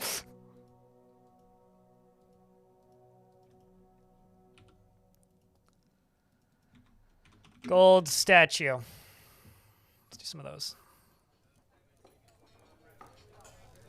This will be a slow process. It is true, it will be a slow process.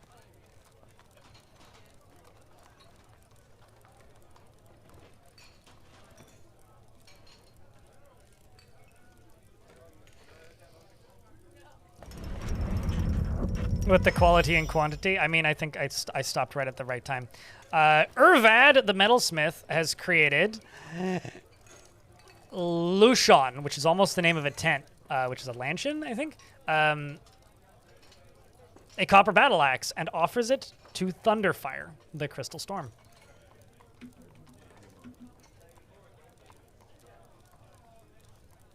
I think I can put that on in front of this throne or in the general vicinity. I want to say that's the second artifact copper axe I've got.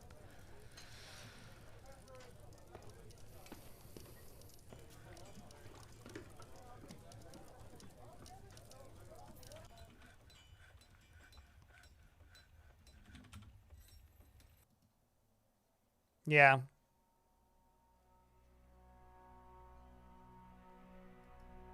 I want to say that's 2.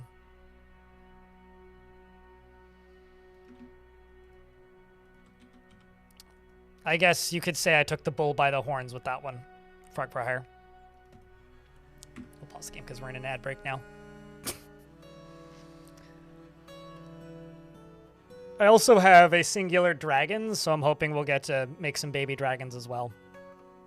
Pro tip, if you really want a mega beast that you can breed quickly, breed... actually, maybe this has changed. Breed hydras because they give birth to live young.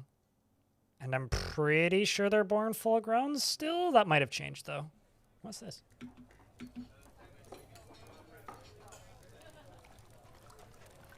Why is there a dribble there? Oh, there's kangaroo's milk there. Okay, we should make some cheese.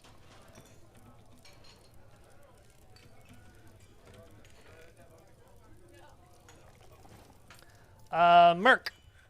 When it happens, I'd like the first baby minotaur to be named Bam Bam. I don't know if it's ever going to happen. So I'm going to name... What's somebody else from that show? Because I can't guarantee they're ever going to make babies. And I will not remember. So if you'd like to name one of the currently living ones, I could name them after the Flintstones. But I cannot confirm that it will ever happen. Merc.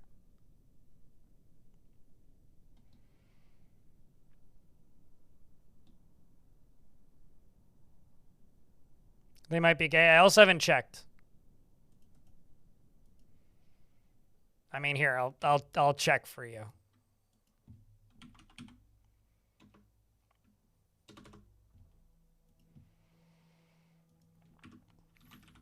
Thanks, Putnam. Not gay.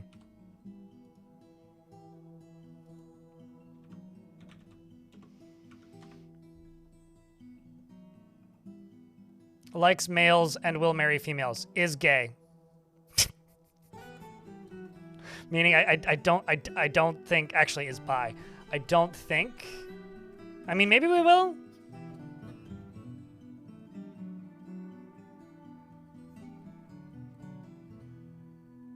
We probably need a new Minotaur. Yeah.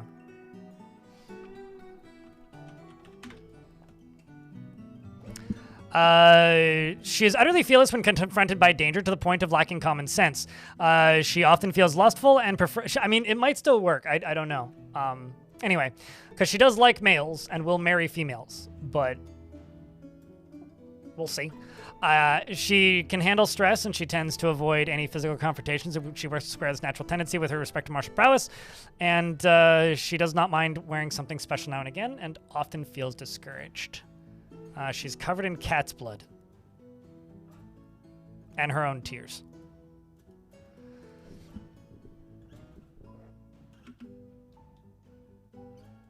Yeah, we will in fact find out.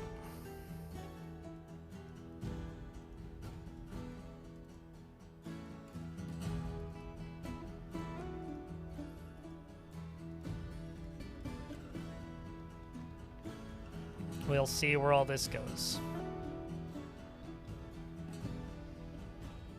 That is a lot of open space from all that iron. Holy shit.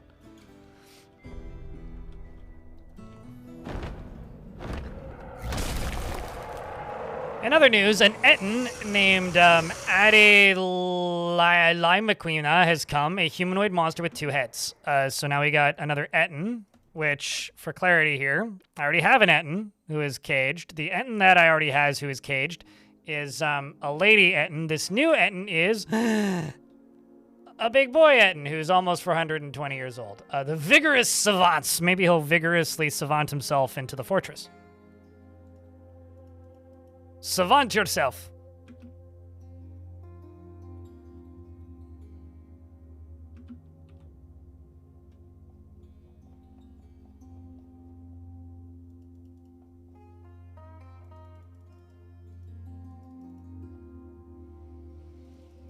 I'm just removing all of those jobs so that if they happen to be near the surface, they will go back underground. The 2-headed dragons are back? What?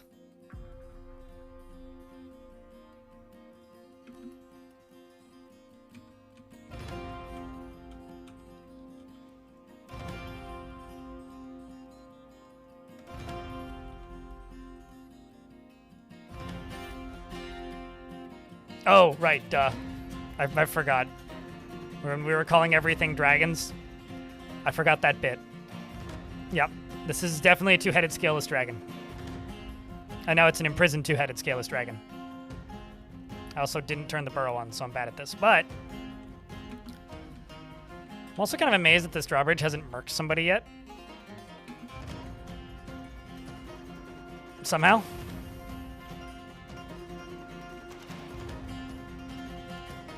So now that we've done that, it's time to make an Etten box.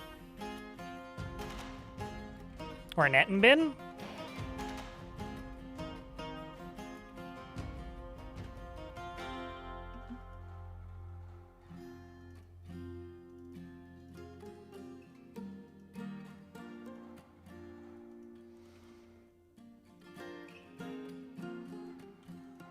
Nope, those are ramps. I wanted these. Except these can just be flooring.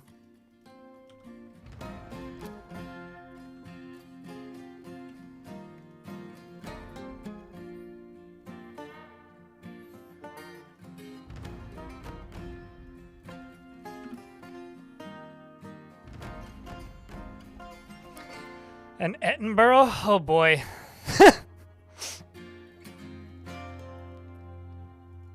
I was thinking more of an Etten bin, but Edinburgh works great. Sorry to the citizens of Edinburgh. Because we're gonna burrow these Ettins into a place where no one will ever find them. Actually, you know what? I should put those stairs there.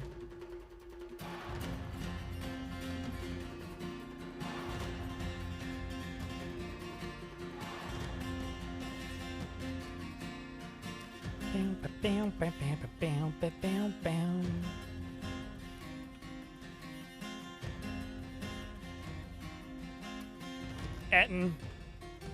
And the other Etten's getting hauled somewhere. It'll show up eventually.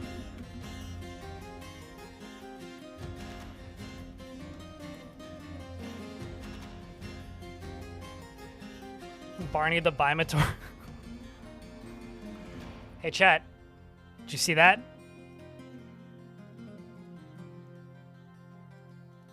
Did you see that?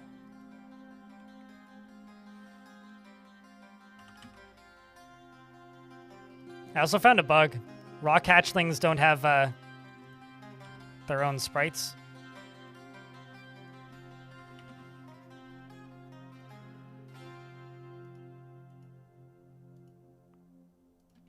Look at these little hairless, featherless, pupilless squawkers.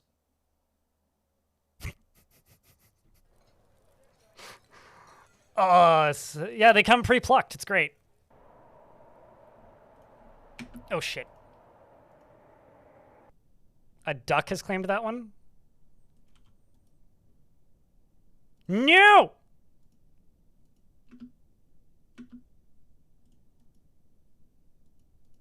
Hold up. I have to do a few things real quick. Why do they always just beeline it directly for the eggs, you monsters?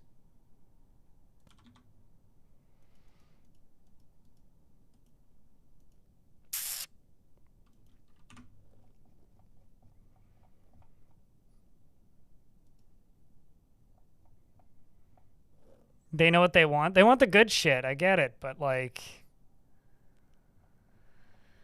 sometimes I just can't have that, you know? Okay, so I need to go down here and set that as a garbage dump and then dump the egg maybe? I don't even know if this will work.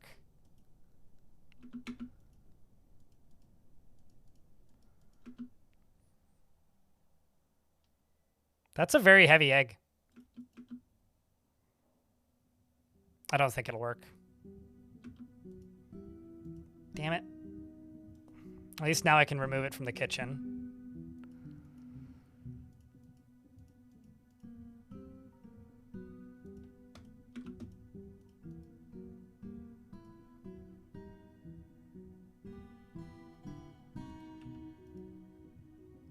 That's sad. I like the fact that this one is claimed by a duck.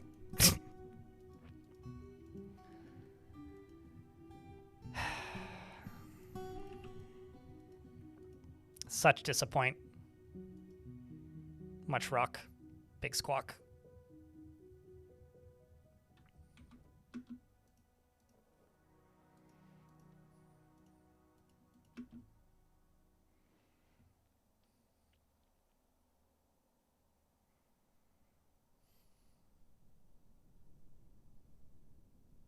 I did remove it from the kitchen, but I couldn't remove the last one from the kitchen because I'd forbidden it and didn't want to unforbid it. And then that one was laid faster than I could stop them. So I removed it from the kitchen now, so it can no longer happen. I guess I will go put that egg on a pedestal because I don't know what else to do with it. It's not going to get made into anything of note now.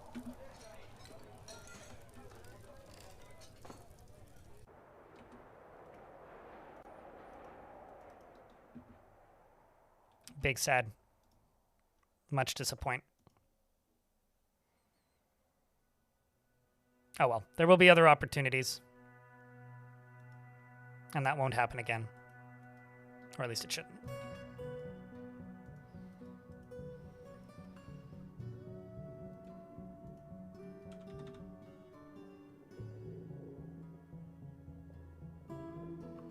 You could fit so much miasma into a rock egg, yeah. I've eaten an emu omelet before. You could make like 4 omelets out of one of those eggs. The problem is you need like a fucking saw to open the egg up.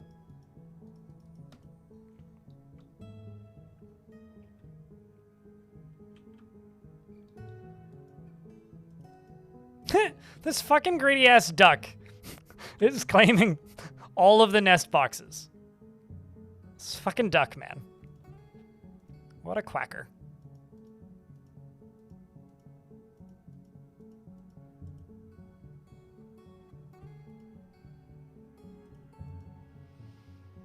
What a quacker.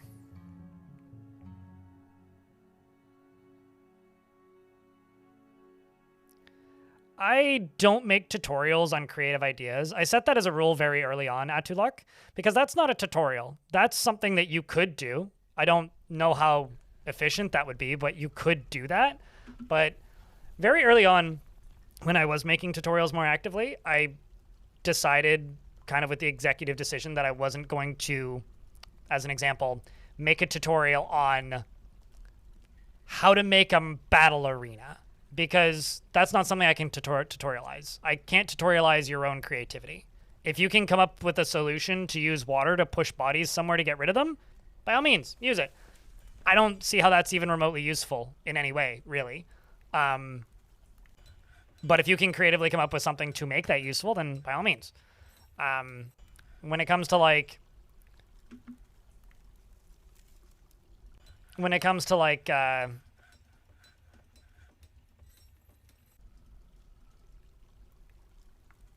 That's unfortunate.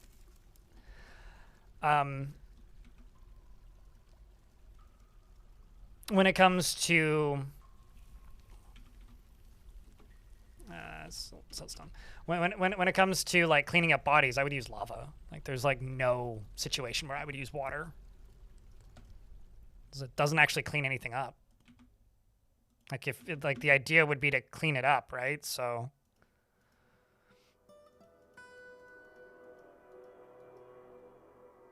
there you go.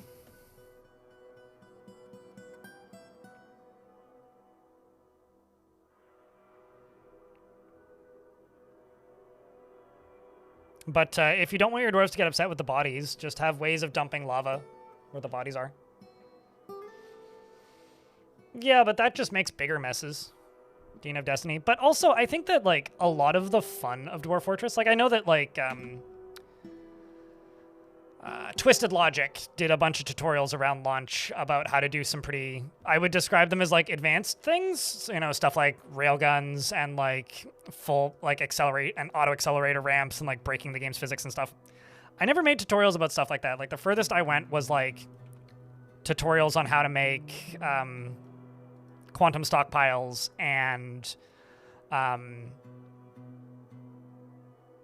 like, mist generators. Like, that's about as far as I went. And the reason I didn't go further is I do think that, like, a lot of the fun of the game, at least for myself, is figuring out the limits of what you can do in the game. And I think that that's a large part of it, at least for me. So let's check these Ettins. So she is straight. And the other one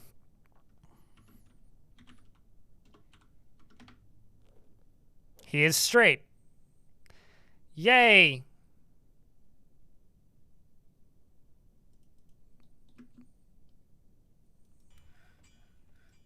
But may not get married. I don't know. We'll see. They might make babies. They might not. Stupid duck. Just gonna get rid of these.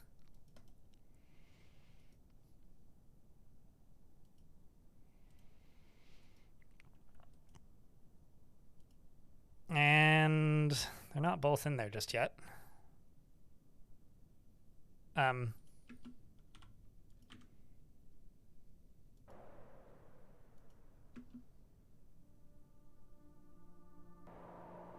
Oh. Okay. Well, they're both in there now.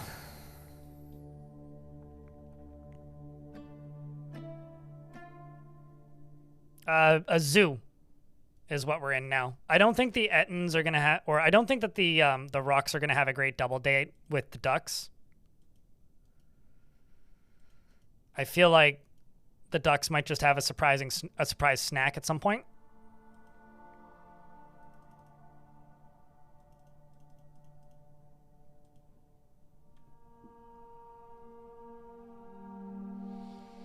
Trying to see if I can at least get one dragon to breathe through fortifications and catch a dragon into another trap.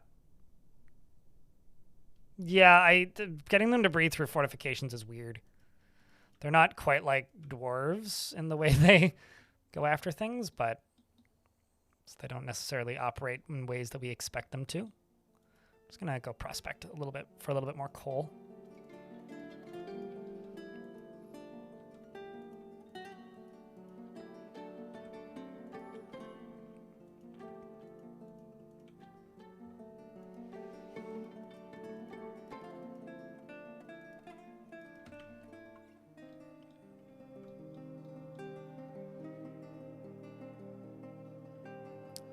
Nobody's breeding through walls. I don't know where you're getting that. But I do have the Ettins sharing cages. And I said breathing fire through the walls in regards to dragons.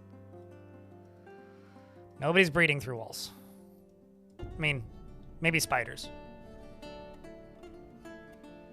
I do, in fact, have 2 Ettins in a cage, though, and also 2 Minotaurs in a cage as well. Although one of the Minotaurs might be gay, or at least like bi preferring ladies and is a lady, so that might not be optimal. But we'll see. Hello, Plutorino. How are you?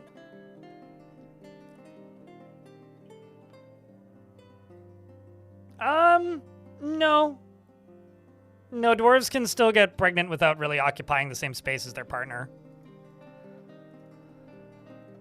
It's just not as, like, prolific as it used to be, because they need to actually be, like, friends. They need to actually, like, get married.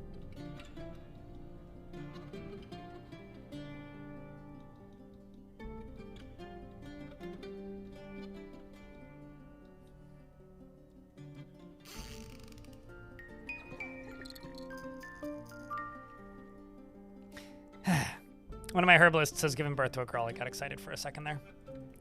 Paddington has banned some exports. What, marmalade? Come on, Paddington. Tired but done with work? Well, that's good. Chat, how's stream been today? That's been pretty good. No complaints. Got some hype trains. Got some people tuning in. Some people saying nice things about videos that I've made. We've got some productive conversations and some random polar bear jokes, which are the polar opposite of funny, frankly. We've had, I mean, we made some baby rocks, which are not gravel. Oh yeah, we were going to name them, right? Pebble and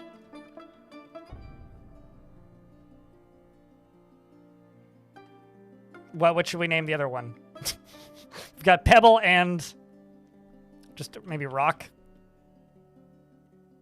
I think I initially said Pebble and Brick. Rocky. Yeah, we should go with Pebble and Rocky. Yeah, Pebble.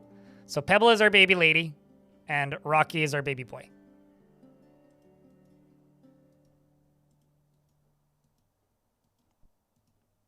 So I think I'm going to allow them to cook giant eggs because I have a suspicion. We did rip one of the eggs out of the nest box, and they seemingly aren't claiming another one. And I'm wondering if that's because their egg is over here and fertilized. So I'm going to undisplay this egg. And I'm going to allow them to cook eggs and then go stare at the mum.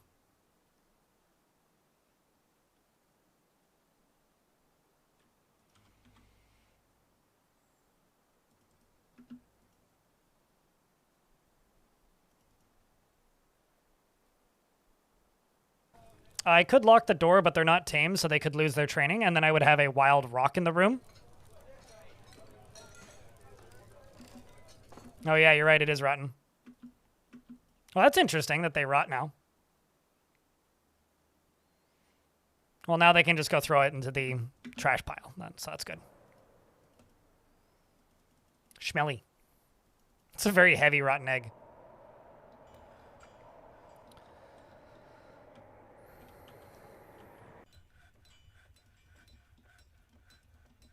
So I could put the babies into a cage, but that's kind of mean. But it would make managing them easier. Considering the parents are, like, chained up.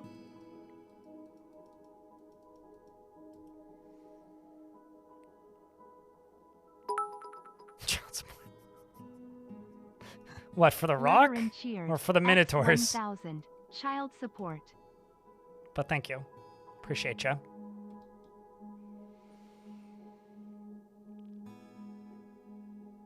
So the other thing is, I presume that they can make babies in cages, because I've had other creatures make babies in cages.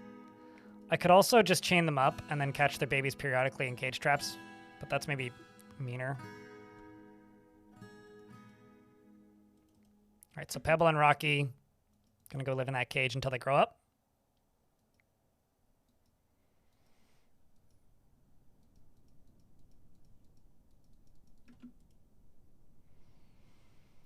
And one of my trappers has bestowed the name upon a steel spear. Let's also just get rid of these. I'm just going to get rid of a bunch of these so that they can only reach some of them. They don't need to reach all of them.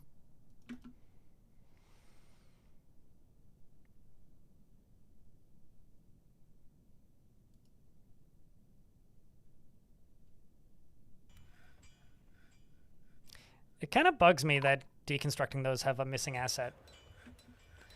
Unrelated to anything, the Dwarven wagons have arrived to trade. Hey, Chuck, can I get a round of beers for the 10 bucks from Laidran? Thanks for helping keep the channel funded. Appreciate you greatly.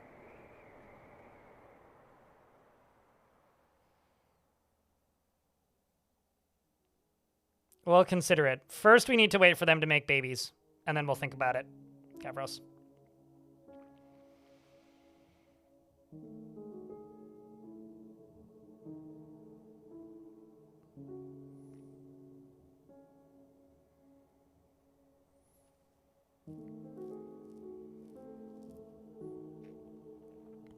And down, down, down they go. Into the big old dwarfy hole.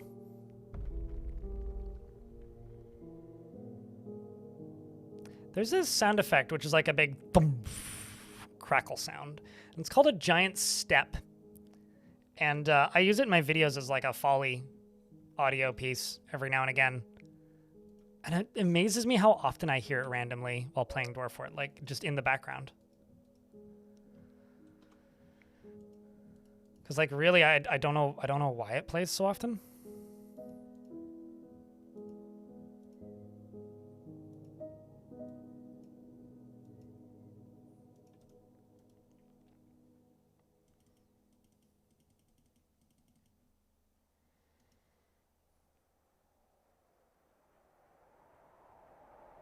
I don't always do it. I do it sometimes. As far as keeping the camera on merchants goes.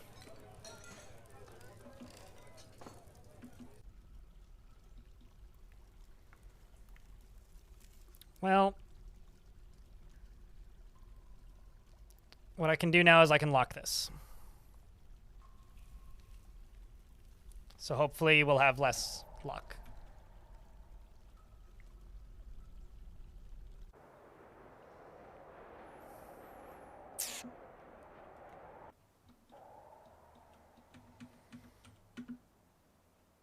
I wonder, should I just crush it?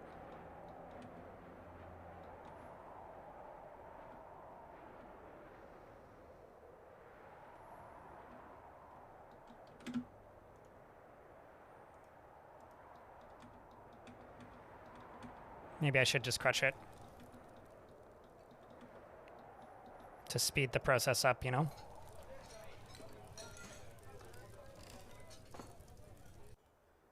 Kind of a bad spot for it.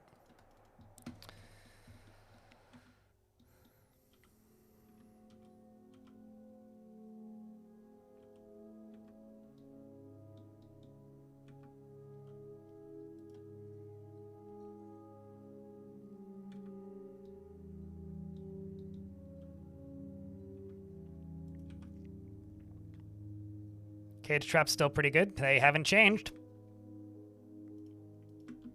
Except for against enemy siegers. Against enemy siegers, they've changed quite a bit. When enemy siegers attack you, they can free their friendlies from cages.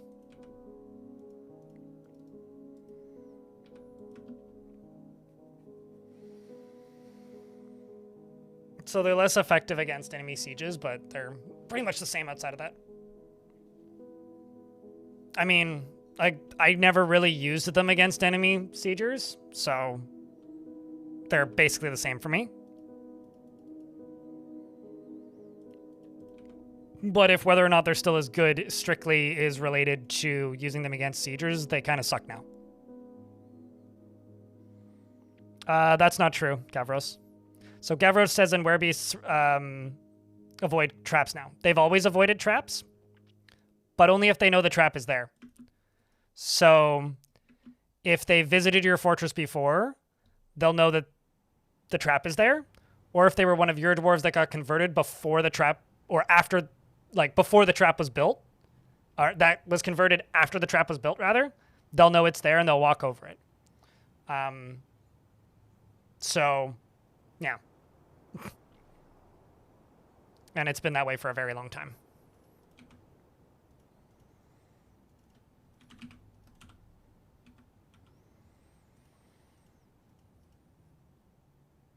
That's just how they've always worked, Gavros. What do I do? What do I use against sieges? Fuckloads of bolt throwers. The new siege engines these days, mostly. I mean, I was using like a minecart shotgun in the last fort. I did a lot of stuff in the last fort against sieges. Soldiers, marks, dwarves, and bolt throwers and catapults. That's what I typically use against sieges.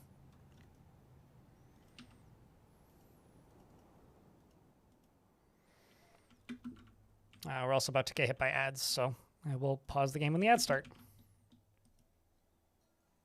was going to say, is that egg already gone?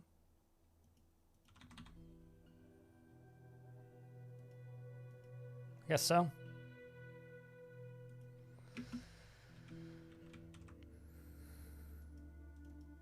Well, here's hoping they claim another one.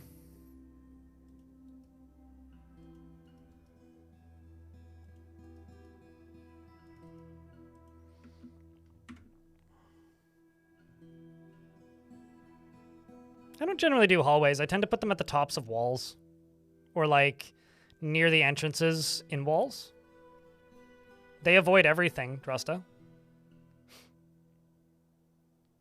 Like, literally, they avoid everything. So, like, Siege 1, they'll charge in and get shot by the thing. But by the 3rd and 4th Siege, they'll hang back and try and avoid it as best they can. Eventually, they'll fall onto it. And by Siege 10 and 12, they'll just kind of hang back until you go out and fight them. They just do that. Unless they can dig into your fort, in which point, then they'll try to dig into your fort. Or climb over your fort. But if you do what I did in the previous fort, which is completely encase your walls in lava, they just kind of give up eventually and stand outside and wait. Or you could turn digging off someone over there, yeah. But I had digging on, and they will just eventually just kind of wait. They'll just, like, basically build a trench and then wait for you to come to them. So if they fail to get into your fort enough, they'll just start waiting. Chat!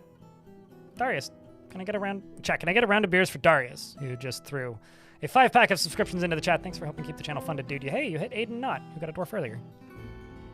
Cheers, man. Appreciate you. Thanks for keeping things here the way they are. It means a lot. The fanciest of clothing. Also buy all the cut gems, because why not? All the logs. Let's also buy all the instruments, because instruments are fun. And the chains.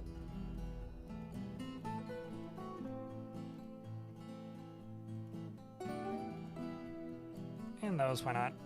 Maybe not the steel toy boats. Do need some meat for food variety. Actually, no, fuck it. I don't want those instruments. Save the money. Go for...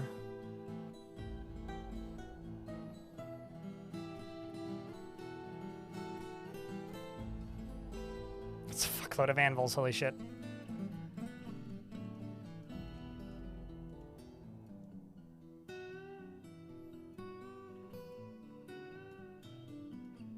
Gloves, mittens. Vests. Trade? Hey, they took it. Look at that.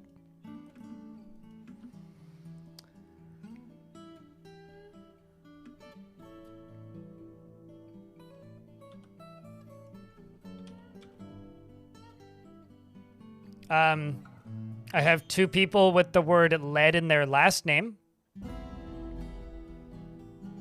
I mean, there's a bird and lead and Ledem.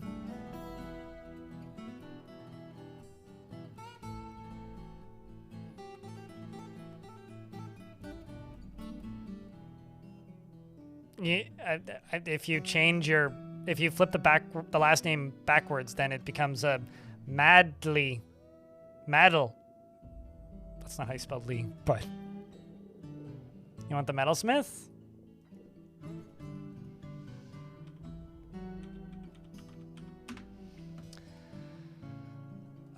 You are intellectually stubborn, rarely changing her mind to agree with a debate, regardless of its merits. Prefers that everyone lives as harmoniously as possible and is somewhat fearful in the face of imminent danger. Generally acts impartially, is rarely moved to mercy, and tends to be passive in discussions and has a tendency to go it alone without considering the advice of others, and tends to consider what others think of her. She commonly winks as a form of greeting and bites her nails when she's annoyed. She needs alcohol to get through the working day and likes working outdoors and only grumbles mildly in crappy weather.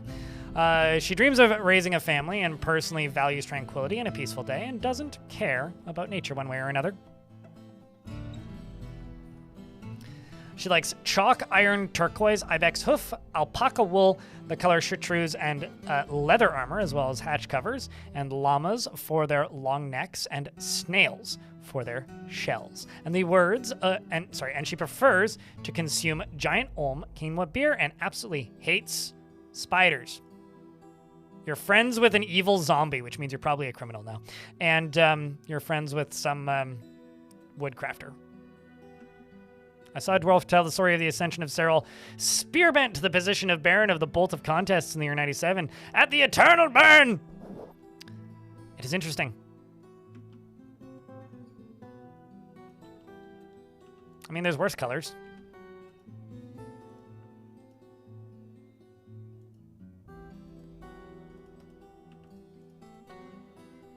King not super fond of the dining hall, but we're improving it.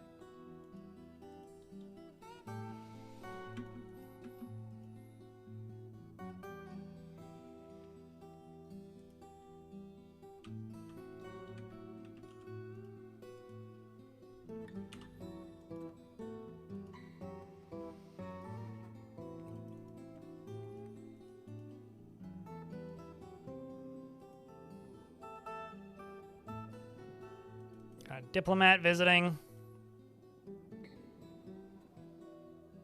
'Tis indeed the king's dining hall. The smell of rotten eggs? I hope not.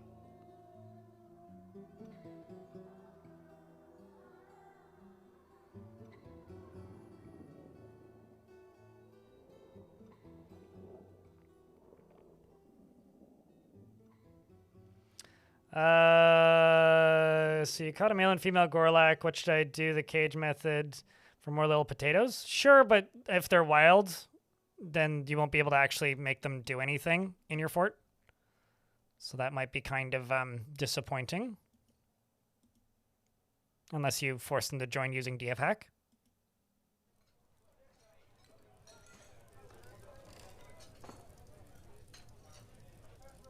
In regards to a thing that I saw that was quite a while ago in YouTube chat, but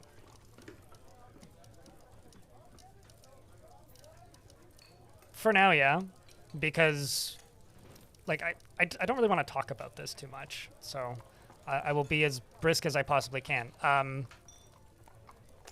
Interest in watching it dwindled down to quite literally nothing overnight.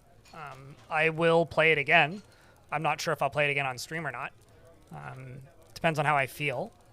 But when a game has mixed reviews on Steam and just released, it basically means that it is an uphill battle forever to stream it. And So I currently am not streaming it and going to be done with it for a bit because very few people were watching by the end of it. So am I done with it for now? Yeah. But not because I want to be done with it. I would like to keep playing it.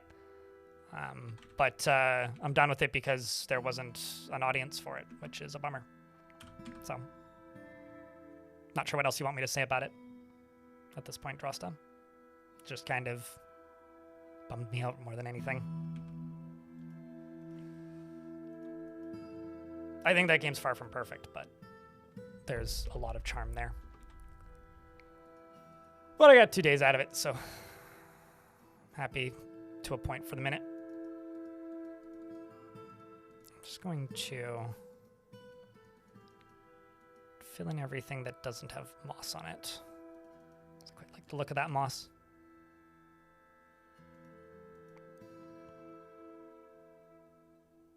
Yeah, that's fair. I mean, I did 2 days back to back. The first day was busy. The second day was like pulling teeth, so. But for whatever it's worth, I was kind of expecting that to happen with that game, which sucks, but it's true. Because, like, that's a game that's going to have an uphill battle to prove its worth, I guess, to any audience because of all the preconceived notions of Peter and his past works. So, yeah, I don't know. Sorry if I just seem like I'm being a bummer about it, but I got really gloomy the other day on stream, and I'm trying to not do that again. That's not pleasant for anybody, least of all me.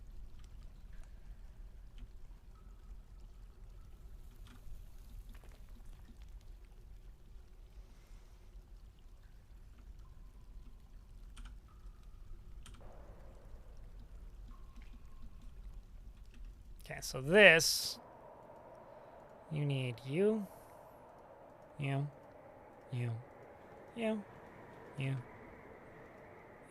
need you.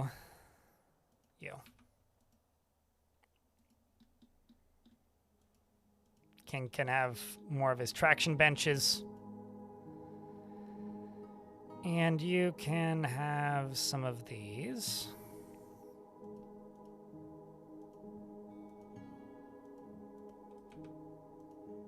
And you can have some of these. The one thing I will say about Albion, and I would rather not talk about it more than I need to beyond this point, but the one thing I will say about it is it does have some performance issues, which might be because I was running it in Proton, might not be, but during combat, like it sprinkles these little sparkly orbs around, and those things really kind of wreck your frame rate when they're in screen, which made one of the fights I was in kind of difficult to progress past. Like extremely difficult to progress past. And between that and just like it being very clear that chat wasn't into it, I just kind of gave up. So, yeah, Chat, I need a round of beers, a back massage, and a cookie so that we can change this subject, please. Because I just don't want to talk about this anymore. Like, fucking ruined my weekend, to be honest. Like, I've just been bummed out about it ever since. Probably shouldn't have streamed that game in hindsight, but hey, say Levy. Live and learn. Hello. Hello. I feel like a parrot. Stonecoat, thank you very much for the 29th month. Welcome back, man. Appreciate you. Thanks for helping keep the channel funded.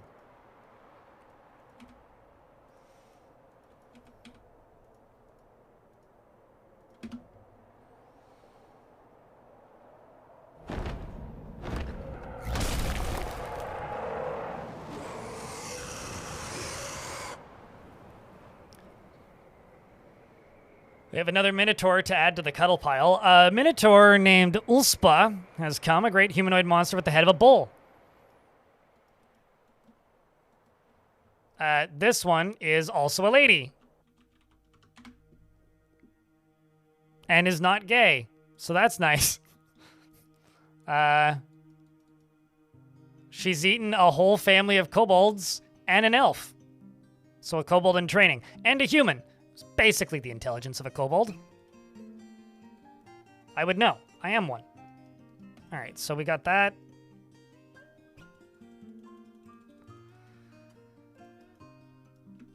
Something of that. The Dagger of Knives? That's a good name.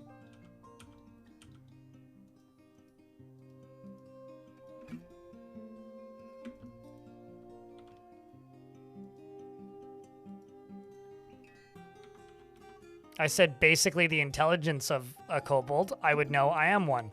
As in, a human is basically the intelligence of a kobold. I am a human, thus I would know.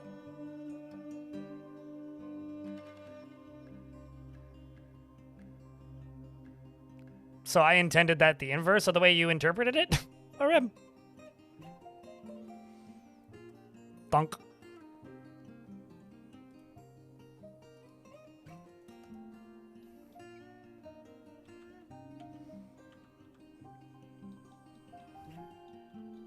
We can slowly start increasing the family of Flintstones.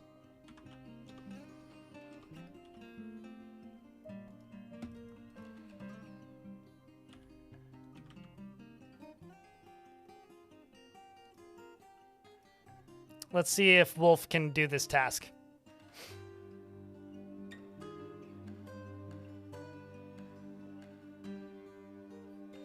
They're just extremely weak in regards to kobolds, so they're easy to kill. So uninvited guests kill them because they're weak.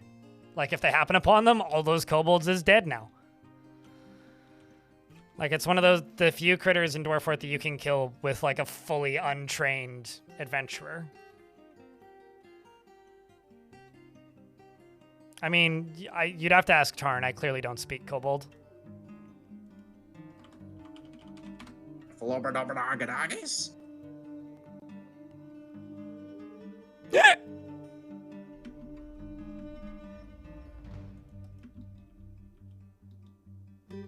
Buddy.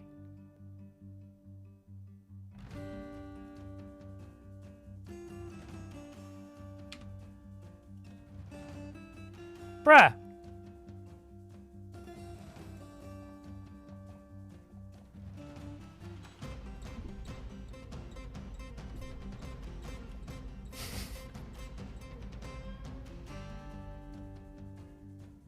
I assumed they wouldn't do that. I should have left him in the cage. The traders, the merchants, just fucking murked him.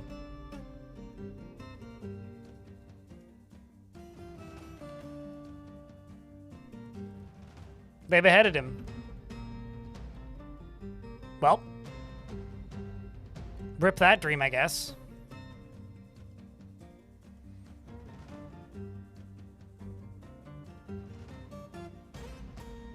Takes one to know one. I heart strippers.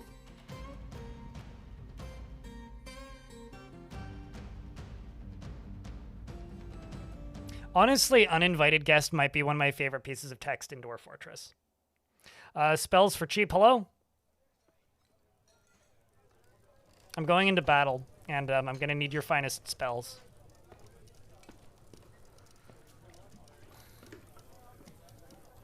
Kerplunk. Speaking of kerplunk.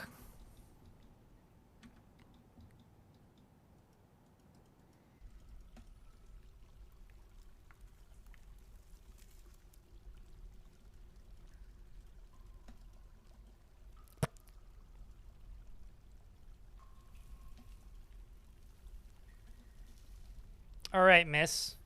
I understand that your other egg is gone, but can you please go lay some new egg? I need to buy some RAM.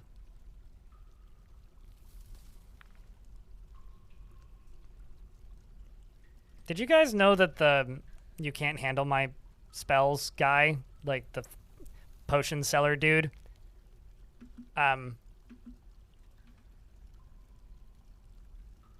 is like a published author who like wrote a bunch of successful screenplays? If you didn't, now you do.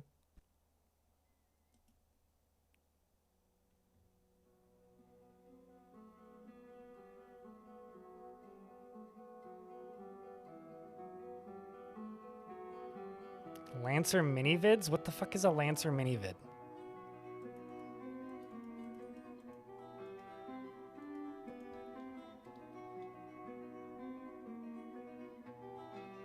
Okay. That would be why I don't know what that is.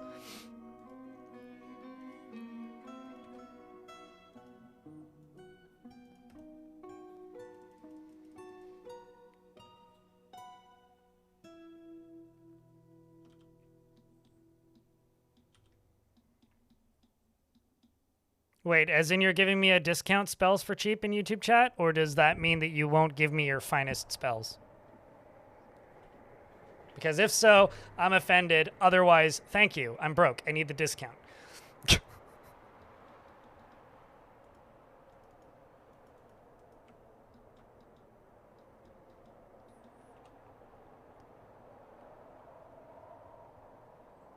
The response in, like, YouTube chat is just yes. So, Temu spells? Oh no. You know, honestly, I would not trust the finest potions from Temu. I would not. That seems beer. Unwise. Notocasa, thanks for the 35th month. Welcome back. It seems bad for your health. I don't know.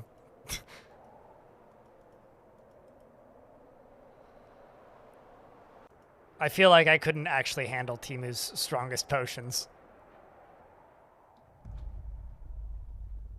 We should start speaking anything but English in this chat. Why?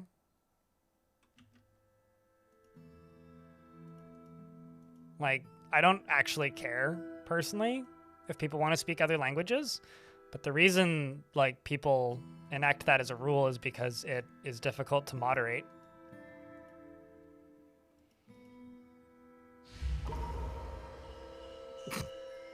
Animal. It would have just like the inverse effect.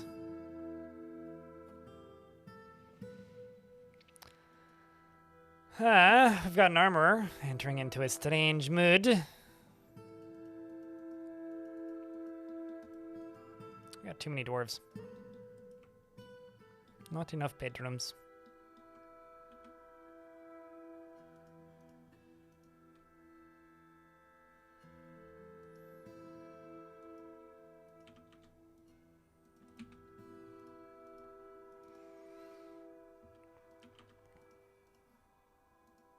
Animal entering the chat with the equivalent of Ich bin ein Berliner.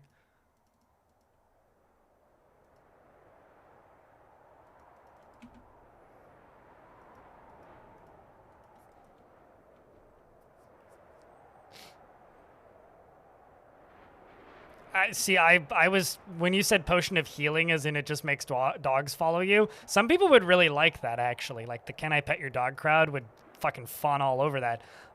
Although when you said potion of healing, I was just like, wait, like the potion that just like transforms your shoes into high heels? That seems very uncomfortable.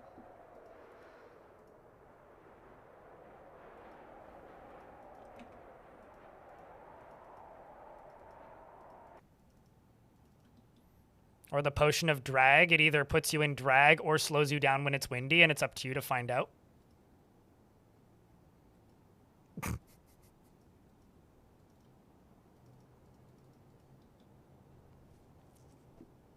I'm a big fan of potions that are puns, especially bad puns. Although I'm also just kind of a fan of anything that's a bad pun, which is why I'm kind of a sucker for, like, portions of the 2-point games that are just bad puns.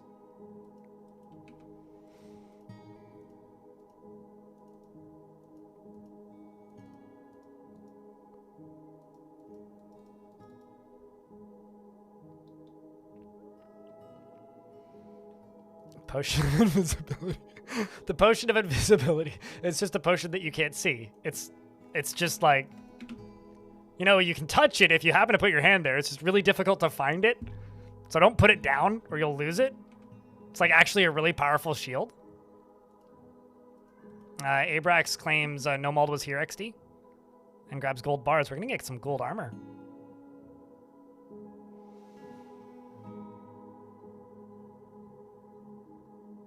Potion of shield, the potion that you can't access. It's just got an impenetrable force field around it. Adulok.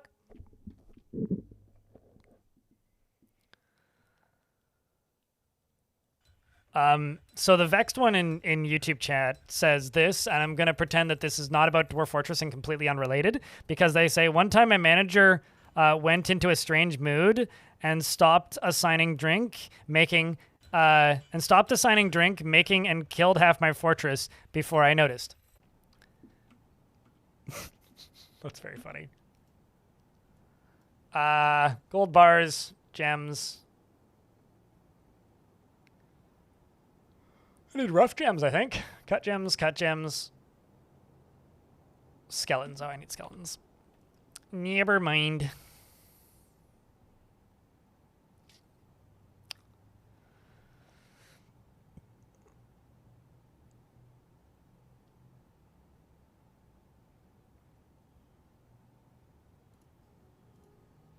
We're gonna butcher more ram.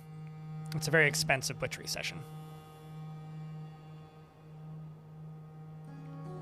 Someone worked at Chili's?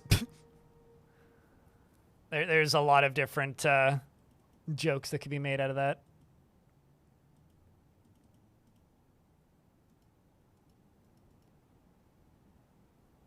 I once set a job for a dwarf to make wooden tables at a carpenter's shop in older versions of Dwarf Fort and just set it on repeat, and then kind of forgot about it. And then started seeing notices saying that I was getting masterwork tables and was really confused, and then eventually realized that I just forgot to disable that job and I had like 1,200 tables in the fort. We made a lot of money selling tables that year.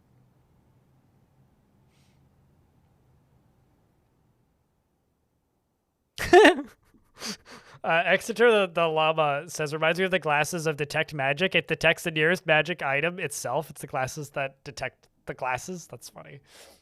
It's like the endlessly... it's like it's a self-fulfilling prophecy. It's like, where's magic? Here. Duh.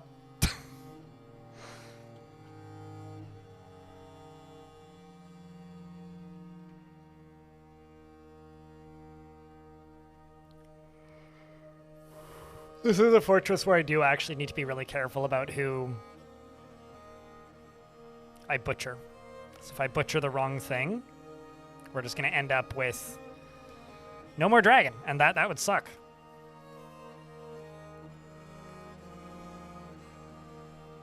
Hey, they got a statue of a minotaur. Look at that. I wonder if it's one of mine. Or the one that I killed accidentally.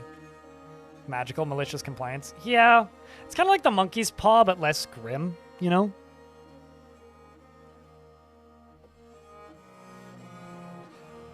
Or like when you're not specific and then a genie fucks you up. It's like, I want to live forever, and then it makes you into a rock. Oh no!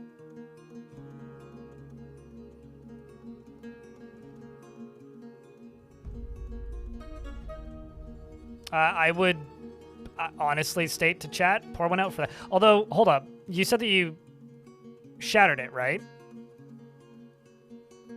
Was it just the screen that got shattered? Because you might be able to... Like, a Note 10 is a pretty common phone. You could probably just replace the screen on it. Yeah, it is a pretty old phone, but that would just mean screen for it cheap, generally. I recently got a notification on my phone that the Formula 1 app is no longer being updated for my phone, which is funny because, like, Android on that phone's fully up to date. It's just that my phone is too old to be able to run it. My phone itself is no longer supported. Can technically read stuff and blindly play games. I mean, I would say it's probably worth taking it into one of those little rando sketchy phone repair places and being like, hey, do you stock screens for these? Or a compatible screen? But chat, can I get it? I don't know. Pour one out. Round of beers for the poor Note 10 Plus. Rest in peace. We've got a dwarf who's Abrax, who's my manager, making an artifact piece of armor out of gold bars, 2 gems, as well as rough tourmalines, rough lavender jades, green cut glass gems and water buffalo bones and conglomerate blocks. That's going to be worth a lot regardless. Please make me something cool. With a little bit of luck, yeah? 2 luck.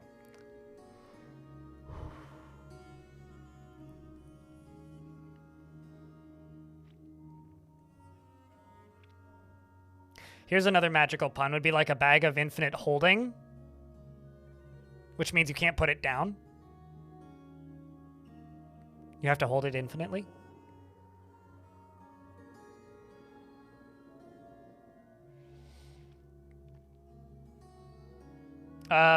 If it's on display, no. If it's in a library, yes. Tibe. But if it's on display in a library, no.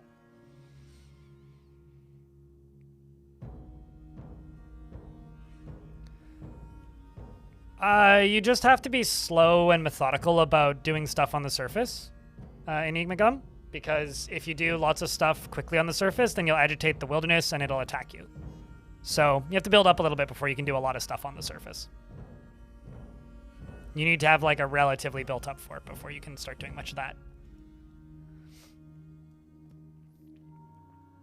Basically.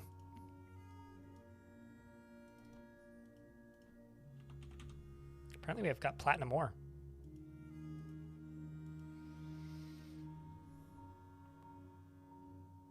Yeah, don't clear cut the whole forest because you will die to giant badgers or something. At least not right away. And also elves are way more picky about how many trees you can cut down. Like on normal maps, they let you have like 40. On Untamed Wilds, it's like 6.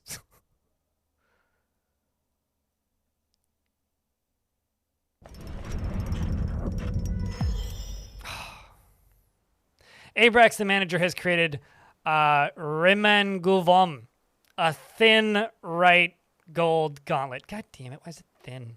And offers it to Thunderfire, the Crystal Dawn. Oh well. This is a high value thin gold gauntlet. All craftsmanship is of the highest quality, and it is encrusted with single cut lavender jades, decorated with rose cut green glass gems, and encircled with bands of square cut lapis lazulis and water buffalo bone. This is like one of the things that bugs me the most about this version of the game is that they just straight up don't have sprites.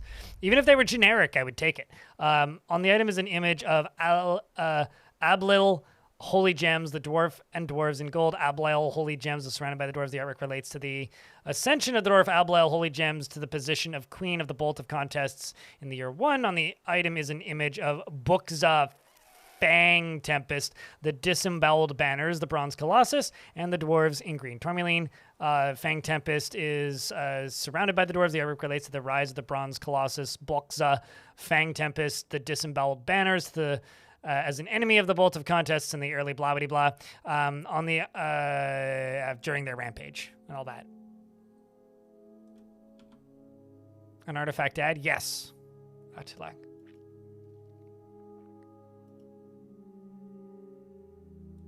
Of course he did. It's a thin gauntlet. And I'm going to give it to the king, who can have that. Did I give a sword to the king? Hold up. I don't recall doing that.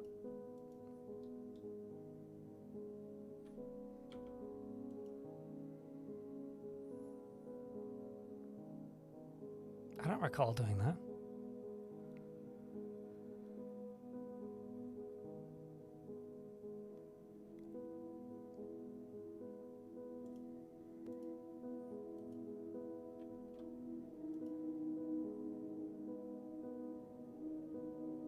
What the heck?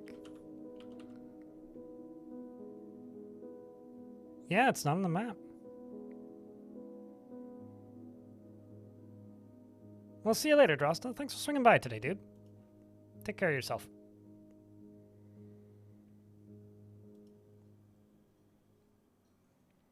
That's going all right, Sweenbean. Your dwarf's still alive, too. I just found out that the king has an item assigned to him that we don't actually have available or in the fortress, which is interesting. It's a big old sword. I just simply gave him, a shoe and a thong. No, he didn't bring the sword with him, otherwise it would be on the map, Wrath of Seth. It's not on the map, which means it's assigned to him, but either was stolen or lost.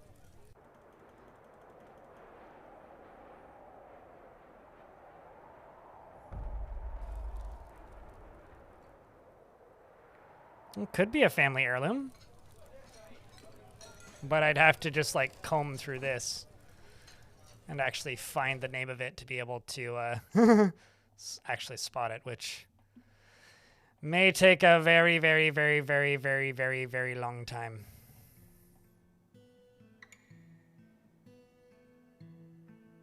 You know, because the item is called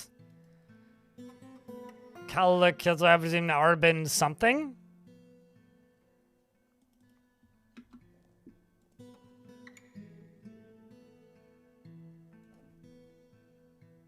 So I'd have to figure out what that translates to and then find it in that list. That's another menu I hope gets improved at some point. But how's stream today been? Pretty good. I've got 2 baby rocks and 2 adult rocks. Yeah. Okay, kitchen. Yeah, okay. They're not set to cook rock eggs. Please, Mr. Rock, please fertilize baby rock.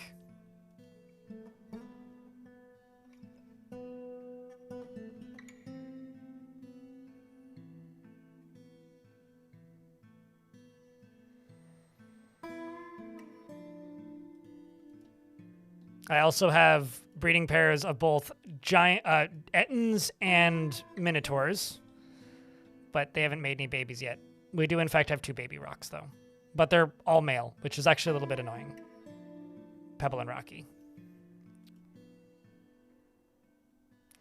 All right, well, since you're incapable of fertilizing the second round of rocks, we'll have to get rid of these.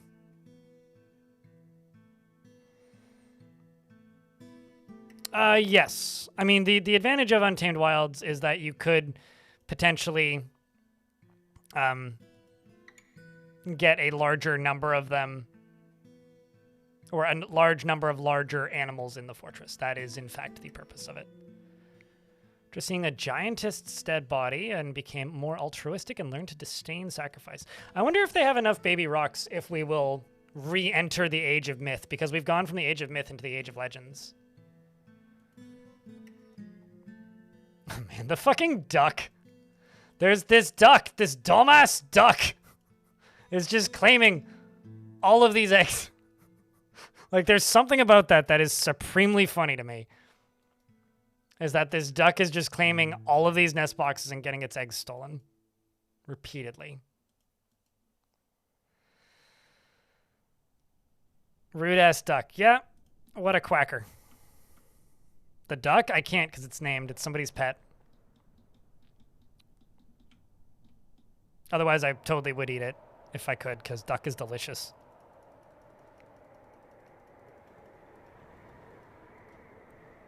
Like, there's a breakfast place that I live pretty close to that specializes in duck things. So their duck hash is pretty great. It has like 5 elsewhere where it goes, but instead it waddles up there and claims those ones.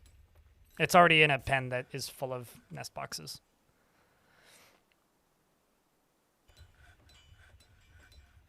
I mean, I could put more in that pen, but very cat-like behavior. It's just decided it likes that spot, you know? Like, that's the spot. That's its spot. And you can't take its spot. Yeah, and it will take you from your spot.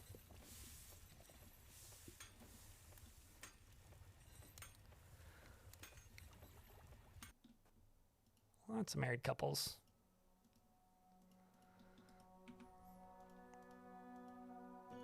Nice, nice, nice.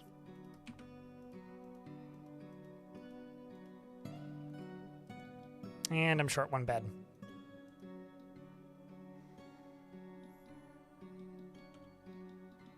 I'm sure I won't need that many beds right here, so I will get rid of that.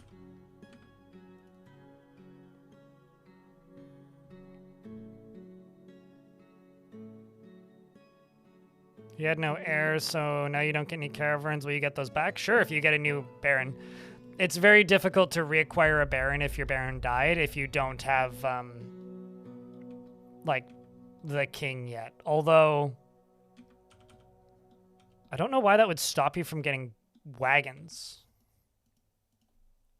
Like, you should still continue to get wagons. But you're kind of just SOL, mini big boy. Hate to break it to you.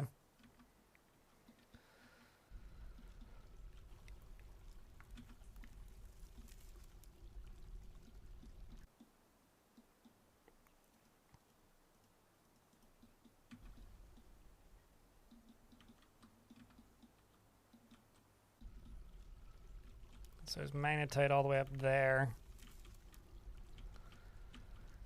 So much iron, holy shit. Fucking ducks. The duck claimed another... Okay, well, Domas, where are you? Maybe I have Domas in the wrong one. Domas, you Domas. God damn it, Doran. Contain your duck.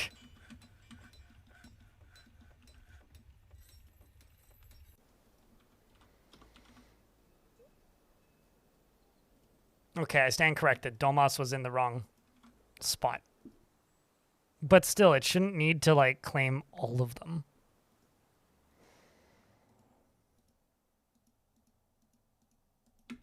Go hang out with the giant squirrel and the giant stork and the giant loon.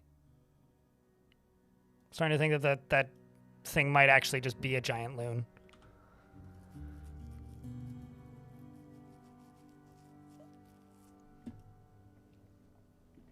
You tried your hand in adventure mode for the first time and went straight into a male dragon. That sounds like a mod. Probably, yes. Was funny, I don't know. I mean, if you go like straight up to a dragon in normal adventure mode, you're just dead. Like it's unlikely that you'll beat a dragon even if you were like as strong as you could possibly be. This fucking duck, man. I do love the idea of the fact that the nest box is being outcompeted by a duck. Like, the rock is having a hard time consistently maintaining a nest box as their own property against a duck. Like, a duck is out-muscling a rock is maybe one of the better visuals in recent Dwarf Fortress. Like, this duck is doing a better job bullying a goddamn rock than my, you know, any other bird in the fort. Okay, let's just get rid of these then. Quack to assert, waddle to assert dominance.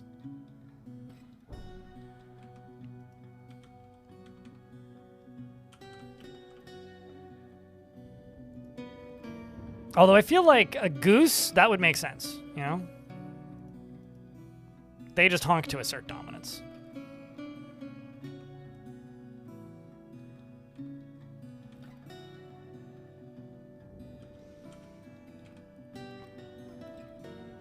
Does somebody want to do me a favor and check the wiki and tell me how long they take to get to adulthood? As far as the rocks are concerned?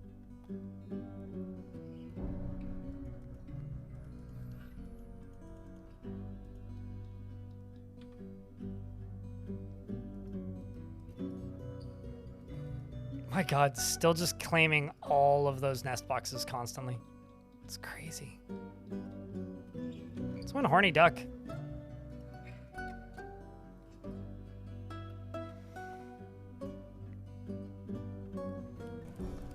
Our adult at 1? Good to know. You had a peahen mortally wounded dwarf. I like to tell this story about the fact that I had a dwarf die to a horse that they were trying to geld. And I also had a dwarf lose an eye to while gelding a cat.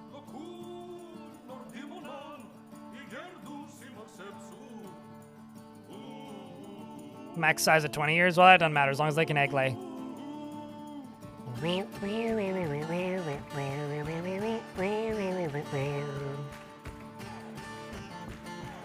Also, it's party time. They keep partying in the temple. Meditate on happiness. What a crew. They're performing a dance. The dance to which they perform. Which, that still doesn't work.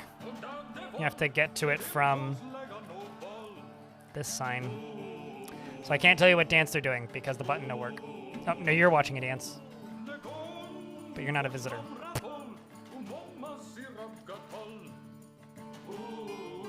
Yeah, because this button doesn't work right now. It kind of sucks. Although I could probably figure out what they're doing from their thoughts. Someone will say that they were happy after doing the thing with the thing. Nope. Bummer.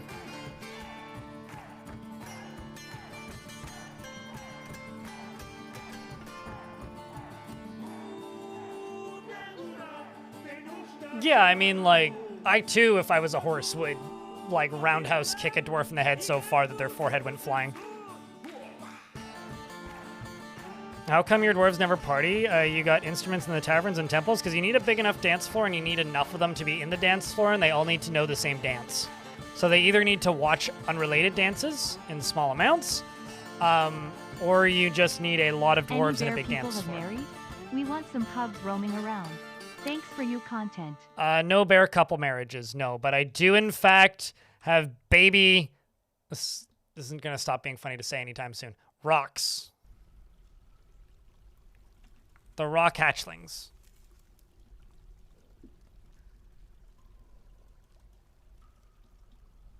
I also have a male and female minotaur and a male and female Etten that I'm hoping will make babies.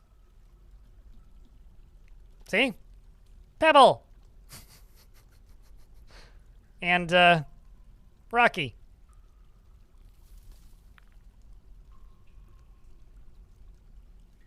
So, yeah. Although, I'm less certain that this is going to work. And someone was saying that they can't breed while in cages, but maybe that's true, but I've had troglodytes breed in cages. So I'm kind of hoping that they'll breed in cages. So, yeah, very hopeful there. We also have Le Singular Dragon.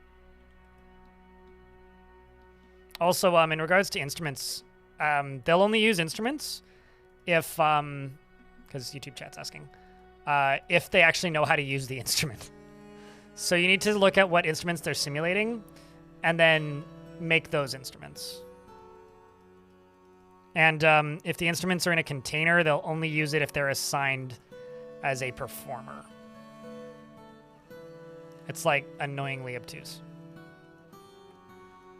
I will also say that constructed instruments block dance floor area as well.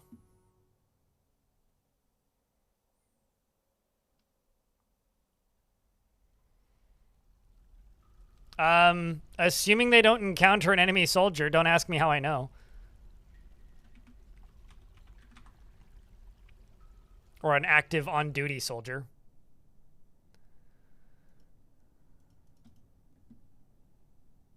But yes, you can.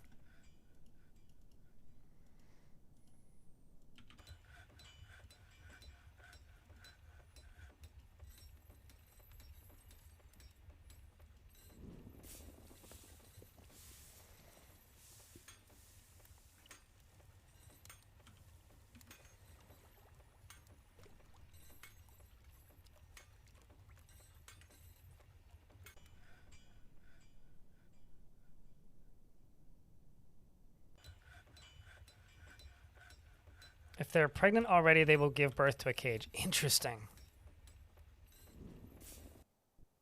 Well, we can try this.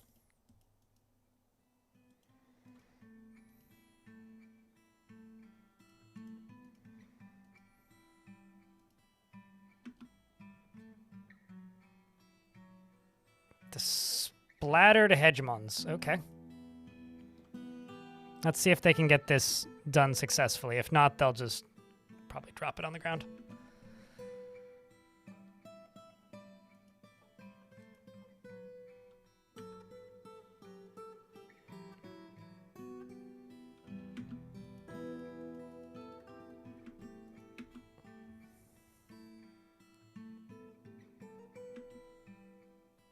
What? Oh, you went and put him in a cage. That's funny. Okay, so you're assigned and chained. But for some reason, you went and put this Minotaur into a cage. Okay, so you're going to go... No, you're just going to go chain an unrelated metalsmith.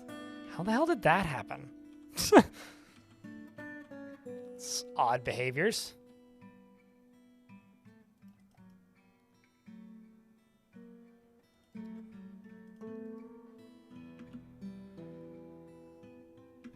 Why are they doing that? Okay, this is very perplexing.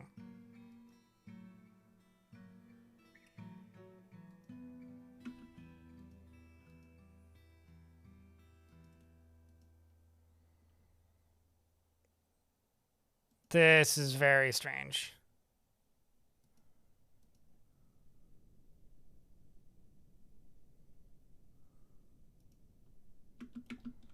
Does anybody know why they would be doing this?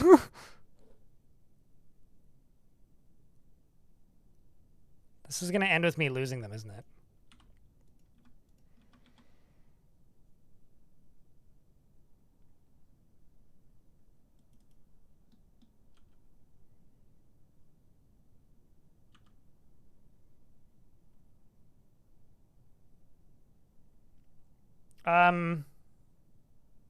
Don't actually ask me to answer that because I clearly don't know, Mary.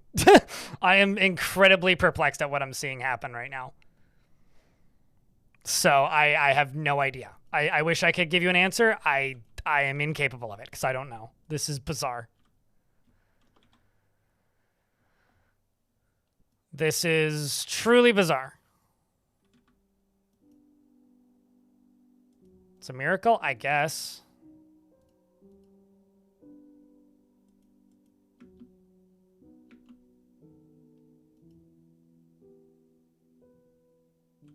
I'm so confused.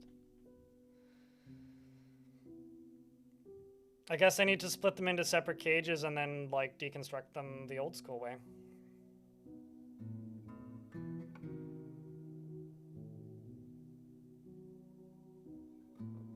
Does anybody know why they're putting them into a secondary small cage after the fact?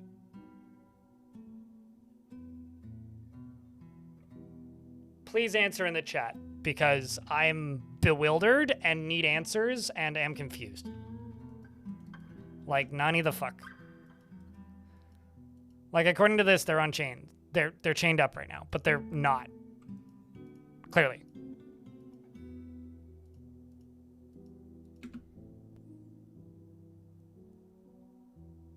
I guess chat's as bewildered as me because someone seems to have removed chat's ability to speak.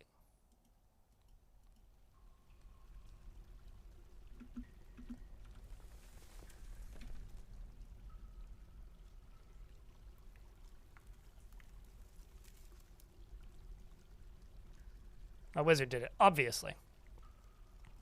Never thought someone would say that, but here we are.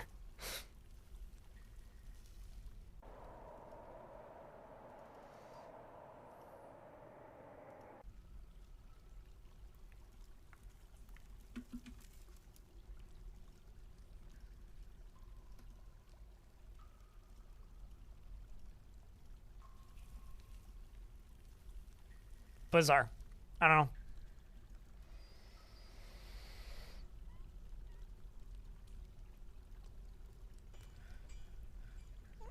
Wizards no sense of right or wrong or cage or trap for that matter.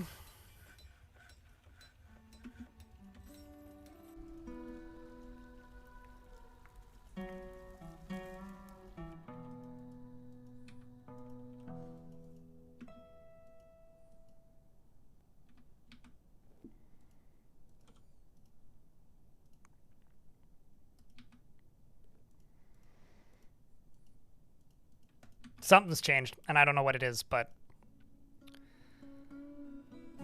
I will also do this. And this.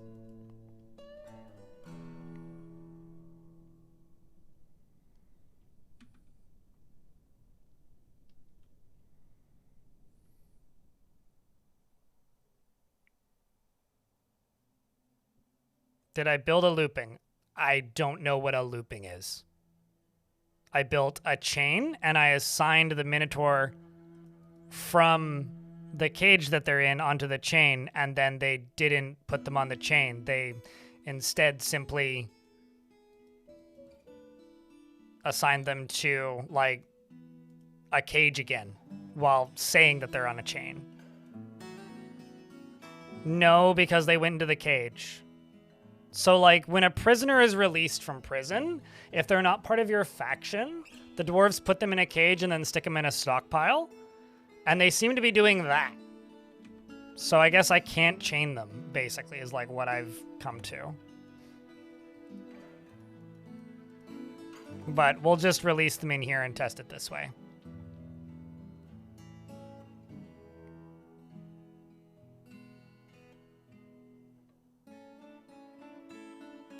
Are we talking about a dwarf?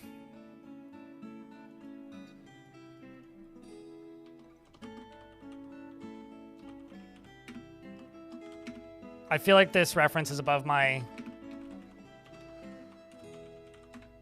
pay grade. She cleaves an austere lifestyle, disdaining even minor modesties in appearance, and is a vulgar being who does not care a lick for even the most basic rules of existence or quantum continuums, clearly. Is sloppy with her living space, and she is very ambitious, always looking for a way to better her situation, and she has a calm demeanor. She feels envious of others and tends to ask others for help with difficult decisions. She generally acts impartially and is rarely moved to mercy, and is disturbed by this as someone who dislikes those that seek to acquire power over others. She is somewhat fearful in the face of imminent danger. She is somewhat uncomfortable around those that appear unusual or live differently from herself, and she is slow to anger. She is not particularly interested in what others think of her, and she finds helping others to be emotionally rewarding. And she needs alcohol to get through the working day, and does not mind being outdoors at least for a time. Doesn't care about anything anymore. She dreams of creating a great work of art, and this dream was realized. She personally would have the world operate in complete harmony without the least bit of strife or disorder. Hates those who wield power over others, and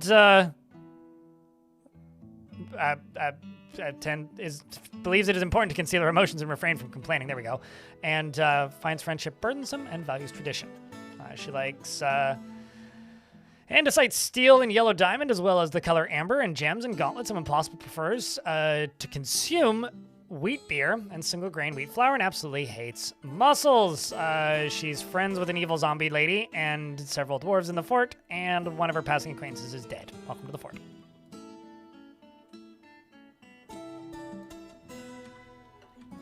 Yeah, no, it's very confusing looking, so don't feel like you guys are missing some big ordeal, but now I can do this, and it'll look super ugly, but we'll do it.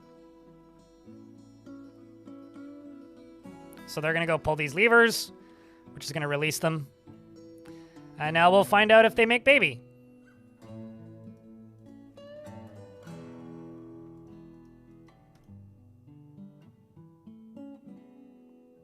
Now we find out. So we'll leave them in cage, and we'll release these two and see which one make baby first.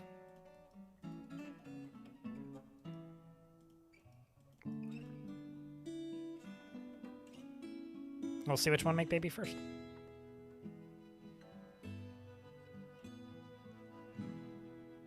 I'm not gonna lie. Your slight drunkenness is confusing my sober, somewhat headacheness. Like, this is maybe the most perplexing series of events I've ever witnessed. Specifically, just the combination of the very odd occurrence of not being able to remove the Minotaur and put it on a chain, and now you're telling me to make a looping builder, and people asking me if I built a looping, and now I'm like, I'm lost. Straight up lost. Baby Minotaurs will not join my Civ, no. They are just additional Minotaurs. I've just never seen one in Fortress mode, and I want to see one in Fortress mode.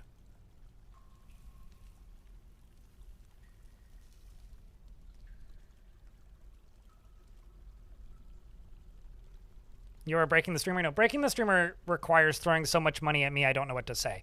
I just have kind of a headache, and I'm probably going to end the stream early. But, sure. Yeah, you tell yourself that.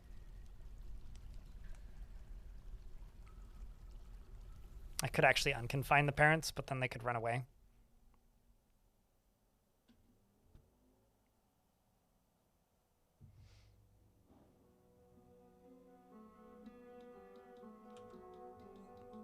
But if you mean like more literally, yeah, then I guess you're breaking the streamer. Damn, that is quite the tetrahedrite. Quite the pile of tetrahedrite.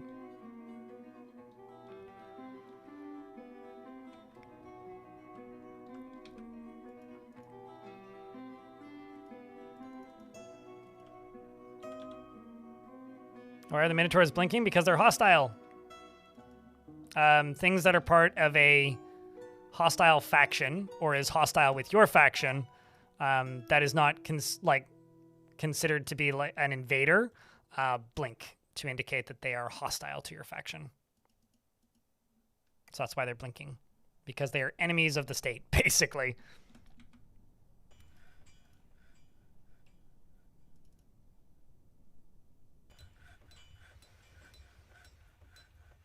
I do have a headache, though. I don't know why exactly. I had coffee today, so it's not because of that, but I do, in fact, have a headache. It's going to come on in the last hour or so. It's quite unpleasant. I've been drinking water, though. Like, I started today with this water bottle full. I realized it. Okay. I started today with the water bottle full, so I drank about 600 mils of water today. I also drank most of one of these before I got up.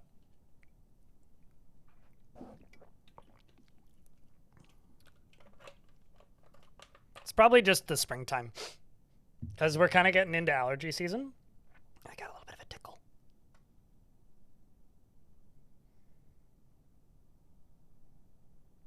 How dare you backseat water me, Letteran, without knowing how much water I've consumed. It's more like backsink water me. I'm just envisioning somebody standing behind me with a hose. I'm good, actually.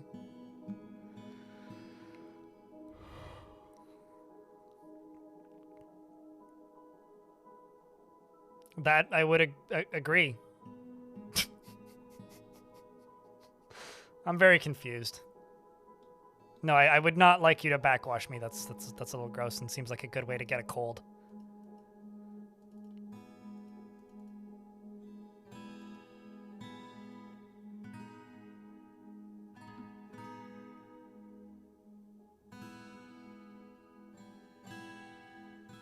The rocks aren't blinking because they've been trained, so they're technically not enemies of my faction. The little rocks are maybe one of my favorite sprites in the game, and I have never seen one before, so I'm very happy to see the baby rocks. Baby penguins are almost as good, though. Baby penguins are almost as good. Chat, I would like you to know that there is a faction or a government group in this world called the Symmetric Bug. I feel like that's just everybody who plays Dwarf Fortress. They're all infected with the Symmetric Bug.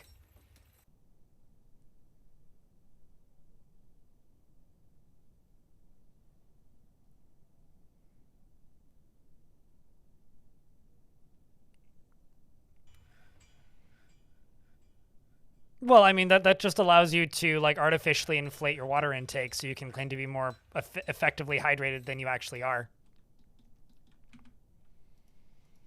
You know, it's like the scene in the movie when the person is handed the wine and then they just walk over to the potted plant and throw it in the wine.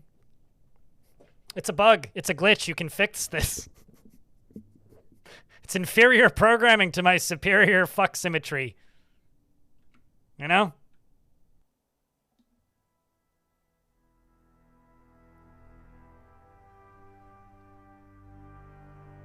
This is Ty the Tasmanian Tiger. Thanks, Donkey, for reminding me that character exists.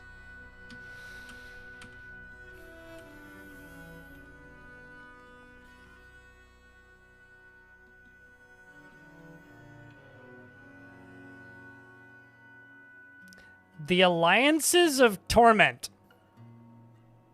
A performance troupe is visiting, alongside of a lady consort and human crossbowmen. I'm sure they're friendly, right? Alliances of Torment sounds like a metal band's EP.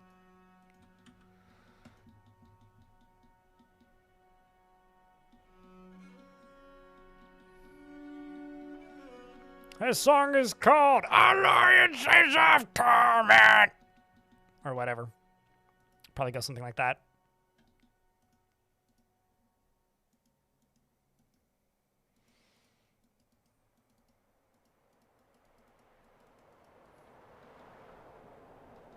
Yeah, it's like that, or it's like a planescape. Okay, so like if there's enough lore and bullshit in Final Fantasy that there can be a band that writes kind of crappy metal about Final Fantasy music, or about Final Fantasy stuff, there's got to be enough stuff in Planescape that you could write a song, or have a band that only writes songs about Planescape. No, just a light aquifer.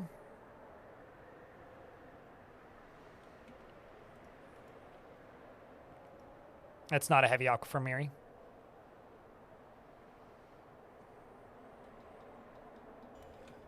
I need to stop staring at these rocks. You know what they say, a watched rock never lays an egg. So I think people say that, right?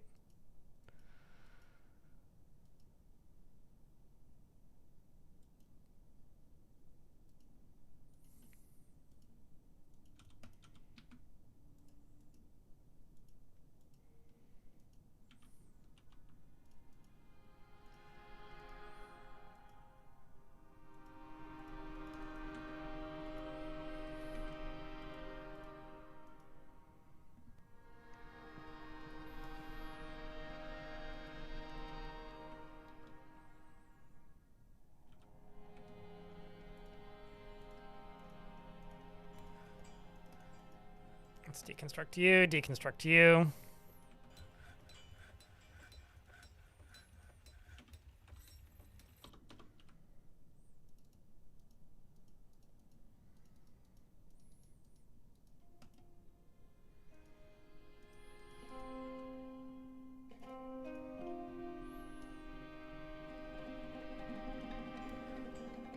There's a bakery opening in town on Friday, maybe, and you're excited. Opening was already delayed a few days, so that they could have enough. I don't know what kind of bakery this is. Muffins ready. What kind of is this a specialty bakery or just a bakery?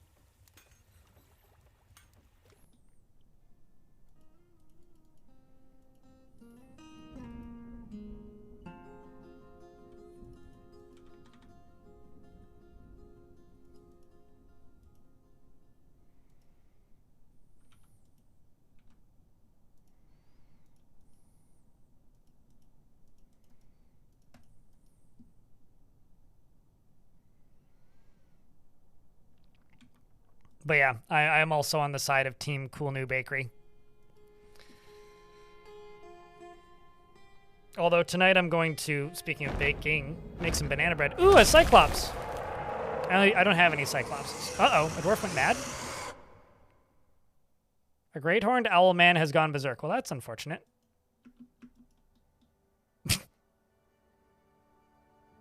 I think they're stuck. The Cyclops has nothing equipped but snow on her feet. His feet? Her feet? Her feet. And she's killed 17 things. Nice. I'm going to enable this. See if we can't catch anything. Let's hope that we don't accidentally stab this one to death, like the previous.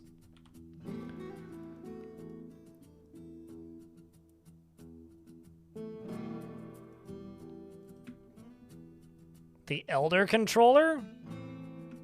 Is that just a fancy word for a very out-of-date controller?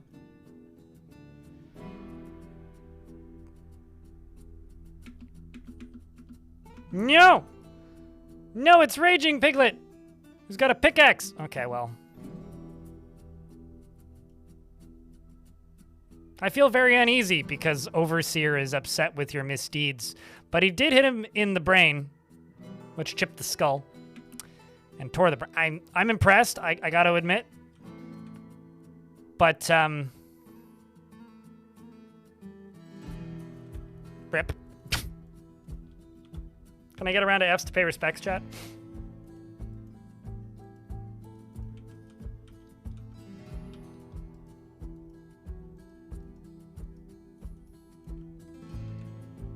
It's very unfortunate, really. It's a very crowded tavern.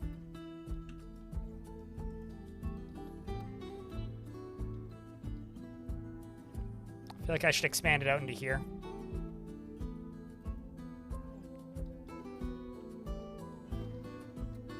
Maybe. We'll see. Hold up.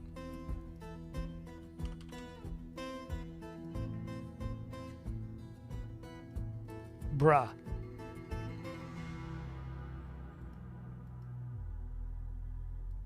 Apparently we just have a pile of platinum lying around. That's kind of nuts. So the owls are out here.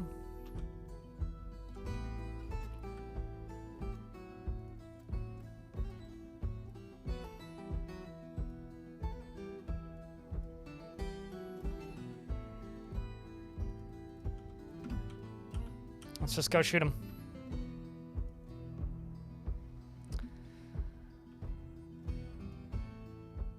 What should I make out of platinum, chat?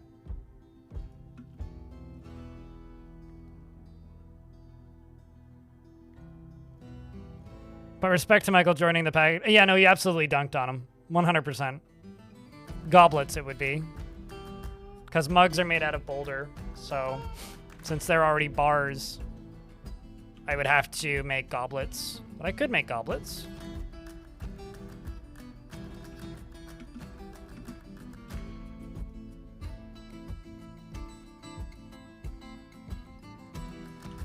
All right, for chat, platinum goblet. Platinum table. Adamantine something or other. Platinum throne. Adamantine ballista. I was right there.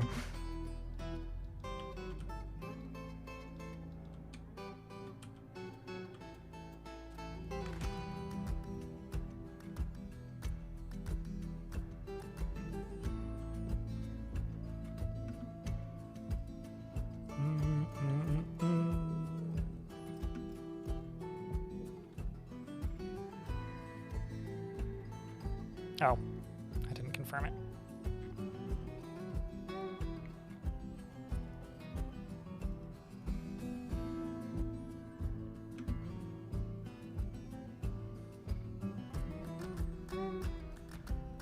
No reachable target.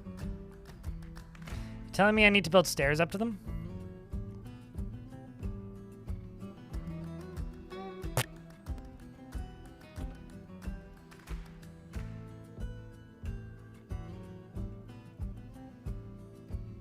To make a platinum floor death pit?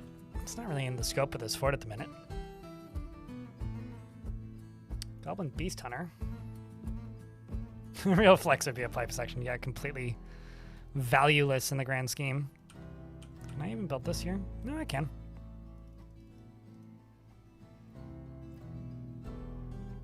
Well, I can tell my soul... Oh, there we go. That's what we need.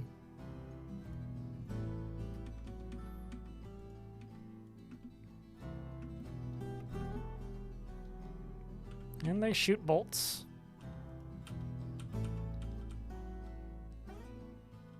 Turns out building next to them was not the worst idea. Oopsie, it's not there. It'll be right there instead.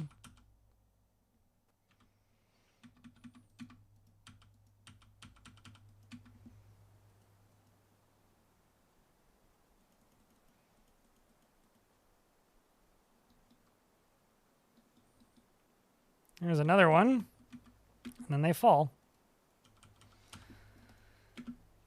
All right, now things are going to get a lot worse, right?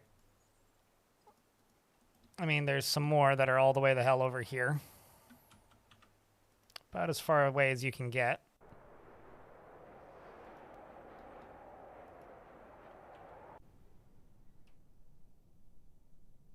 Finally got a mate for your giant blue jay. Well done.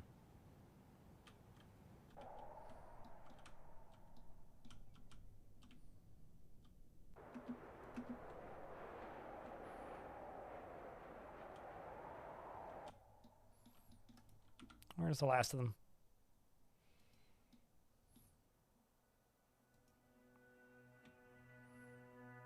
They're so high up, man.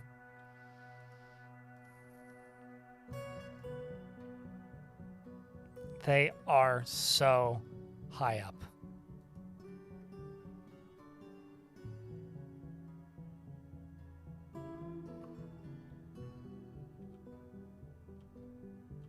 Somebody shot a bolt at it.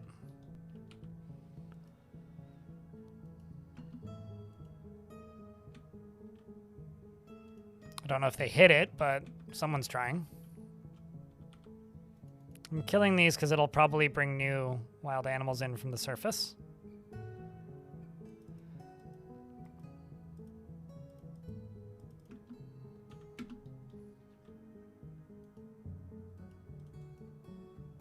Then it moves.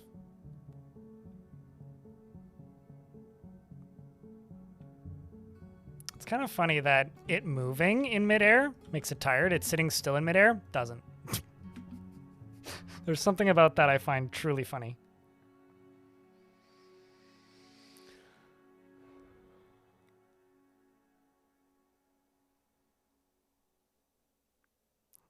Are you asking me how I caught the birds or how chat caught the birds?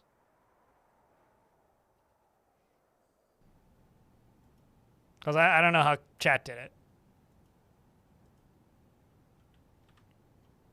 Oh, the rocks? With cage traps. I think she's actually too high up.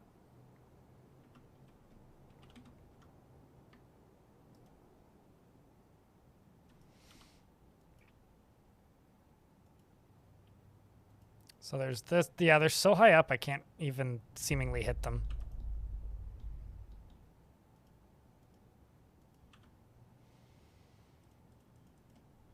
But yeah, I caught the cage traps with rocks. Or I caught the cage traps such as the rocks.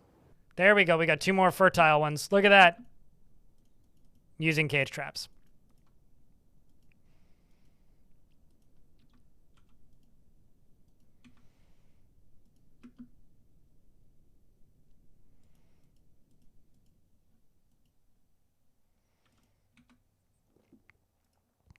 I'm just going to go up to here and just place one of those to try and get that out of here.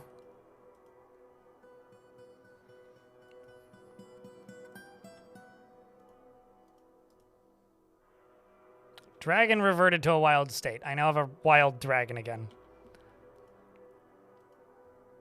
Oh, that's not good.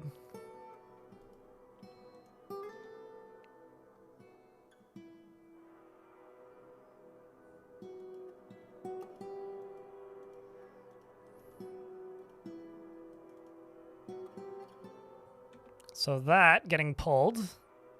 We'll close this. And then this getting pulled. We'll release them.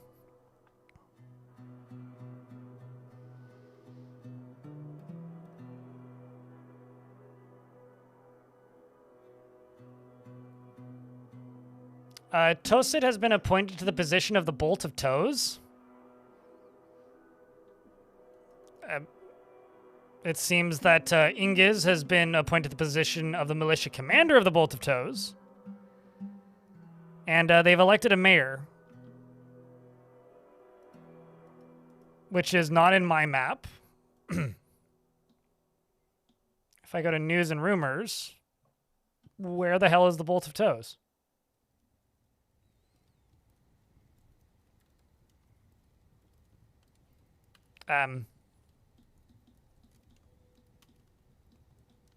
I assume this is something connected to me.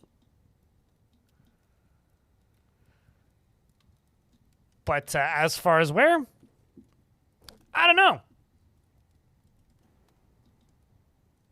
The Bolt of Toes elected a mayor is what happened in this fort today. That's something we'll have to, or we could look up in Legends, theoretically. There's a bunny that's starving. That's something that's happening in this fort today. Well, good news is we're getting 2 more rock eggs. Green eggs and rocks.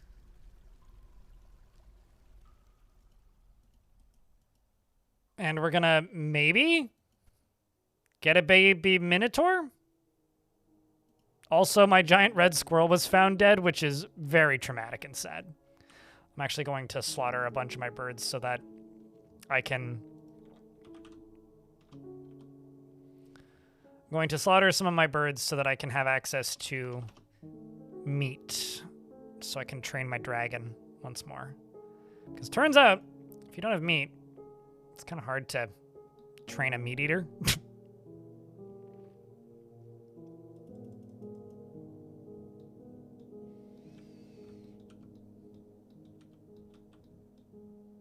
It also looks like I need some rock pots. So let's do the logical thing and make some platinum furniture, completely unrelated.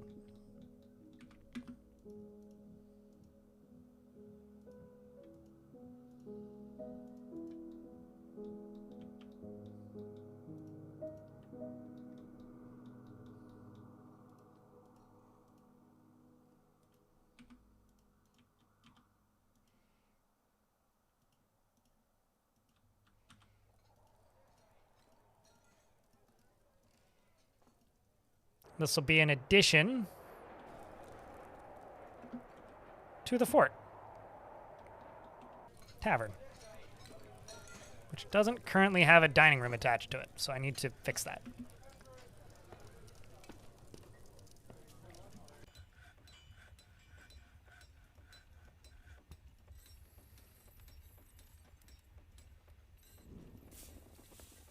Which is, in fact, sort of maybe connected to the trash disposal, but that's fine.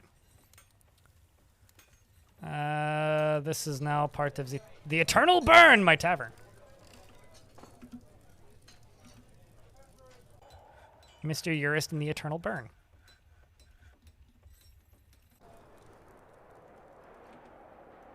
It's a local tale in these parts.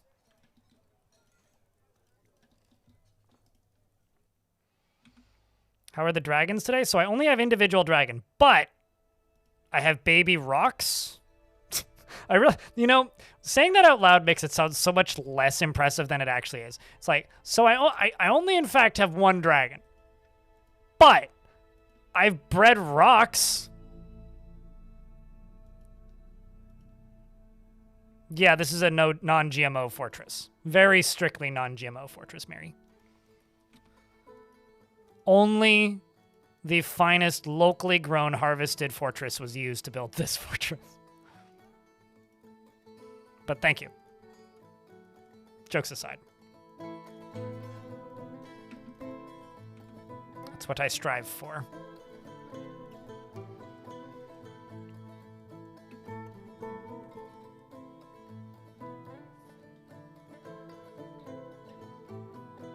"100% free range fort, except for those minotaurs and ettins. No free range minotaurs nor ettins. Only free range dwarfs. Except for when we're under attack, then definitely no free range. No free range, nothing. Nothing whatsoever. I really hope they make some lady baby rocks so that I can make some more baby rocks. Because the idea here would be to make... Oh shit, we've tamed Pebble and Rocky.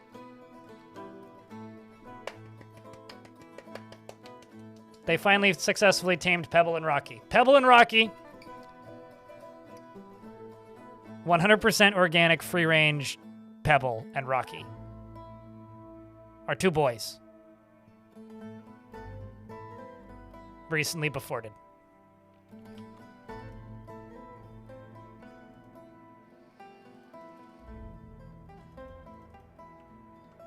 I still am awaiting the day where we acquire.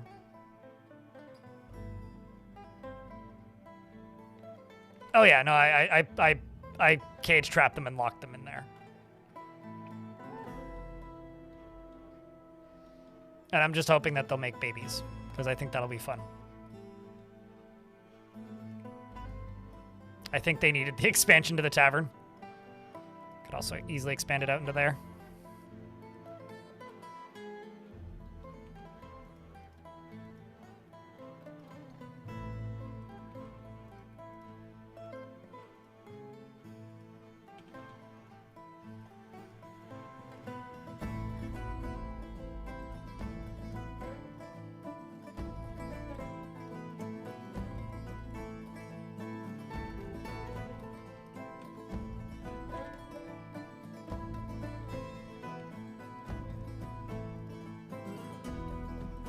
Let's go up to there and fill in all this.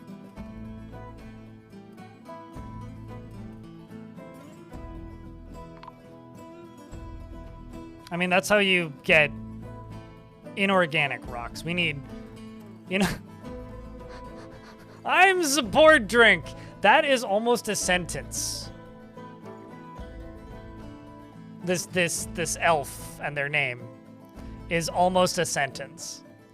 I'm the bored drink. When you're so bored, you drink. Also, implode command. Hello. It's good to see you, mate.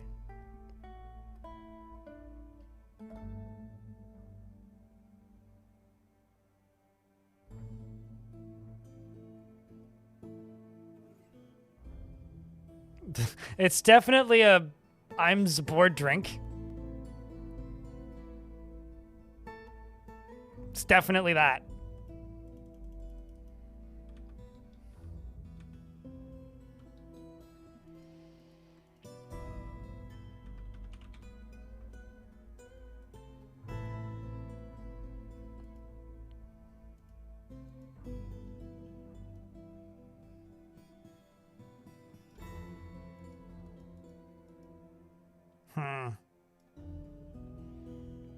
Why don't I just bring a cloth bin?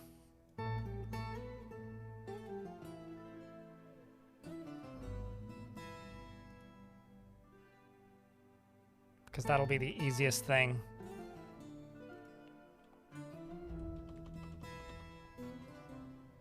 Or I could bring a gem bin over.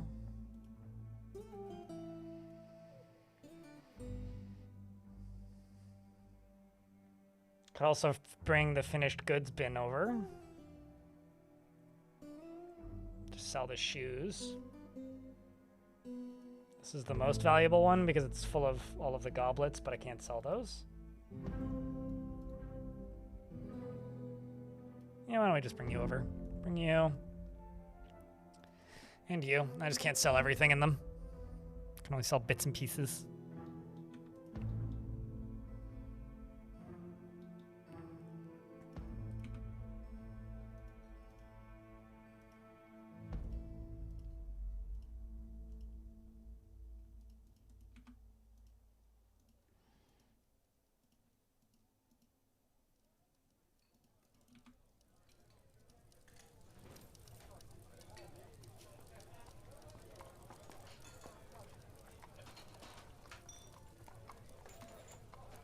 That'll be a fun pattern.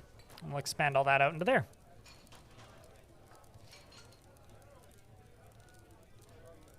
The value of this tavern is skyrocketing. Like, seriously, it's kind of nuts. Purely because it's like this massively expanded dining hall now. That is significantly higher value because they're all gold and platinum materials.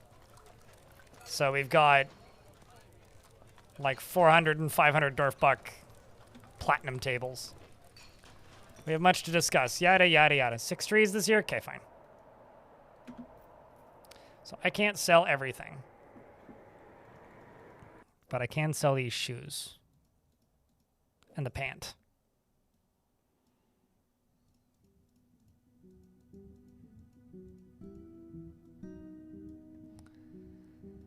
That gives me a couple Dwarf bucks. I don't want that. We are about to be in an ad break. They brought a kiwi. They brought a crow. Grizzly bear. Oh, I don't think it's a breeding pair. Brought a giant dingo.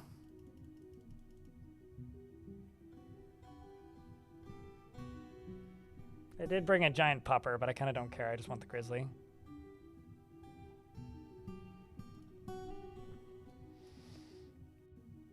I'll buy the fancy barrels. And just like the fun hats.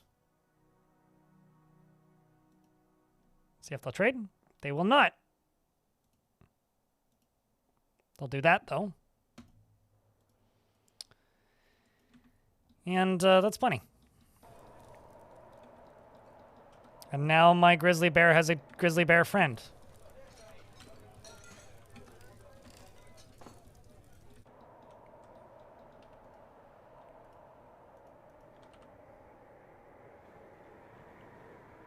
But unfortunately, they're not a breeding pair.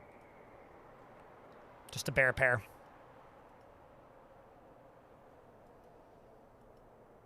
How unfortunate. Why are you in meeting room?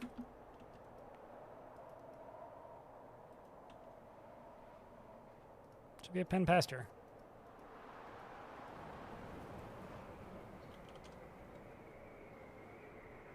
Oh, I see why.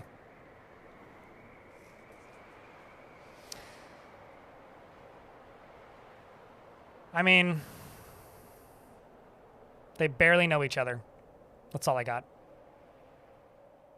Got a minute left on the ads. I'll just leave the game paused. Good news is, though, I do have 2 giant, just in case, use the gator on it. Well, I mean, they're both males, but... So it doesn't really matter either way. Yeah, this one's not gay.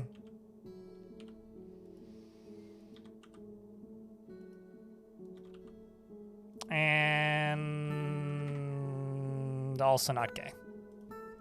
They're just bros being dudes, hanging out. 30 seconds left. Swing bean. These 2 bears, they're just bros. They're just besties. Being grizzlies. Enjoying each other's grizzly nature. Grumble. Watching football. Swing bean. Actually, no, they're just watching the poor little lady polar bear over there who's chained up. This is kind of fucked up now that I think about it.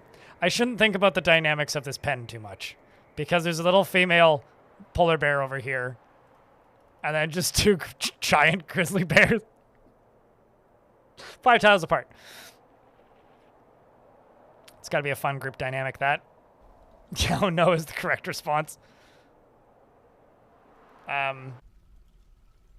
Good news is, though, we're getting some more mini demons. I mean, baby rocks. And maybe we'll get some baby Ettins and some baby minotaurs. Attila the Armorer has been possessed, though. Clearly is invading 2 more countries. And then this is Paddington's tomb. I'm going to give that to the king. Sorry, Paddington. Because I already gave that bedroom to the king, so why does Paddington deserve it? I'm going to put all some art in there.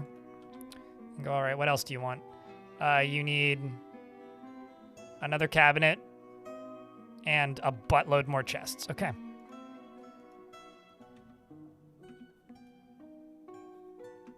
And Attila immediately grabs gold bars, and Attila is an armorer. So we're going to get some sort of gold bar related armor. Just put a sofa in there. I could put a bed in there, but...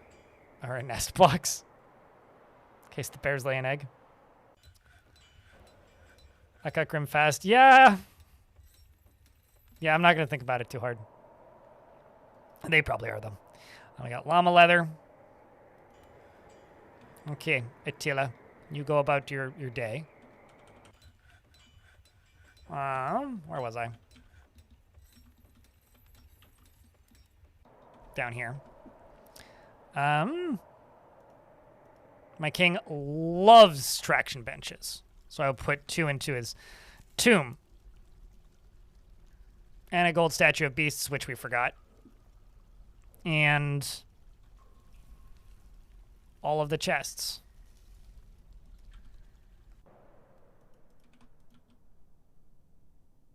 Okay, it needs 10 chests, and that just, we had 3, and that brings us up to 8, so. Iron chest.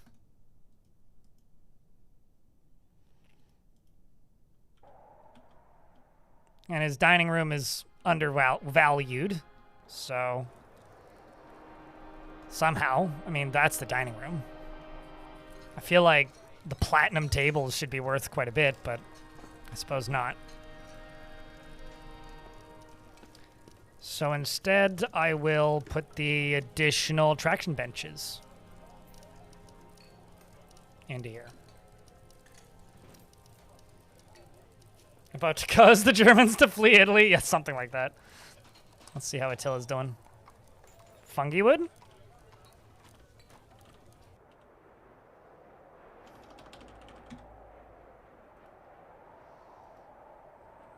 Actually has giant loon bones.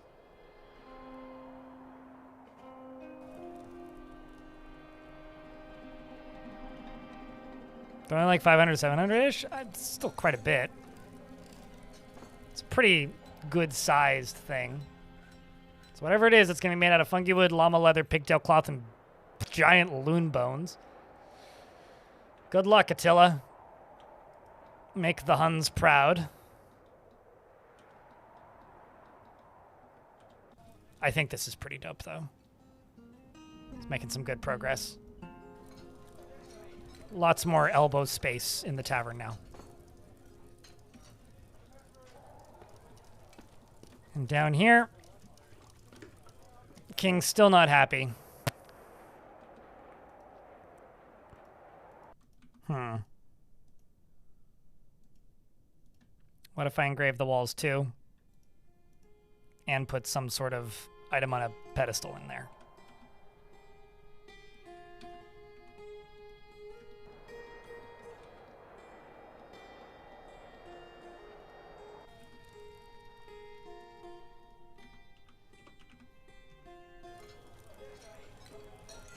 Such as some platinum goblets.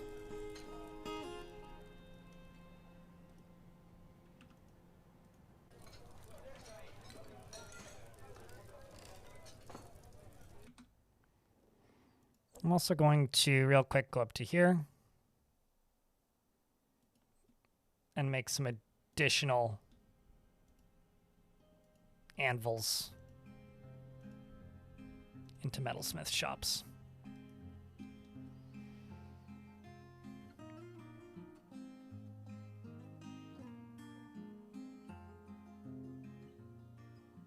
Intraction or a traction bench. I feel like nobles loving traction benches is the game's way of like beating you into submission.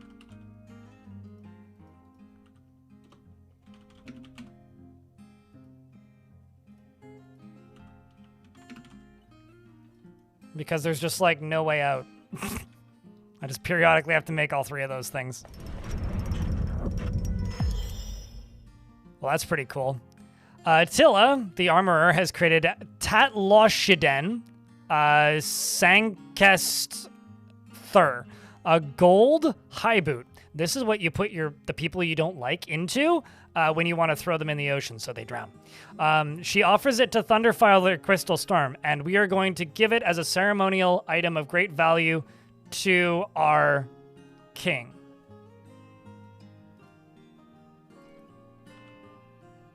Monarch McGee, go get it.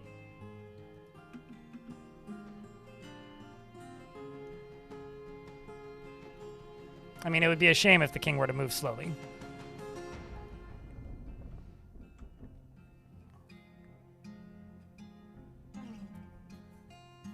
Does the king actually worship a religion? Oh my god, he does. There's like no religious dwarves in this fort.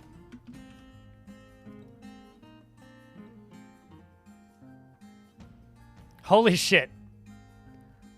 There's 2 religions in the fort. They're both my king. And they both have 1 worshiper, I think. Let's double check. No, 1 is my king. And he has 1 worshiper. Not a very religious fort.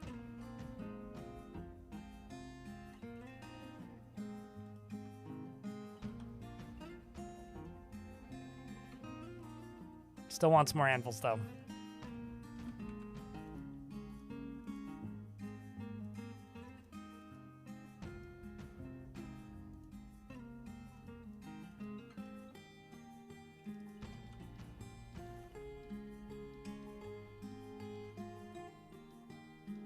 And then you, over here, you got those.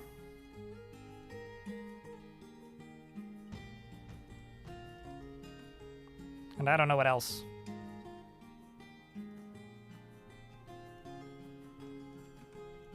Can I make... no more of those? Do I have any bookcases? No. More cabinets? Yeah.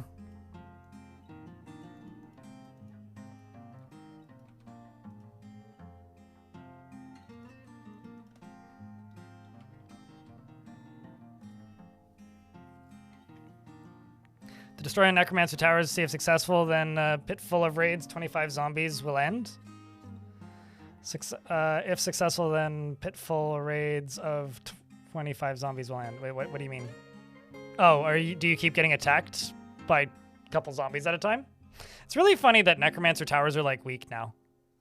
It's weird how like the game shifts over time.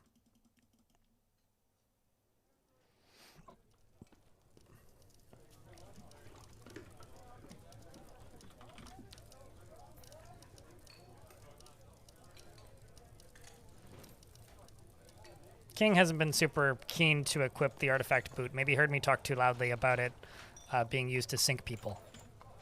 What if I remove this?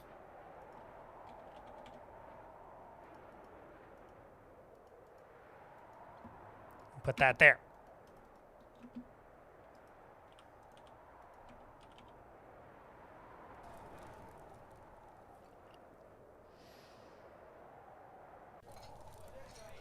Of well-armed and impressively skilled zombies?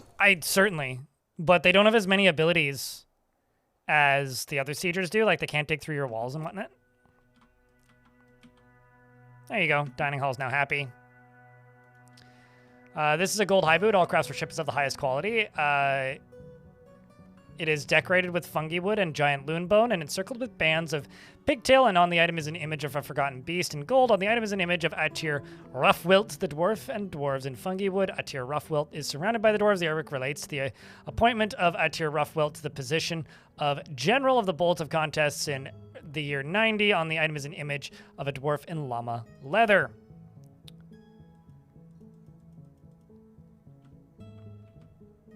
So now that I've done that, it's just the mausoleum that I need to satisfy. Just the mausoleum. The mausoleum.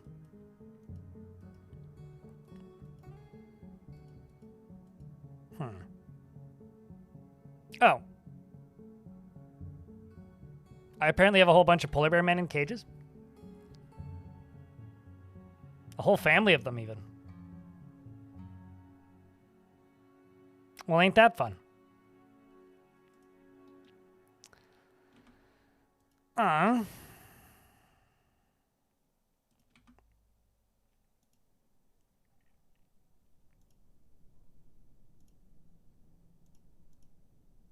do, in fact, have an additional traction bench.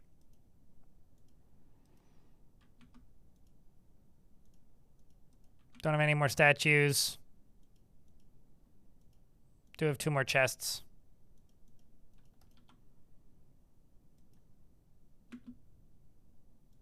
What else can I put on this pedestal?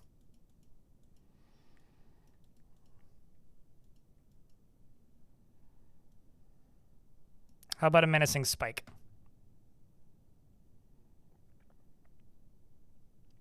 I still think it's really funny that if you raid the place and you demand surrender immediately, they almost always just surrender.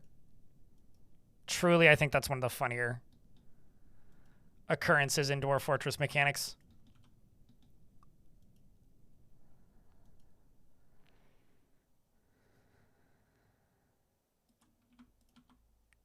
Come on, Kingy.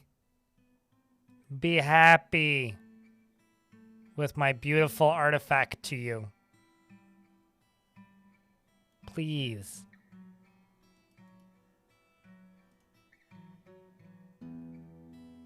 Or don't. Either way, I don't really care. Okay, you're doing the chest. You're doing the chest. There we go. King satisfied.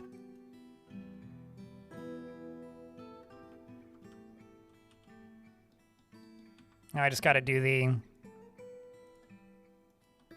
tomb for Paddington.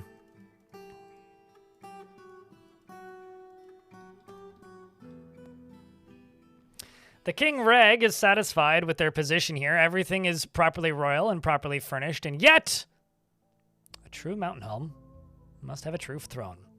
And a true ruler requires 7 symbols. Symbols not of this world, mere steel, will not suffice. Deeper we must dig. Deeper. I'll have you know, Kingy McGrady Reg, we have platinum and gold. Mere steel my ass. How dare you insult the good crafts dwarves of this fortress. Insulting their great alloys and minerals. Calling it mere steel. That being said, yippee, all the same, round of beers and round of applause. We have successfully satisfied our king's first level of greed, and now we have to level up to higher level of greed. Because King is happy with their living quarters. For the minute, anyway.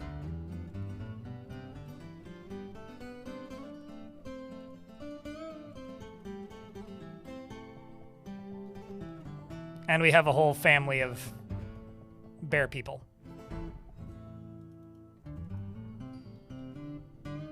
And hopefully soon, more rocks.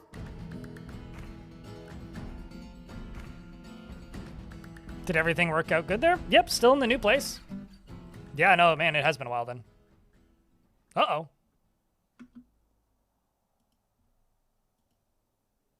The ghostly fish dissector? Did...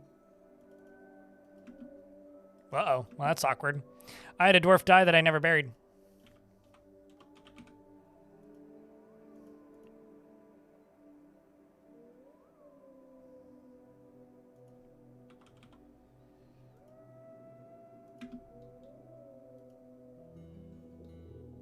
And, you know what's really funny? Is I've been talking about needing rocks. Guess what I'm out of? I wish I was joking, but I'm not. Genuinely out of rocks. More specifically, out of boulders.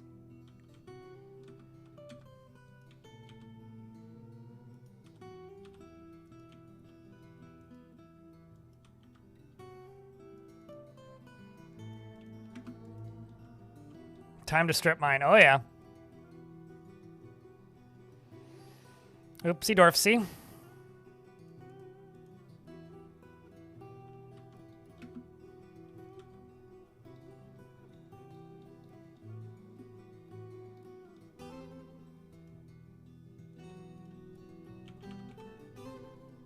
Although, it does also just mean that they are not in the stockpile as well, but... Okay.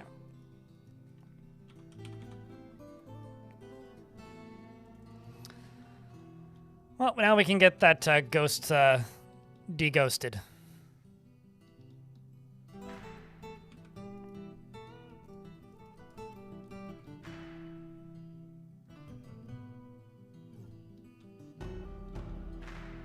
So many dwarves over there dancing. It almost looked like crimes being committed. The way everybody kind of piled out of that.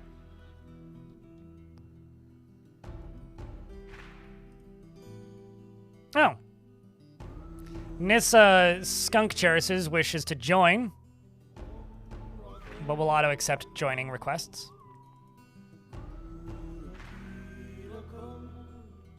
Soon, we'll have 4 rocks. Another Cyclops has arrived. I've accidentally killed every Cyclops. Should I intentionally kill this one, or should we accept this Cyclops, chat? What do you think?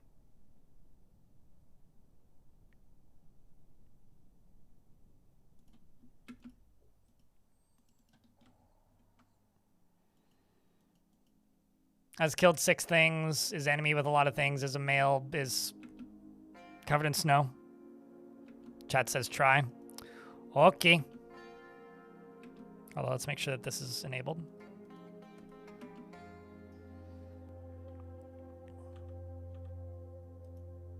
I guess it is kind of my people. How come I've... Oh, well...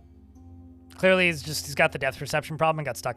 How have I been visited by so many mega beasts? I've turned up so like in the difficulty options, there's like a what frequency different things attack you. I just set the mega beast to max, so there's practically a 100% chance if they're in the area, they'll attack me seasonally.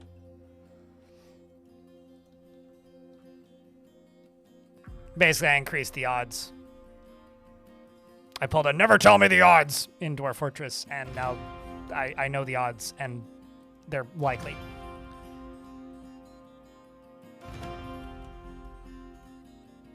Now we just need a breeding pair. I mean, another one. I like that the dragon just like keeps intentionally forgetting his training. He's like, no, I forgot again. Just constantly. Just constantly.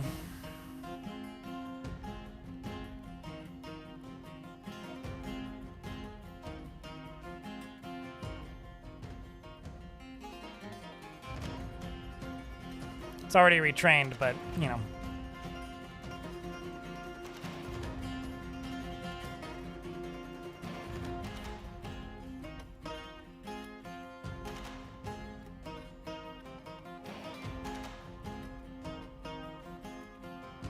This game is easy, Mary.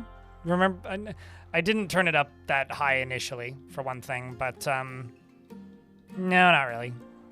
Like, Mega Beasts are kind of pushovers. Them being super tough is kind of a misnomer.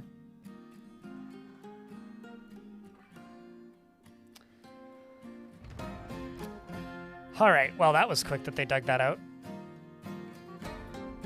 There's a ton of magnetite over there.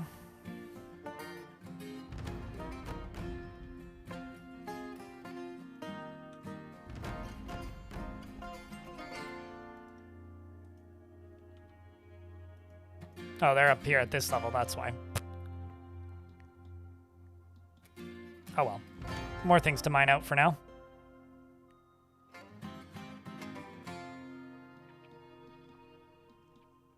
We also settled on top of a dragon. So that's how I immediately started with a dragon. All right, chat. I don't know if it's obvious, but I have a pretty bad headache and my eyes are kind of watering. I actually am going to go take an allergy med. It is that time of year anyway. I'm also quite hungry. We're almost at 8 hours. Call it a little bit early today. See if I can get some editing related stuff done.